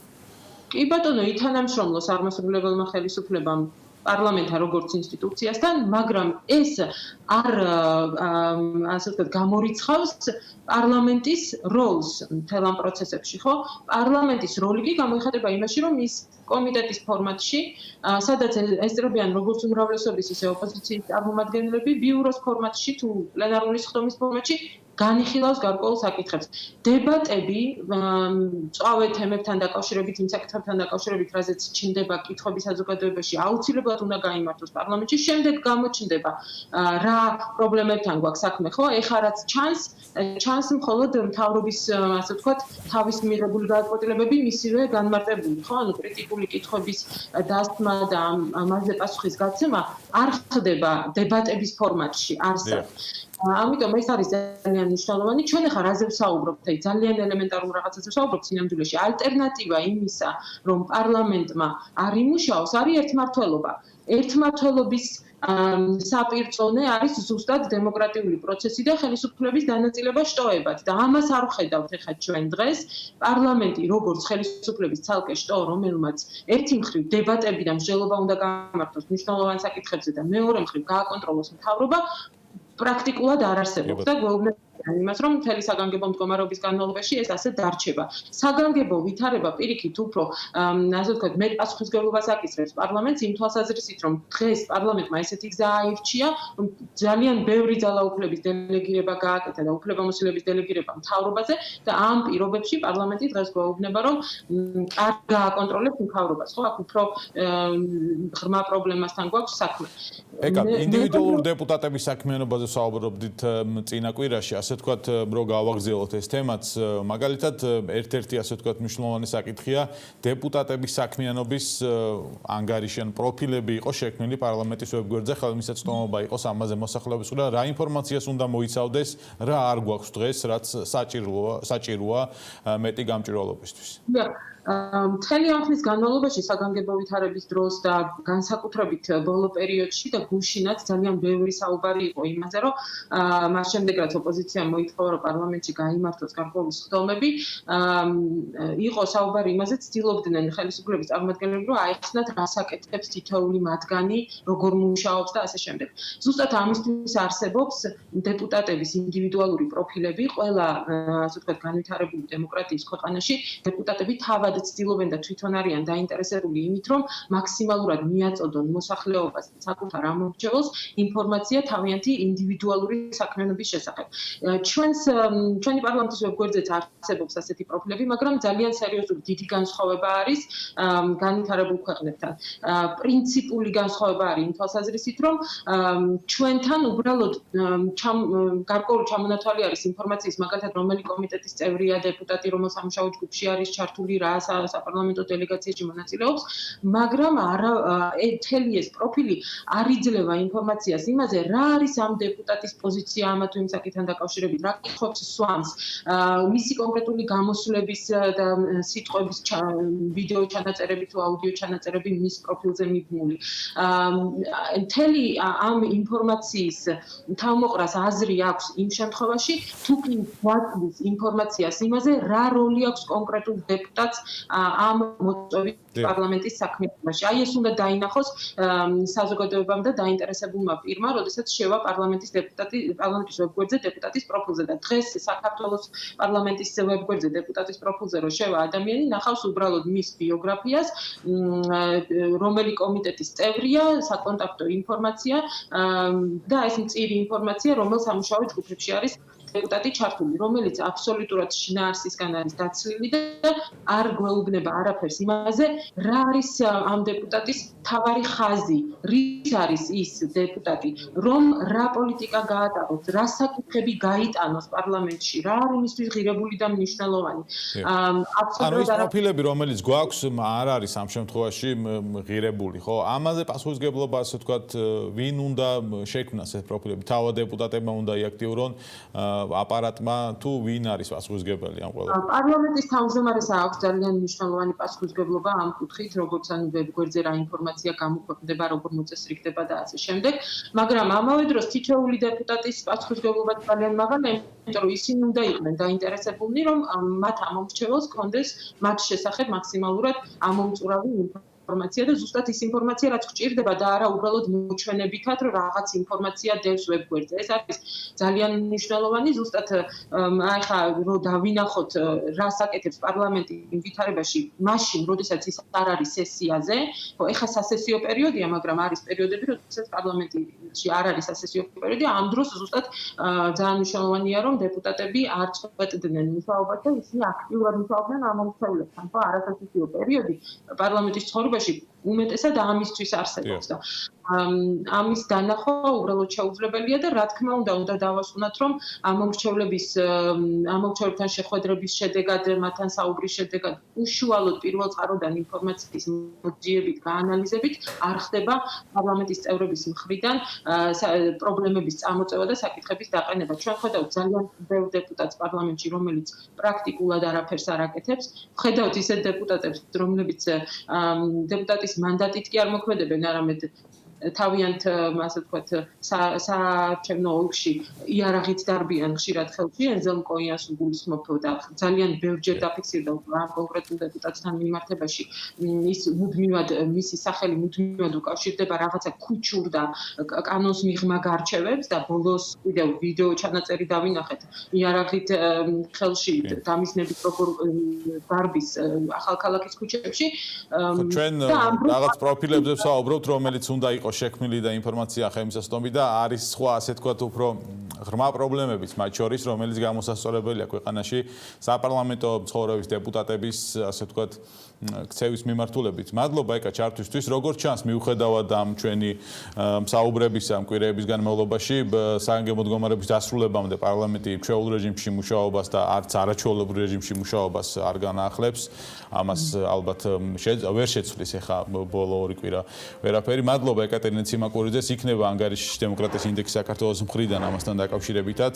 ვემშვიდობებით მას და რეკლამის შემდეგ დაგიბრუნდებით ეთერში ტურიზმის სექტორში მომუშავე ორგანიზაციების ინიციატივის საქართველოს ტურიზმის ინდუსტრიის ალიანსი დაფუძნდა, რომლის ურთიერთშეთანხმების მემორანდუმს დღეს მოეწერება ხელი. იქამდე კი საქმიანი დილის ბოლო ბლოკში ვისაუბრებთ თემაზე, რა მიმართულებებით იმუშავებს ალიანსი, ვინ იქნებიან მისი წევრები, როდის ექნებათ კონკრეტული სტრატეგია.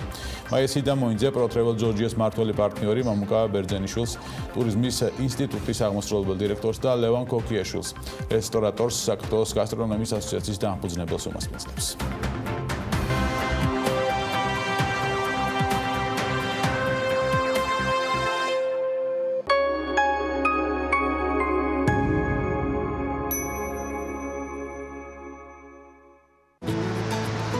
სახიდან რომ გამოდიხარ, სულაფერი უნდა დატოვო მინუსი იქით თუ რამე არის და თუ გამოყვედი უნდა იმუშაო.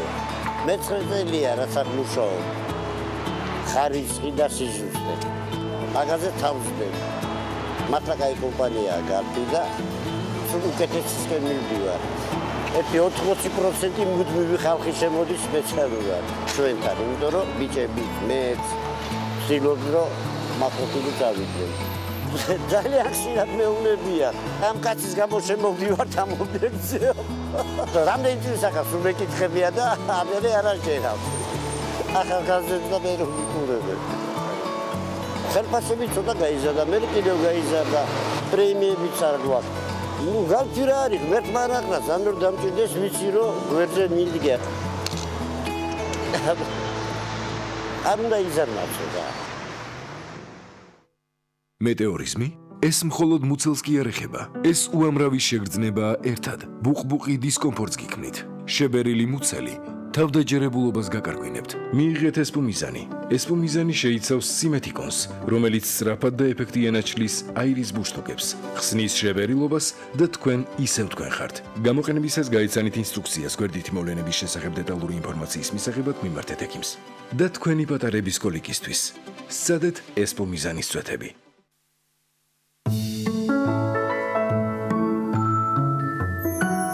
ლენორის ხანგრძლივი სიახლის ეფექტის წყალობით მე ნებისმიერ დროს შემიძლია ჩემი ტანსაცმლის საამური სურნელის გამოღვიძება. არადაში გატარებული რამდენიმე კვირის შემდეგაც კი ჩემი ტანსაცმელი არაჩვეულებრივად სურნელოვანია. ინარჩუნებს სურნელს 7 კვირამდე კარადაში. ლენორთან ერთად თავს კარგად ვგრძნობ. ფუდბოქსი პირველი ჯანსაღის სწრაფი კვება გამოძახებით. დარჩი სახლში და შეუკვეთე ხორცის, ვეგეტარიანული ან სალათის მრავალფეროვანი ბოქსები. წარმოგიდგენთ ახალ ფეირის პლატინიუმ ჰიგიენა. შესანიშნავი ჰიგიენური წმენდა დამატებითი საწმენდის საშუალებების გარეშეც კი. ფეირის საუკეთესო ცხიმის წმენდის ენერგიით მიაღწიე მაქსიმალურ ჰიგიენას. ფეირი პლატინიუმ ჰიგიენა. ფეირის ყველაზე ეფექტური წმენდა. ააშენე დიოსთან ერთად. შეარჩიე ალუმინის და მეტალოპლასმასის კარფანჭარა. გარედამცავი ჟალუზი. წერებისაგან დამცავი ბადე. ფარდა ჟალუზი. ტენტი და პერგოლა. იცხოვრეთ ლამაზად და მშვიდად.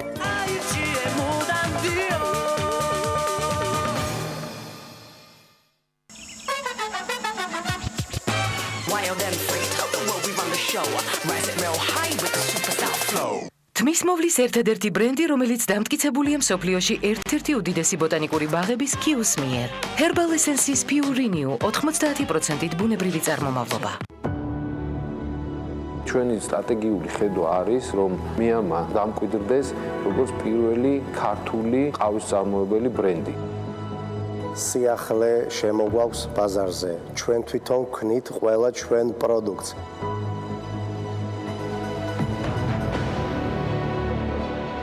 ავიყვანეთ ხალხი, რომელსაც პირველ რიგში უყვარდათ ყავა. ნოლიდან გავიარე სწავლებები ევროპისა და ამერიკის საუკეთესო უნივერსიტეტებში. ძირითადი ფოკუსი კეთდება ინოვაციური გაყიდვის პლატფორმებზე. ვაწარმოებთ მხოლოდ ნატურალურ ყავას, არანაირ ქიმიურ დანამატებს არ შეიცავს. კომპანიის ერთ-ერთი მნიშვნელოვანი მიზანია ყავის მოხმარების მოძველებული მეთოდების შეცვლა.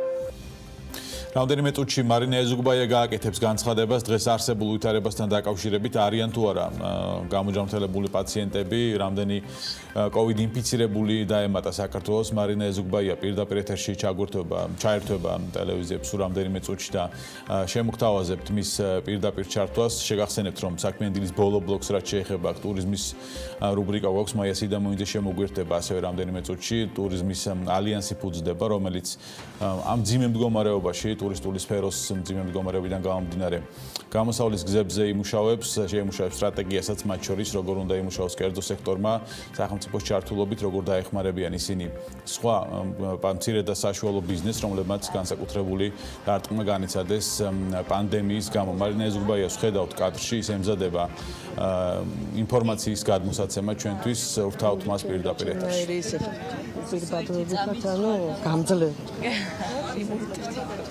გამძლეთი. პირდაპირ ეთერში ვართ. ხაბატონო მარინა, რომ გითხრათ ახალი პაციენტები თუ ყავთ და როგორია ბოლო მონაცემები? კი ბატონო.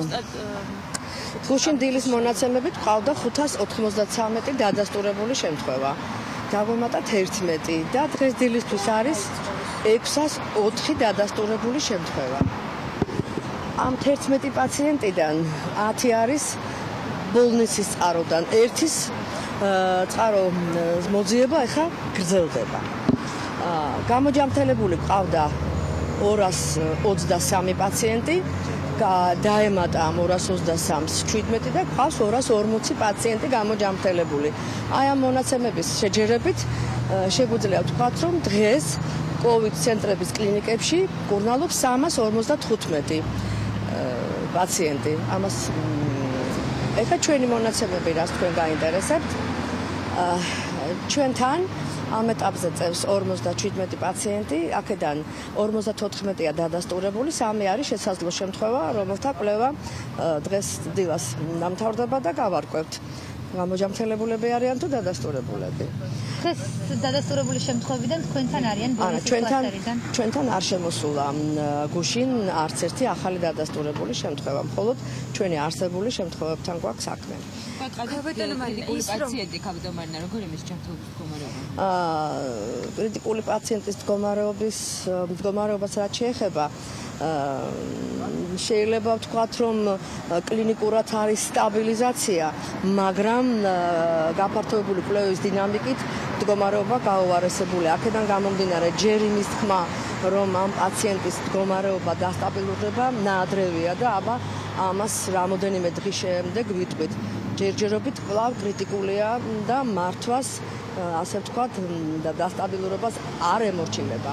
დანარჩენი 7 მძიმე პაციენტი მძიმე პნევმონიით, მათი მდგომარეობა სტაბილურია.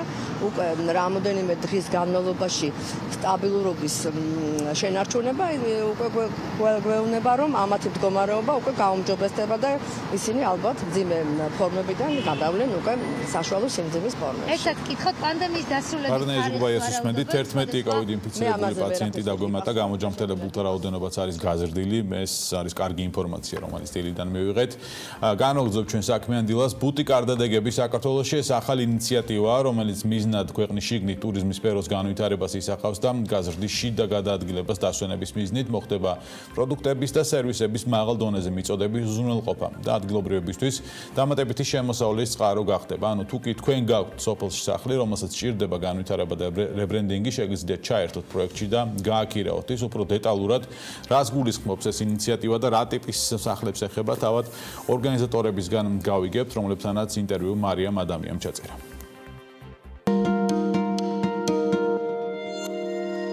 მადლობა მაია გიორგი, რომ დაგვთანხმდით ინტერვიუზე და მიხარია, რომ ძალიან საინტერესო თემაზე უნდა ვისაუბროთ. საუბარია შიდა ტურიზმის პოპულარიზაციაზე. რას გულისხმობს ეს ინიციატივა და რა გეგმები გაქვთ ზოგადად ამ მიმართულებით? საუბარია ახალი ტიპის ტურისტული პროდუქტის შეთავაზებაზე, რაც ადგილობრივი ბაზრისთვის იქნება სიახლე, ბუნებრივია. გართულებული გადაადგილების პირობებში რთულია საქართველოს მოსახლეობისათვის მოიძიოს დასვენების ახალი შესაძლებლობები. შესაბამისად, იმ ადამიანების ჯგუფმა, რომლებსაც აქვს წამყვან ხუთვარსკვლავიან სასტუმროებში მუშაობის დიდი გამოცდილება, ერთად გადავწყვეტეთ შეგვექმნა ისეთი ტიპის შეთავაზება მოსახლეობისათვის, რომელიც მათთვის გაადვილებდა ამ ზაფხულს და მომავალ ზაფხულს დასვენების, ოჯახურად დასვენების პირობებს. იმ ოჯახებისთვის, რომლებსაც აქვთ სახლები რეგიონებში და დიდი ხანია ეს სახლები დაკეტილი ჰქონდათ, რთული იქნება თვითონვე ჩავიდნენ და ბევრ მომსახურებას ერთდროულად მოუყარონ თავი. თუმცა ჩვენი ჯგუფი ამ მომსახურების ორგანიზებულად შეთავაზებას გულისხმობს. აქამდე ძალიან ხშირად გვესმოდა ხოლმე ის ფაქტი, რომ ქართველებს ძალიან უნდათ საქართველოში გადაადგილება ჩვენი ქვეყნის რეგიონებში, თუმცა გამომდინარე პირობებიდან დაბალი კლასის სასტუმროებში მათთვის არ იყო მისაღები პირობები, ხოლო მაღალი კლასის სასტუმროები იყო ძალიან ძვირი. ამ შემთხვევაში ჩვენ გვინდა რომ ეს რაღაც ოპტიმალური პაკეტი შევკრათ, სადაც მიიღებენ იგივე უსაფრთხოებას, ყვების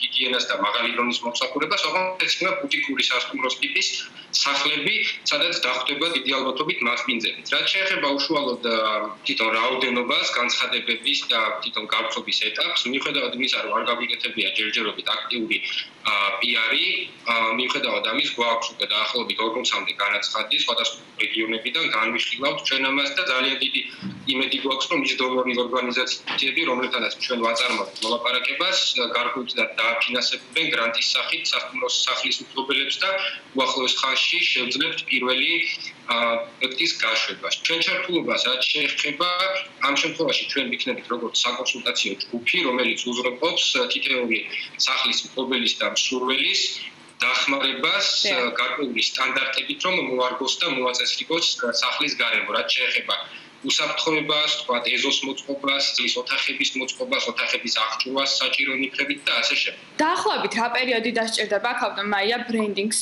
რომ გითხრათ და როგორ ფიქრობთ დაგვიანებული ხომ არ არის მიმდინარე წლის ზაფხულის ტურისტული სეზონისთვის ეს სამზადისი? ვინაიდან საუბარია მხოლოდ გადაკეთებაზე, ამ შემთხვევაში ვფიქრობთ, რომ შემჭიდროებულ ვადებში მოსწრებადი იქნება ამ მომსახურებების შეთავაზება.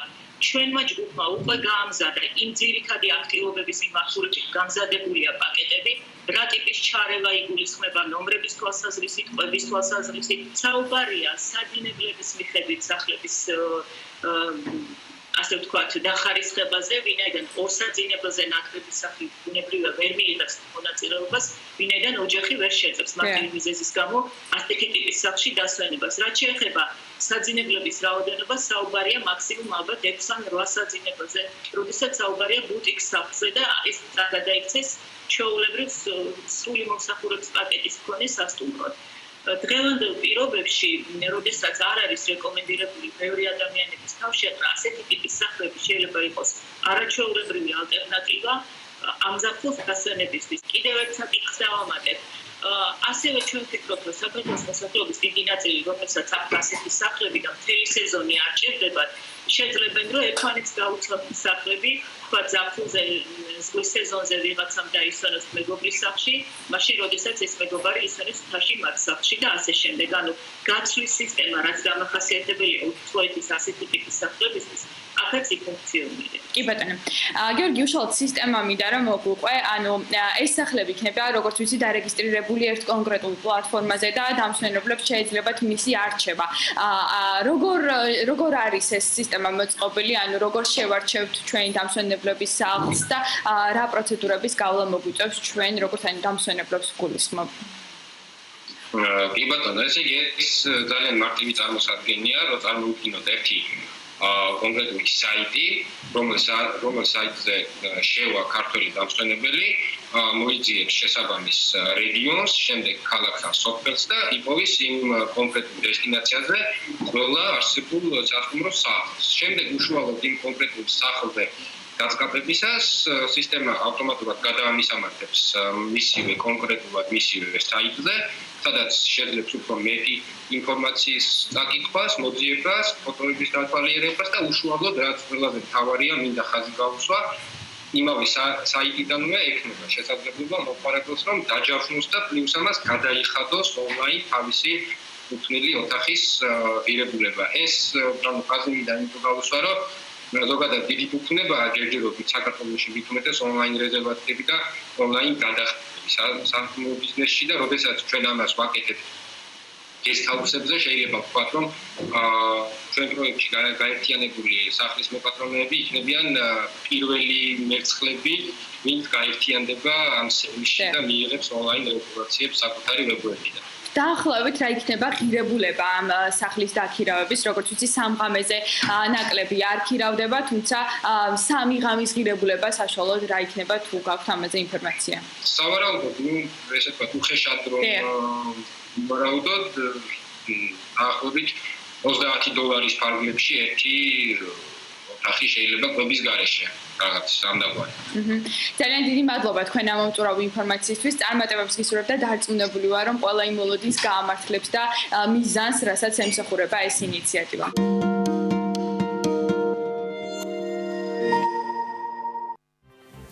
ტურიზმის სექტორში მომუშავე ორგანიზაციების ინიციატივით საქართველოს ტურიზმის ინდუსტრიის ალიანსი დაფუძნდა, რომლის ურთიერთშეთანხმების მემორანდუმს დღეს მოეწერება ხელი. ინიციატივის მხარდამჭერია USAID-ის ეკონომიკური მმართველობის პროგრამა. საქართველოს ტურიზმის ინდუსტრიის ალიანსი არის ტურიზმის ეროვნული ორგანიზაცია, რომელიც დაფუძნებულია საქართველოს ტურიზმის იდენტობის პოპულარიზაციის განვითარების და კერძო სექტორში რეპუტაციის გაღრმავების მიზნით. რა მიმართულებებით იმუშავებს ალიანსი, ვინ იქნებიან მისი წევრები, როდის იქნება კონკრეტული სტრატეგია? მაიასი გამოიძე პროტრეველ ჯორჯიას მართველი პარტნიორი მამუკა ბერძენიშვილს ტურიზმის ინსტიტუტის აღმასრულებელ დირექტორს და ლევან კოკიაშვილს რესტორატორს საქართველოს გასტრონომიის ასოციაციის დამფუძნებელს მასპინძლოს მაია მოგესალმებით დილამშვიდობის. ბექა მოგესალმებით დილამშვიდობის. მადლობა წარდგენისთვის. მინდა აღვნიშნა, რომ ამ ალიანსის ასე ვთქვათ შექმნა ძალიან მნიშვნელოვანი ნაბიჯი იყო დღევანდელ დღეს, სადაც დაახლოებით 14-მდე ასოციაციაა პრინციპში გაერთიანებული და რა თქმა უნდა მიზანი არის ასე ვთქვათ კერძო სექტორის ხმის გაძლიერება და კონსოლიდაცია ამ ასე ვთქვათ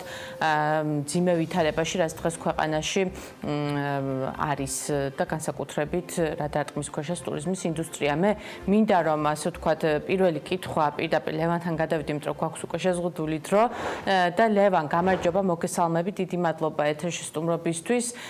გასტრონომიული ასოციაცია, ანუ თქვენი ასოციაცია ერთ-ერთი ასე ვთქვათ მონაწილე არის ამ გაერთიანების პროცესში და მინდა ვკითხო, როგორ დაიწყო ეს ყველაფერი, რა იყო იყო მიზანი და ასე ვთქვათ, რა გეგმები არის?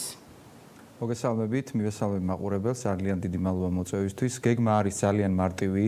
ამჟამად არის ძალიან ბევრი ადამიანი ტურიზმის ინდუსტრიაში. მე ხას გავუსვავრო მთლიანად მთელი მსოფლიო რთულ სიტუაციაშია საქართველოს ყველა სფერო, მაგრამ მეგობრებო, ტურიზმი არის ის სფერო, რომელიც წელიწადში იყო 2019 წელს შემომტანი 3 მილიარდ ლარზე მეტის. ასე რომ ეს არის ერთ-ერთი ის ძლიერი სფერო, რომელიც ჩვენ ქვეყანას ასე ვთქვათ ასაზრდოებდა. ანუ ამ სფეროში უამრავი დასაქმებული ადამიანი იყო, რომელიც დარჩა უსამსახურებლად, დაკეტილი არის სასტუმროები, რესტორნები, დაკეტილი გიდებს ძალიან სერიოზული პრობლემები აქვს და ასე შემდეგ. აქედან გამომდინარე, ხო, ძალიან მნიშვნელოვანი არის, რომ ჩვენ ვიპოვნოთ ოქროს შუალედი, რა უნდა მოვთხოვოთ სახელმწიფოს, ანუ და კერძო სექტორმაც გავიაზროთ, რა არის საჭირო ამ სიტუაციაში. აქედან გამომდინარე, ესე ცალ-ცალკე დაშლილად, რა თქმა უნდა, ეს ძალიან შეუძლებელი იქნებოდა და ესეთი ჩვენ შიგნით ეს უპრეცედენტო შემთხვევაა პრინციპში ტურიზმის ინდუსტრიაში და ესე გავერთიანდით ერთი მთავარი მიზნის გამო, რომ რაღაცნაირად შევძლოთ, როგორც ხელისუფლებას მივაწოდოთ ჩვენი მხრიდან რა არის რეალური პრობლემები, ჩვენ ვართ აქ ყველა ადამიანები, ვინც საქმიანობთ, ანუ ყოველდღიური ჩვენი საქმიანობიდან გამომდინარე ვსაუბრობთ, ჩვენ ვართ პრაქტიკოსები, რომელიც ვესაუბრებით იმაზე, თუ რა არის გასაკეთებელი ამ სფეროში. აქედან გამომდინარე, აი ზუსტად ეს ალიანსი იმიტომაც შეიკრიბა. ძალიან დიდი მადლობა USAID-ს მხარდაჭერისთვის, მათ გარეშე ეს არ იქნებოდა ისეთი მასშტაბური და უკვე თითქმის ყველა საერთაშორისო ორგანიზაცია იწყებს ჩვენ მხარდაჭერას და დღეს აი 14 საათზე ერთობლივად მოვაწერთ მემორანდუმს ხელს. მე შემდეგი კითხვა ბატონ მამუკასთან მინდა შემდეგი კითხვით გადავიდე. მამუკა, თქვენ კარგად ერკვევით, ასე ვთქვათ, ადგილობრივი სიტუაცია რა არის აჭარაში და რეალურად თქვენი აზრით რა შეიძლება იყოს ამ ალიანსის მიზანი, რომელიც შეიძლება თუნდაც აჭარის კერძო სექტორს, ასე ვთქვათ, ემსახურებოდეს მომავალში? მოგესალმებით, მაია. მოკლედ ამ შემთხვევაში ამ ალიანსს აქვს, ასე ვთქვათ, მყისიერი ეფექტის დადგომის აუცილებლობისკენ, ასე ვთქვათ, მიმავალი ნაბიჯები და მეორე მხრივ გრძელვადიანი გეგმები. მყისიერი ნაბიჯები და შედეგები დამოკიდებულია და ასე ვთქვათ, მიმართული იქითკენ, რომ მცირე და საშუალო ბიზნესი და ასევე თვითდასაქმებულები ამ ტურიზმის ინდუსტრიაში გადარჩნენ და გააგრძელონ სიცოცხლის უნარიანობა, მოგეხსენებათ მას შემდგომ, როცა ეკონომიკა გაიხსნება და ეს იქნება საშუალოდ თვენახევარში, შესაძლებლობა ამ ადამიანებს იმისა, რომ ფინანსური უკუგება მყისიერად მიიღონ არ ექნებათ და მეორე მხრივ დაუდგებათ ასევე მყისიერად საგადასახადო ვალდებულებები, როგორც სახელმწიფოს ჭრილში, ასევე ფინანსური ინსტიტუციებთან ურთიერთობებში. ამიტომ მნიშვნელოვანია ეს საკითხი იქნას, რაც შეიძლება მალე გადაჭრილი, რომ ამ ბიზნესებმა გააგრძელონ ურთიერთობა თავიანთ კლიენტებთან, ანუ ტურისტებთან და ისინი, ესე ვთქვათ, იყვნენ მდგრადი განვითარების ნაწილი და შესაბამისად ჩვენი ალიანსის მთავარი, ასე ვთქვათ, მიზანი არის ის, რომ ჩვენ ეს ფინანსური საკითხები, რომელიც ამ კომპანიებს დაუდგებათ დღის წესრიგში თვენახევარი 2 თვის განმავლობაში, იქნას ეს ვთქვათ, მხარდაჭერილი, კარგად გააზრებული და მიწოდებული სახელმწიფოსთვის. ეს ეხება, რა თქმა უნდა, განსაკუთრებით ისეთ კურორტებს, როგორც ბათუმია, იმიტომ რომ ჩვენი ქალაქი კიდევ უფრო დამოკიდებულია ტურიზმზე, უფრო მეტად ვიდრე სხვა, ასე ვთქვათ, დიდი ქალაქები საქართველოში და შესაბამისად ასეთი კურორტების მცირე და საშუალო ბიზნესები კიდევ უფრო საჭიროებენ მსგავს მიდგომას და დახმარებას. ხოლო მეორე მხრივ, რა თქმა უნდა, ეს ალიანსი არ შემოიფარგლება მხოლოდ ამ 2-3 თვის განმავლობაში ესე ვთქვათ, პრობლემების გადაჭრით და იქნება ორიენტირებული გრძელვადიან გეგმებზე, მას შემდგომ, როცა ჩვენ ყველა ერთად დავწმუნდებით, რომ დასრულდება ეს კრიტიკული პერიოდი, ჩვენ, რა თქმა უნდა, ვიქნებით ორიენტირებული გრძელვადიანი გეგმების გადაჭრაზე, რომელიც მდგრად განვითარებას მოემსახურება. დიდი მადლობა მამუკა, შეზღუდული დროის გამო მე ბოლო კითხვით, ასე ვთქვათ, ის კვლავ ლევანს დაუბრუნდები. ლევან, ცნობილი არის, რომ ხვალ იგეგმება შეხვედრა ტურიზმის ეროვნულ ადმინისტრაციის და ეკონომიკის სამინისტროს წარმომადგენლებთან უკვე ალიანსის, ასე ვთქვათ, ფორმატით და სახით და რა იგეგმება ამ შეხვედრის ფარგლებში და რა პრიორიტეტებია და რა მიზანია რეალურად ამ შეხვედრის? დიახ, ესე იგი არის 4 მთავარი პრიორიტეტი ამჟამად ქვეყანაში, ეს არის ეკონომიკური პაკეტის შემუშავება, ეს არის უსაფრთხოების პაკეტის შემუშავება და ასე შემდეგ და ძალიან მნიშვნელოვანია ამ მიმართულებით გაუზიაროთ ჩვენი სფეროს გამოძახილი, ანუ ზოგადად ტურიზმის სფეროს გამოძახილი. ამიტომ ჩვენ ვიმუშავეთ პირველად დოკუმენტზე, რომელსაც წარვადგენთ, ანუ აქ ამ დოკუმენტზე მუშაობს ის ყველა ასოციაცია, რომელიც ჩვენი წევრია ამჟამად და ვეცდებით, რომ დავანახოთ რეალური პრობლემები ავიაციასა თუ სხვა ყველა მიმართულებას შორის. იმიტომ რომ როდესაც ჩვენ ყველა მიმართულებით გავიარეთ კონსულტაციები, როგორც ფინანსურ ინსტიტუტებთან, ისე საგადასახადო ინსტიტუტებთან, ასევე ავიაციასთან, ყველას აქვს ძალიან ბევრი კითხვები, რომელსაც ვერ ვცემთ პასუხს და რაღაცნაირად ახლა ყველა ამ ადამიანმა უნდა მოვინდომოთ და საასოციაციებმა და თვითორგანიზებით უნდა დავეხმაროთ ჩვენ სახელმწიფოს. ანუ ამას სახელმწიფო ძალიან კარგად გადადგა ის ნაბიჯი, რაც ეხება ჩვენ რეალური შანსი გვაქვს მსოფლიოში ვიყოთ მწვანე, ეგრეთ წოდებული მწვანე ზონა და ახლა ამას უნდა მთელი ძალებით და ასე ვთქვათ გააზრებული ნაბიჯებით წინ სვლა. მე მინდა წარმატებები ვუსურვო ალიანსს, იმიტომ რომ საკმაოდ ასე ვთქვათ მძიმე გამოწვევები გვაქვს წინ და რა თქმა უნდა იმედი მაქვს რომ ამ ალიანსს ძალიან მალე კიდევ სხვა მრავალი ასე ვთქვათ კერძო ტურისტული ბიზნესები შეუერთდებიან, რადგან მათი ხმა ძალიან მნიშვნელოვანია დღევანდელ დღეს ასე ვთქვათ ხმამაღლა ჟღერდებოდეს. დიდი მადლობა ჩართისთვის ორივე სტუმარს და მე გემშვიდობებით შემდეგ სამშაბათამდე ტურიზმის რუბრიკით. მადლობა მაიას, ველოდებით კონკრეტულ მხედვებს სტრატეგიას, რომელსაც ალიანსი შეიმუშავებს, მათ შორის როგორ მიიღებს ამას მთავრობა და რა გადაწყვეტილებები იქნება. მაია სიდამოიძე, ProTravel Georgia's მმართველი პარტნიორი, მამუკა ბერძენიშვილს, ტურიზმის ინსტიტუტის აღმასრულებელ დირექტორს და ლევან კოკიაშვილს, რესტორატორს, საქართველოს გასტრონომიის ასოციაციის დამფუძნებელს მასპინძლობ და საქმე დიდის ბოლო ბლოკში, მათთან ერთად გემშვიდობებით საქმის კურსს ეთერებში შეხვდებით ერთმანეთს დღის განმავლობაში. დროებით.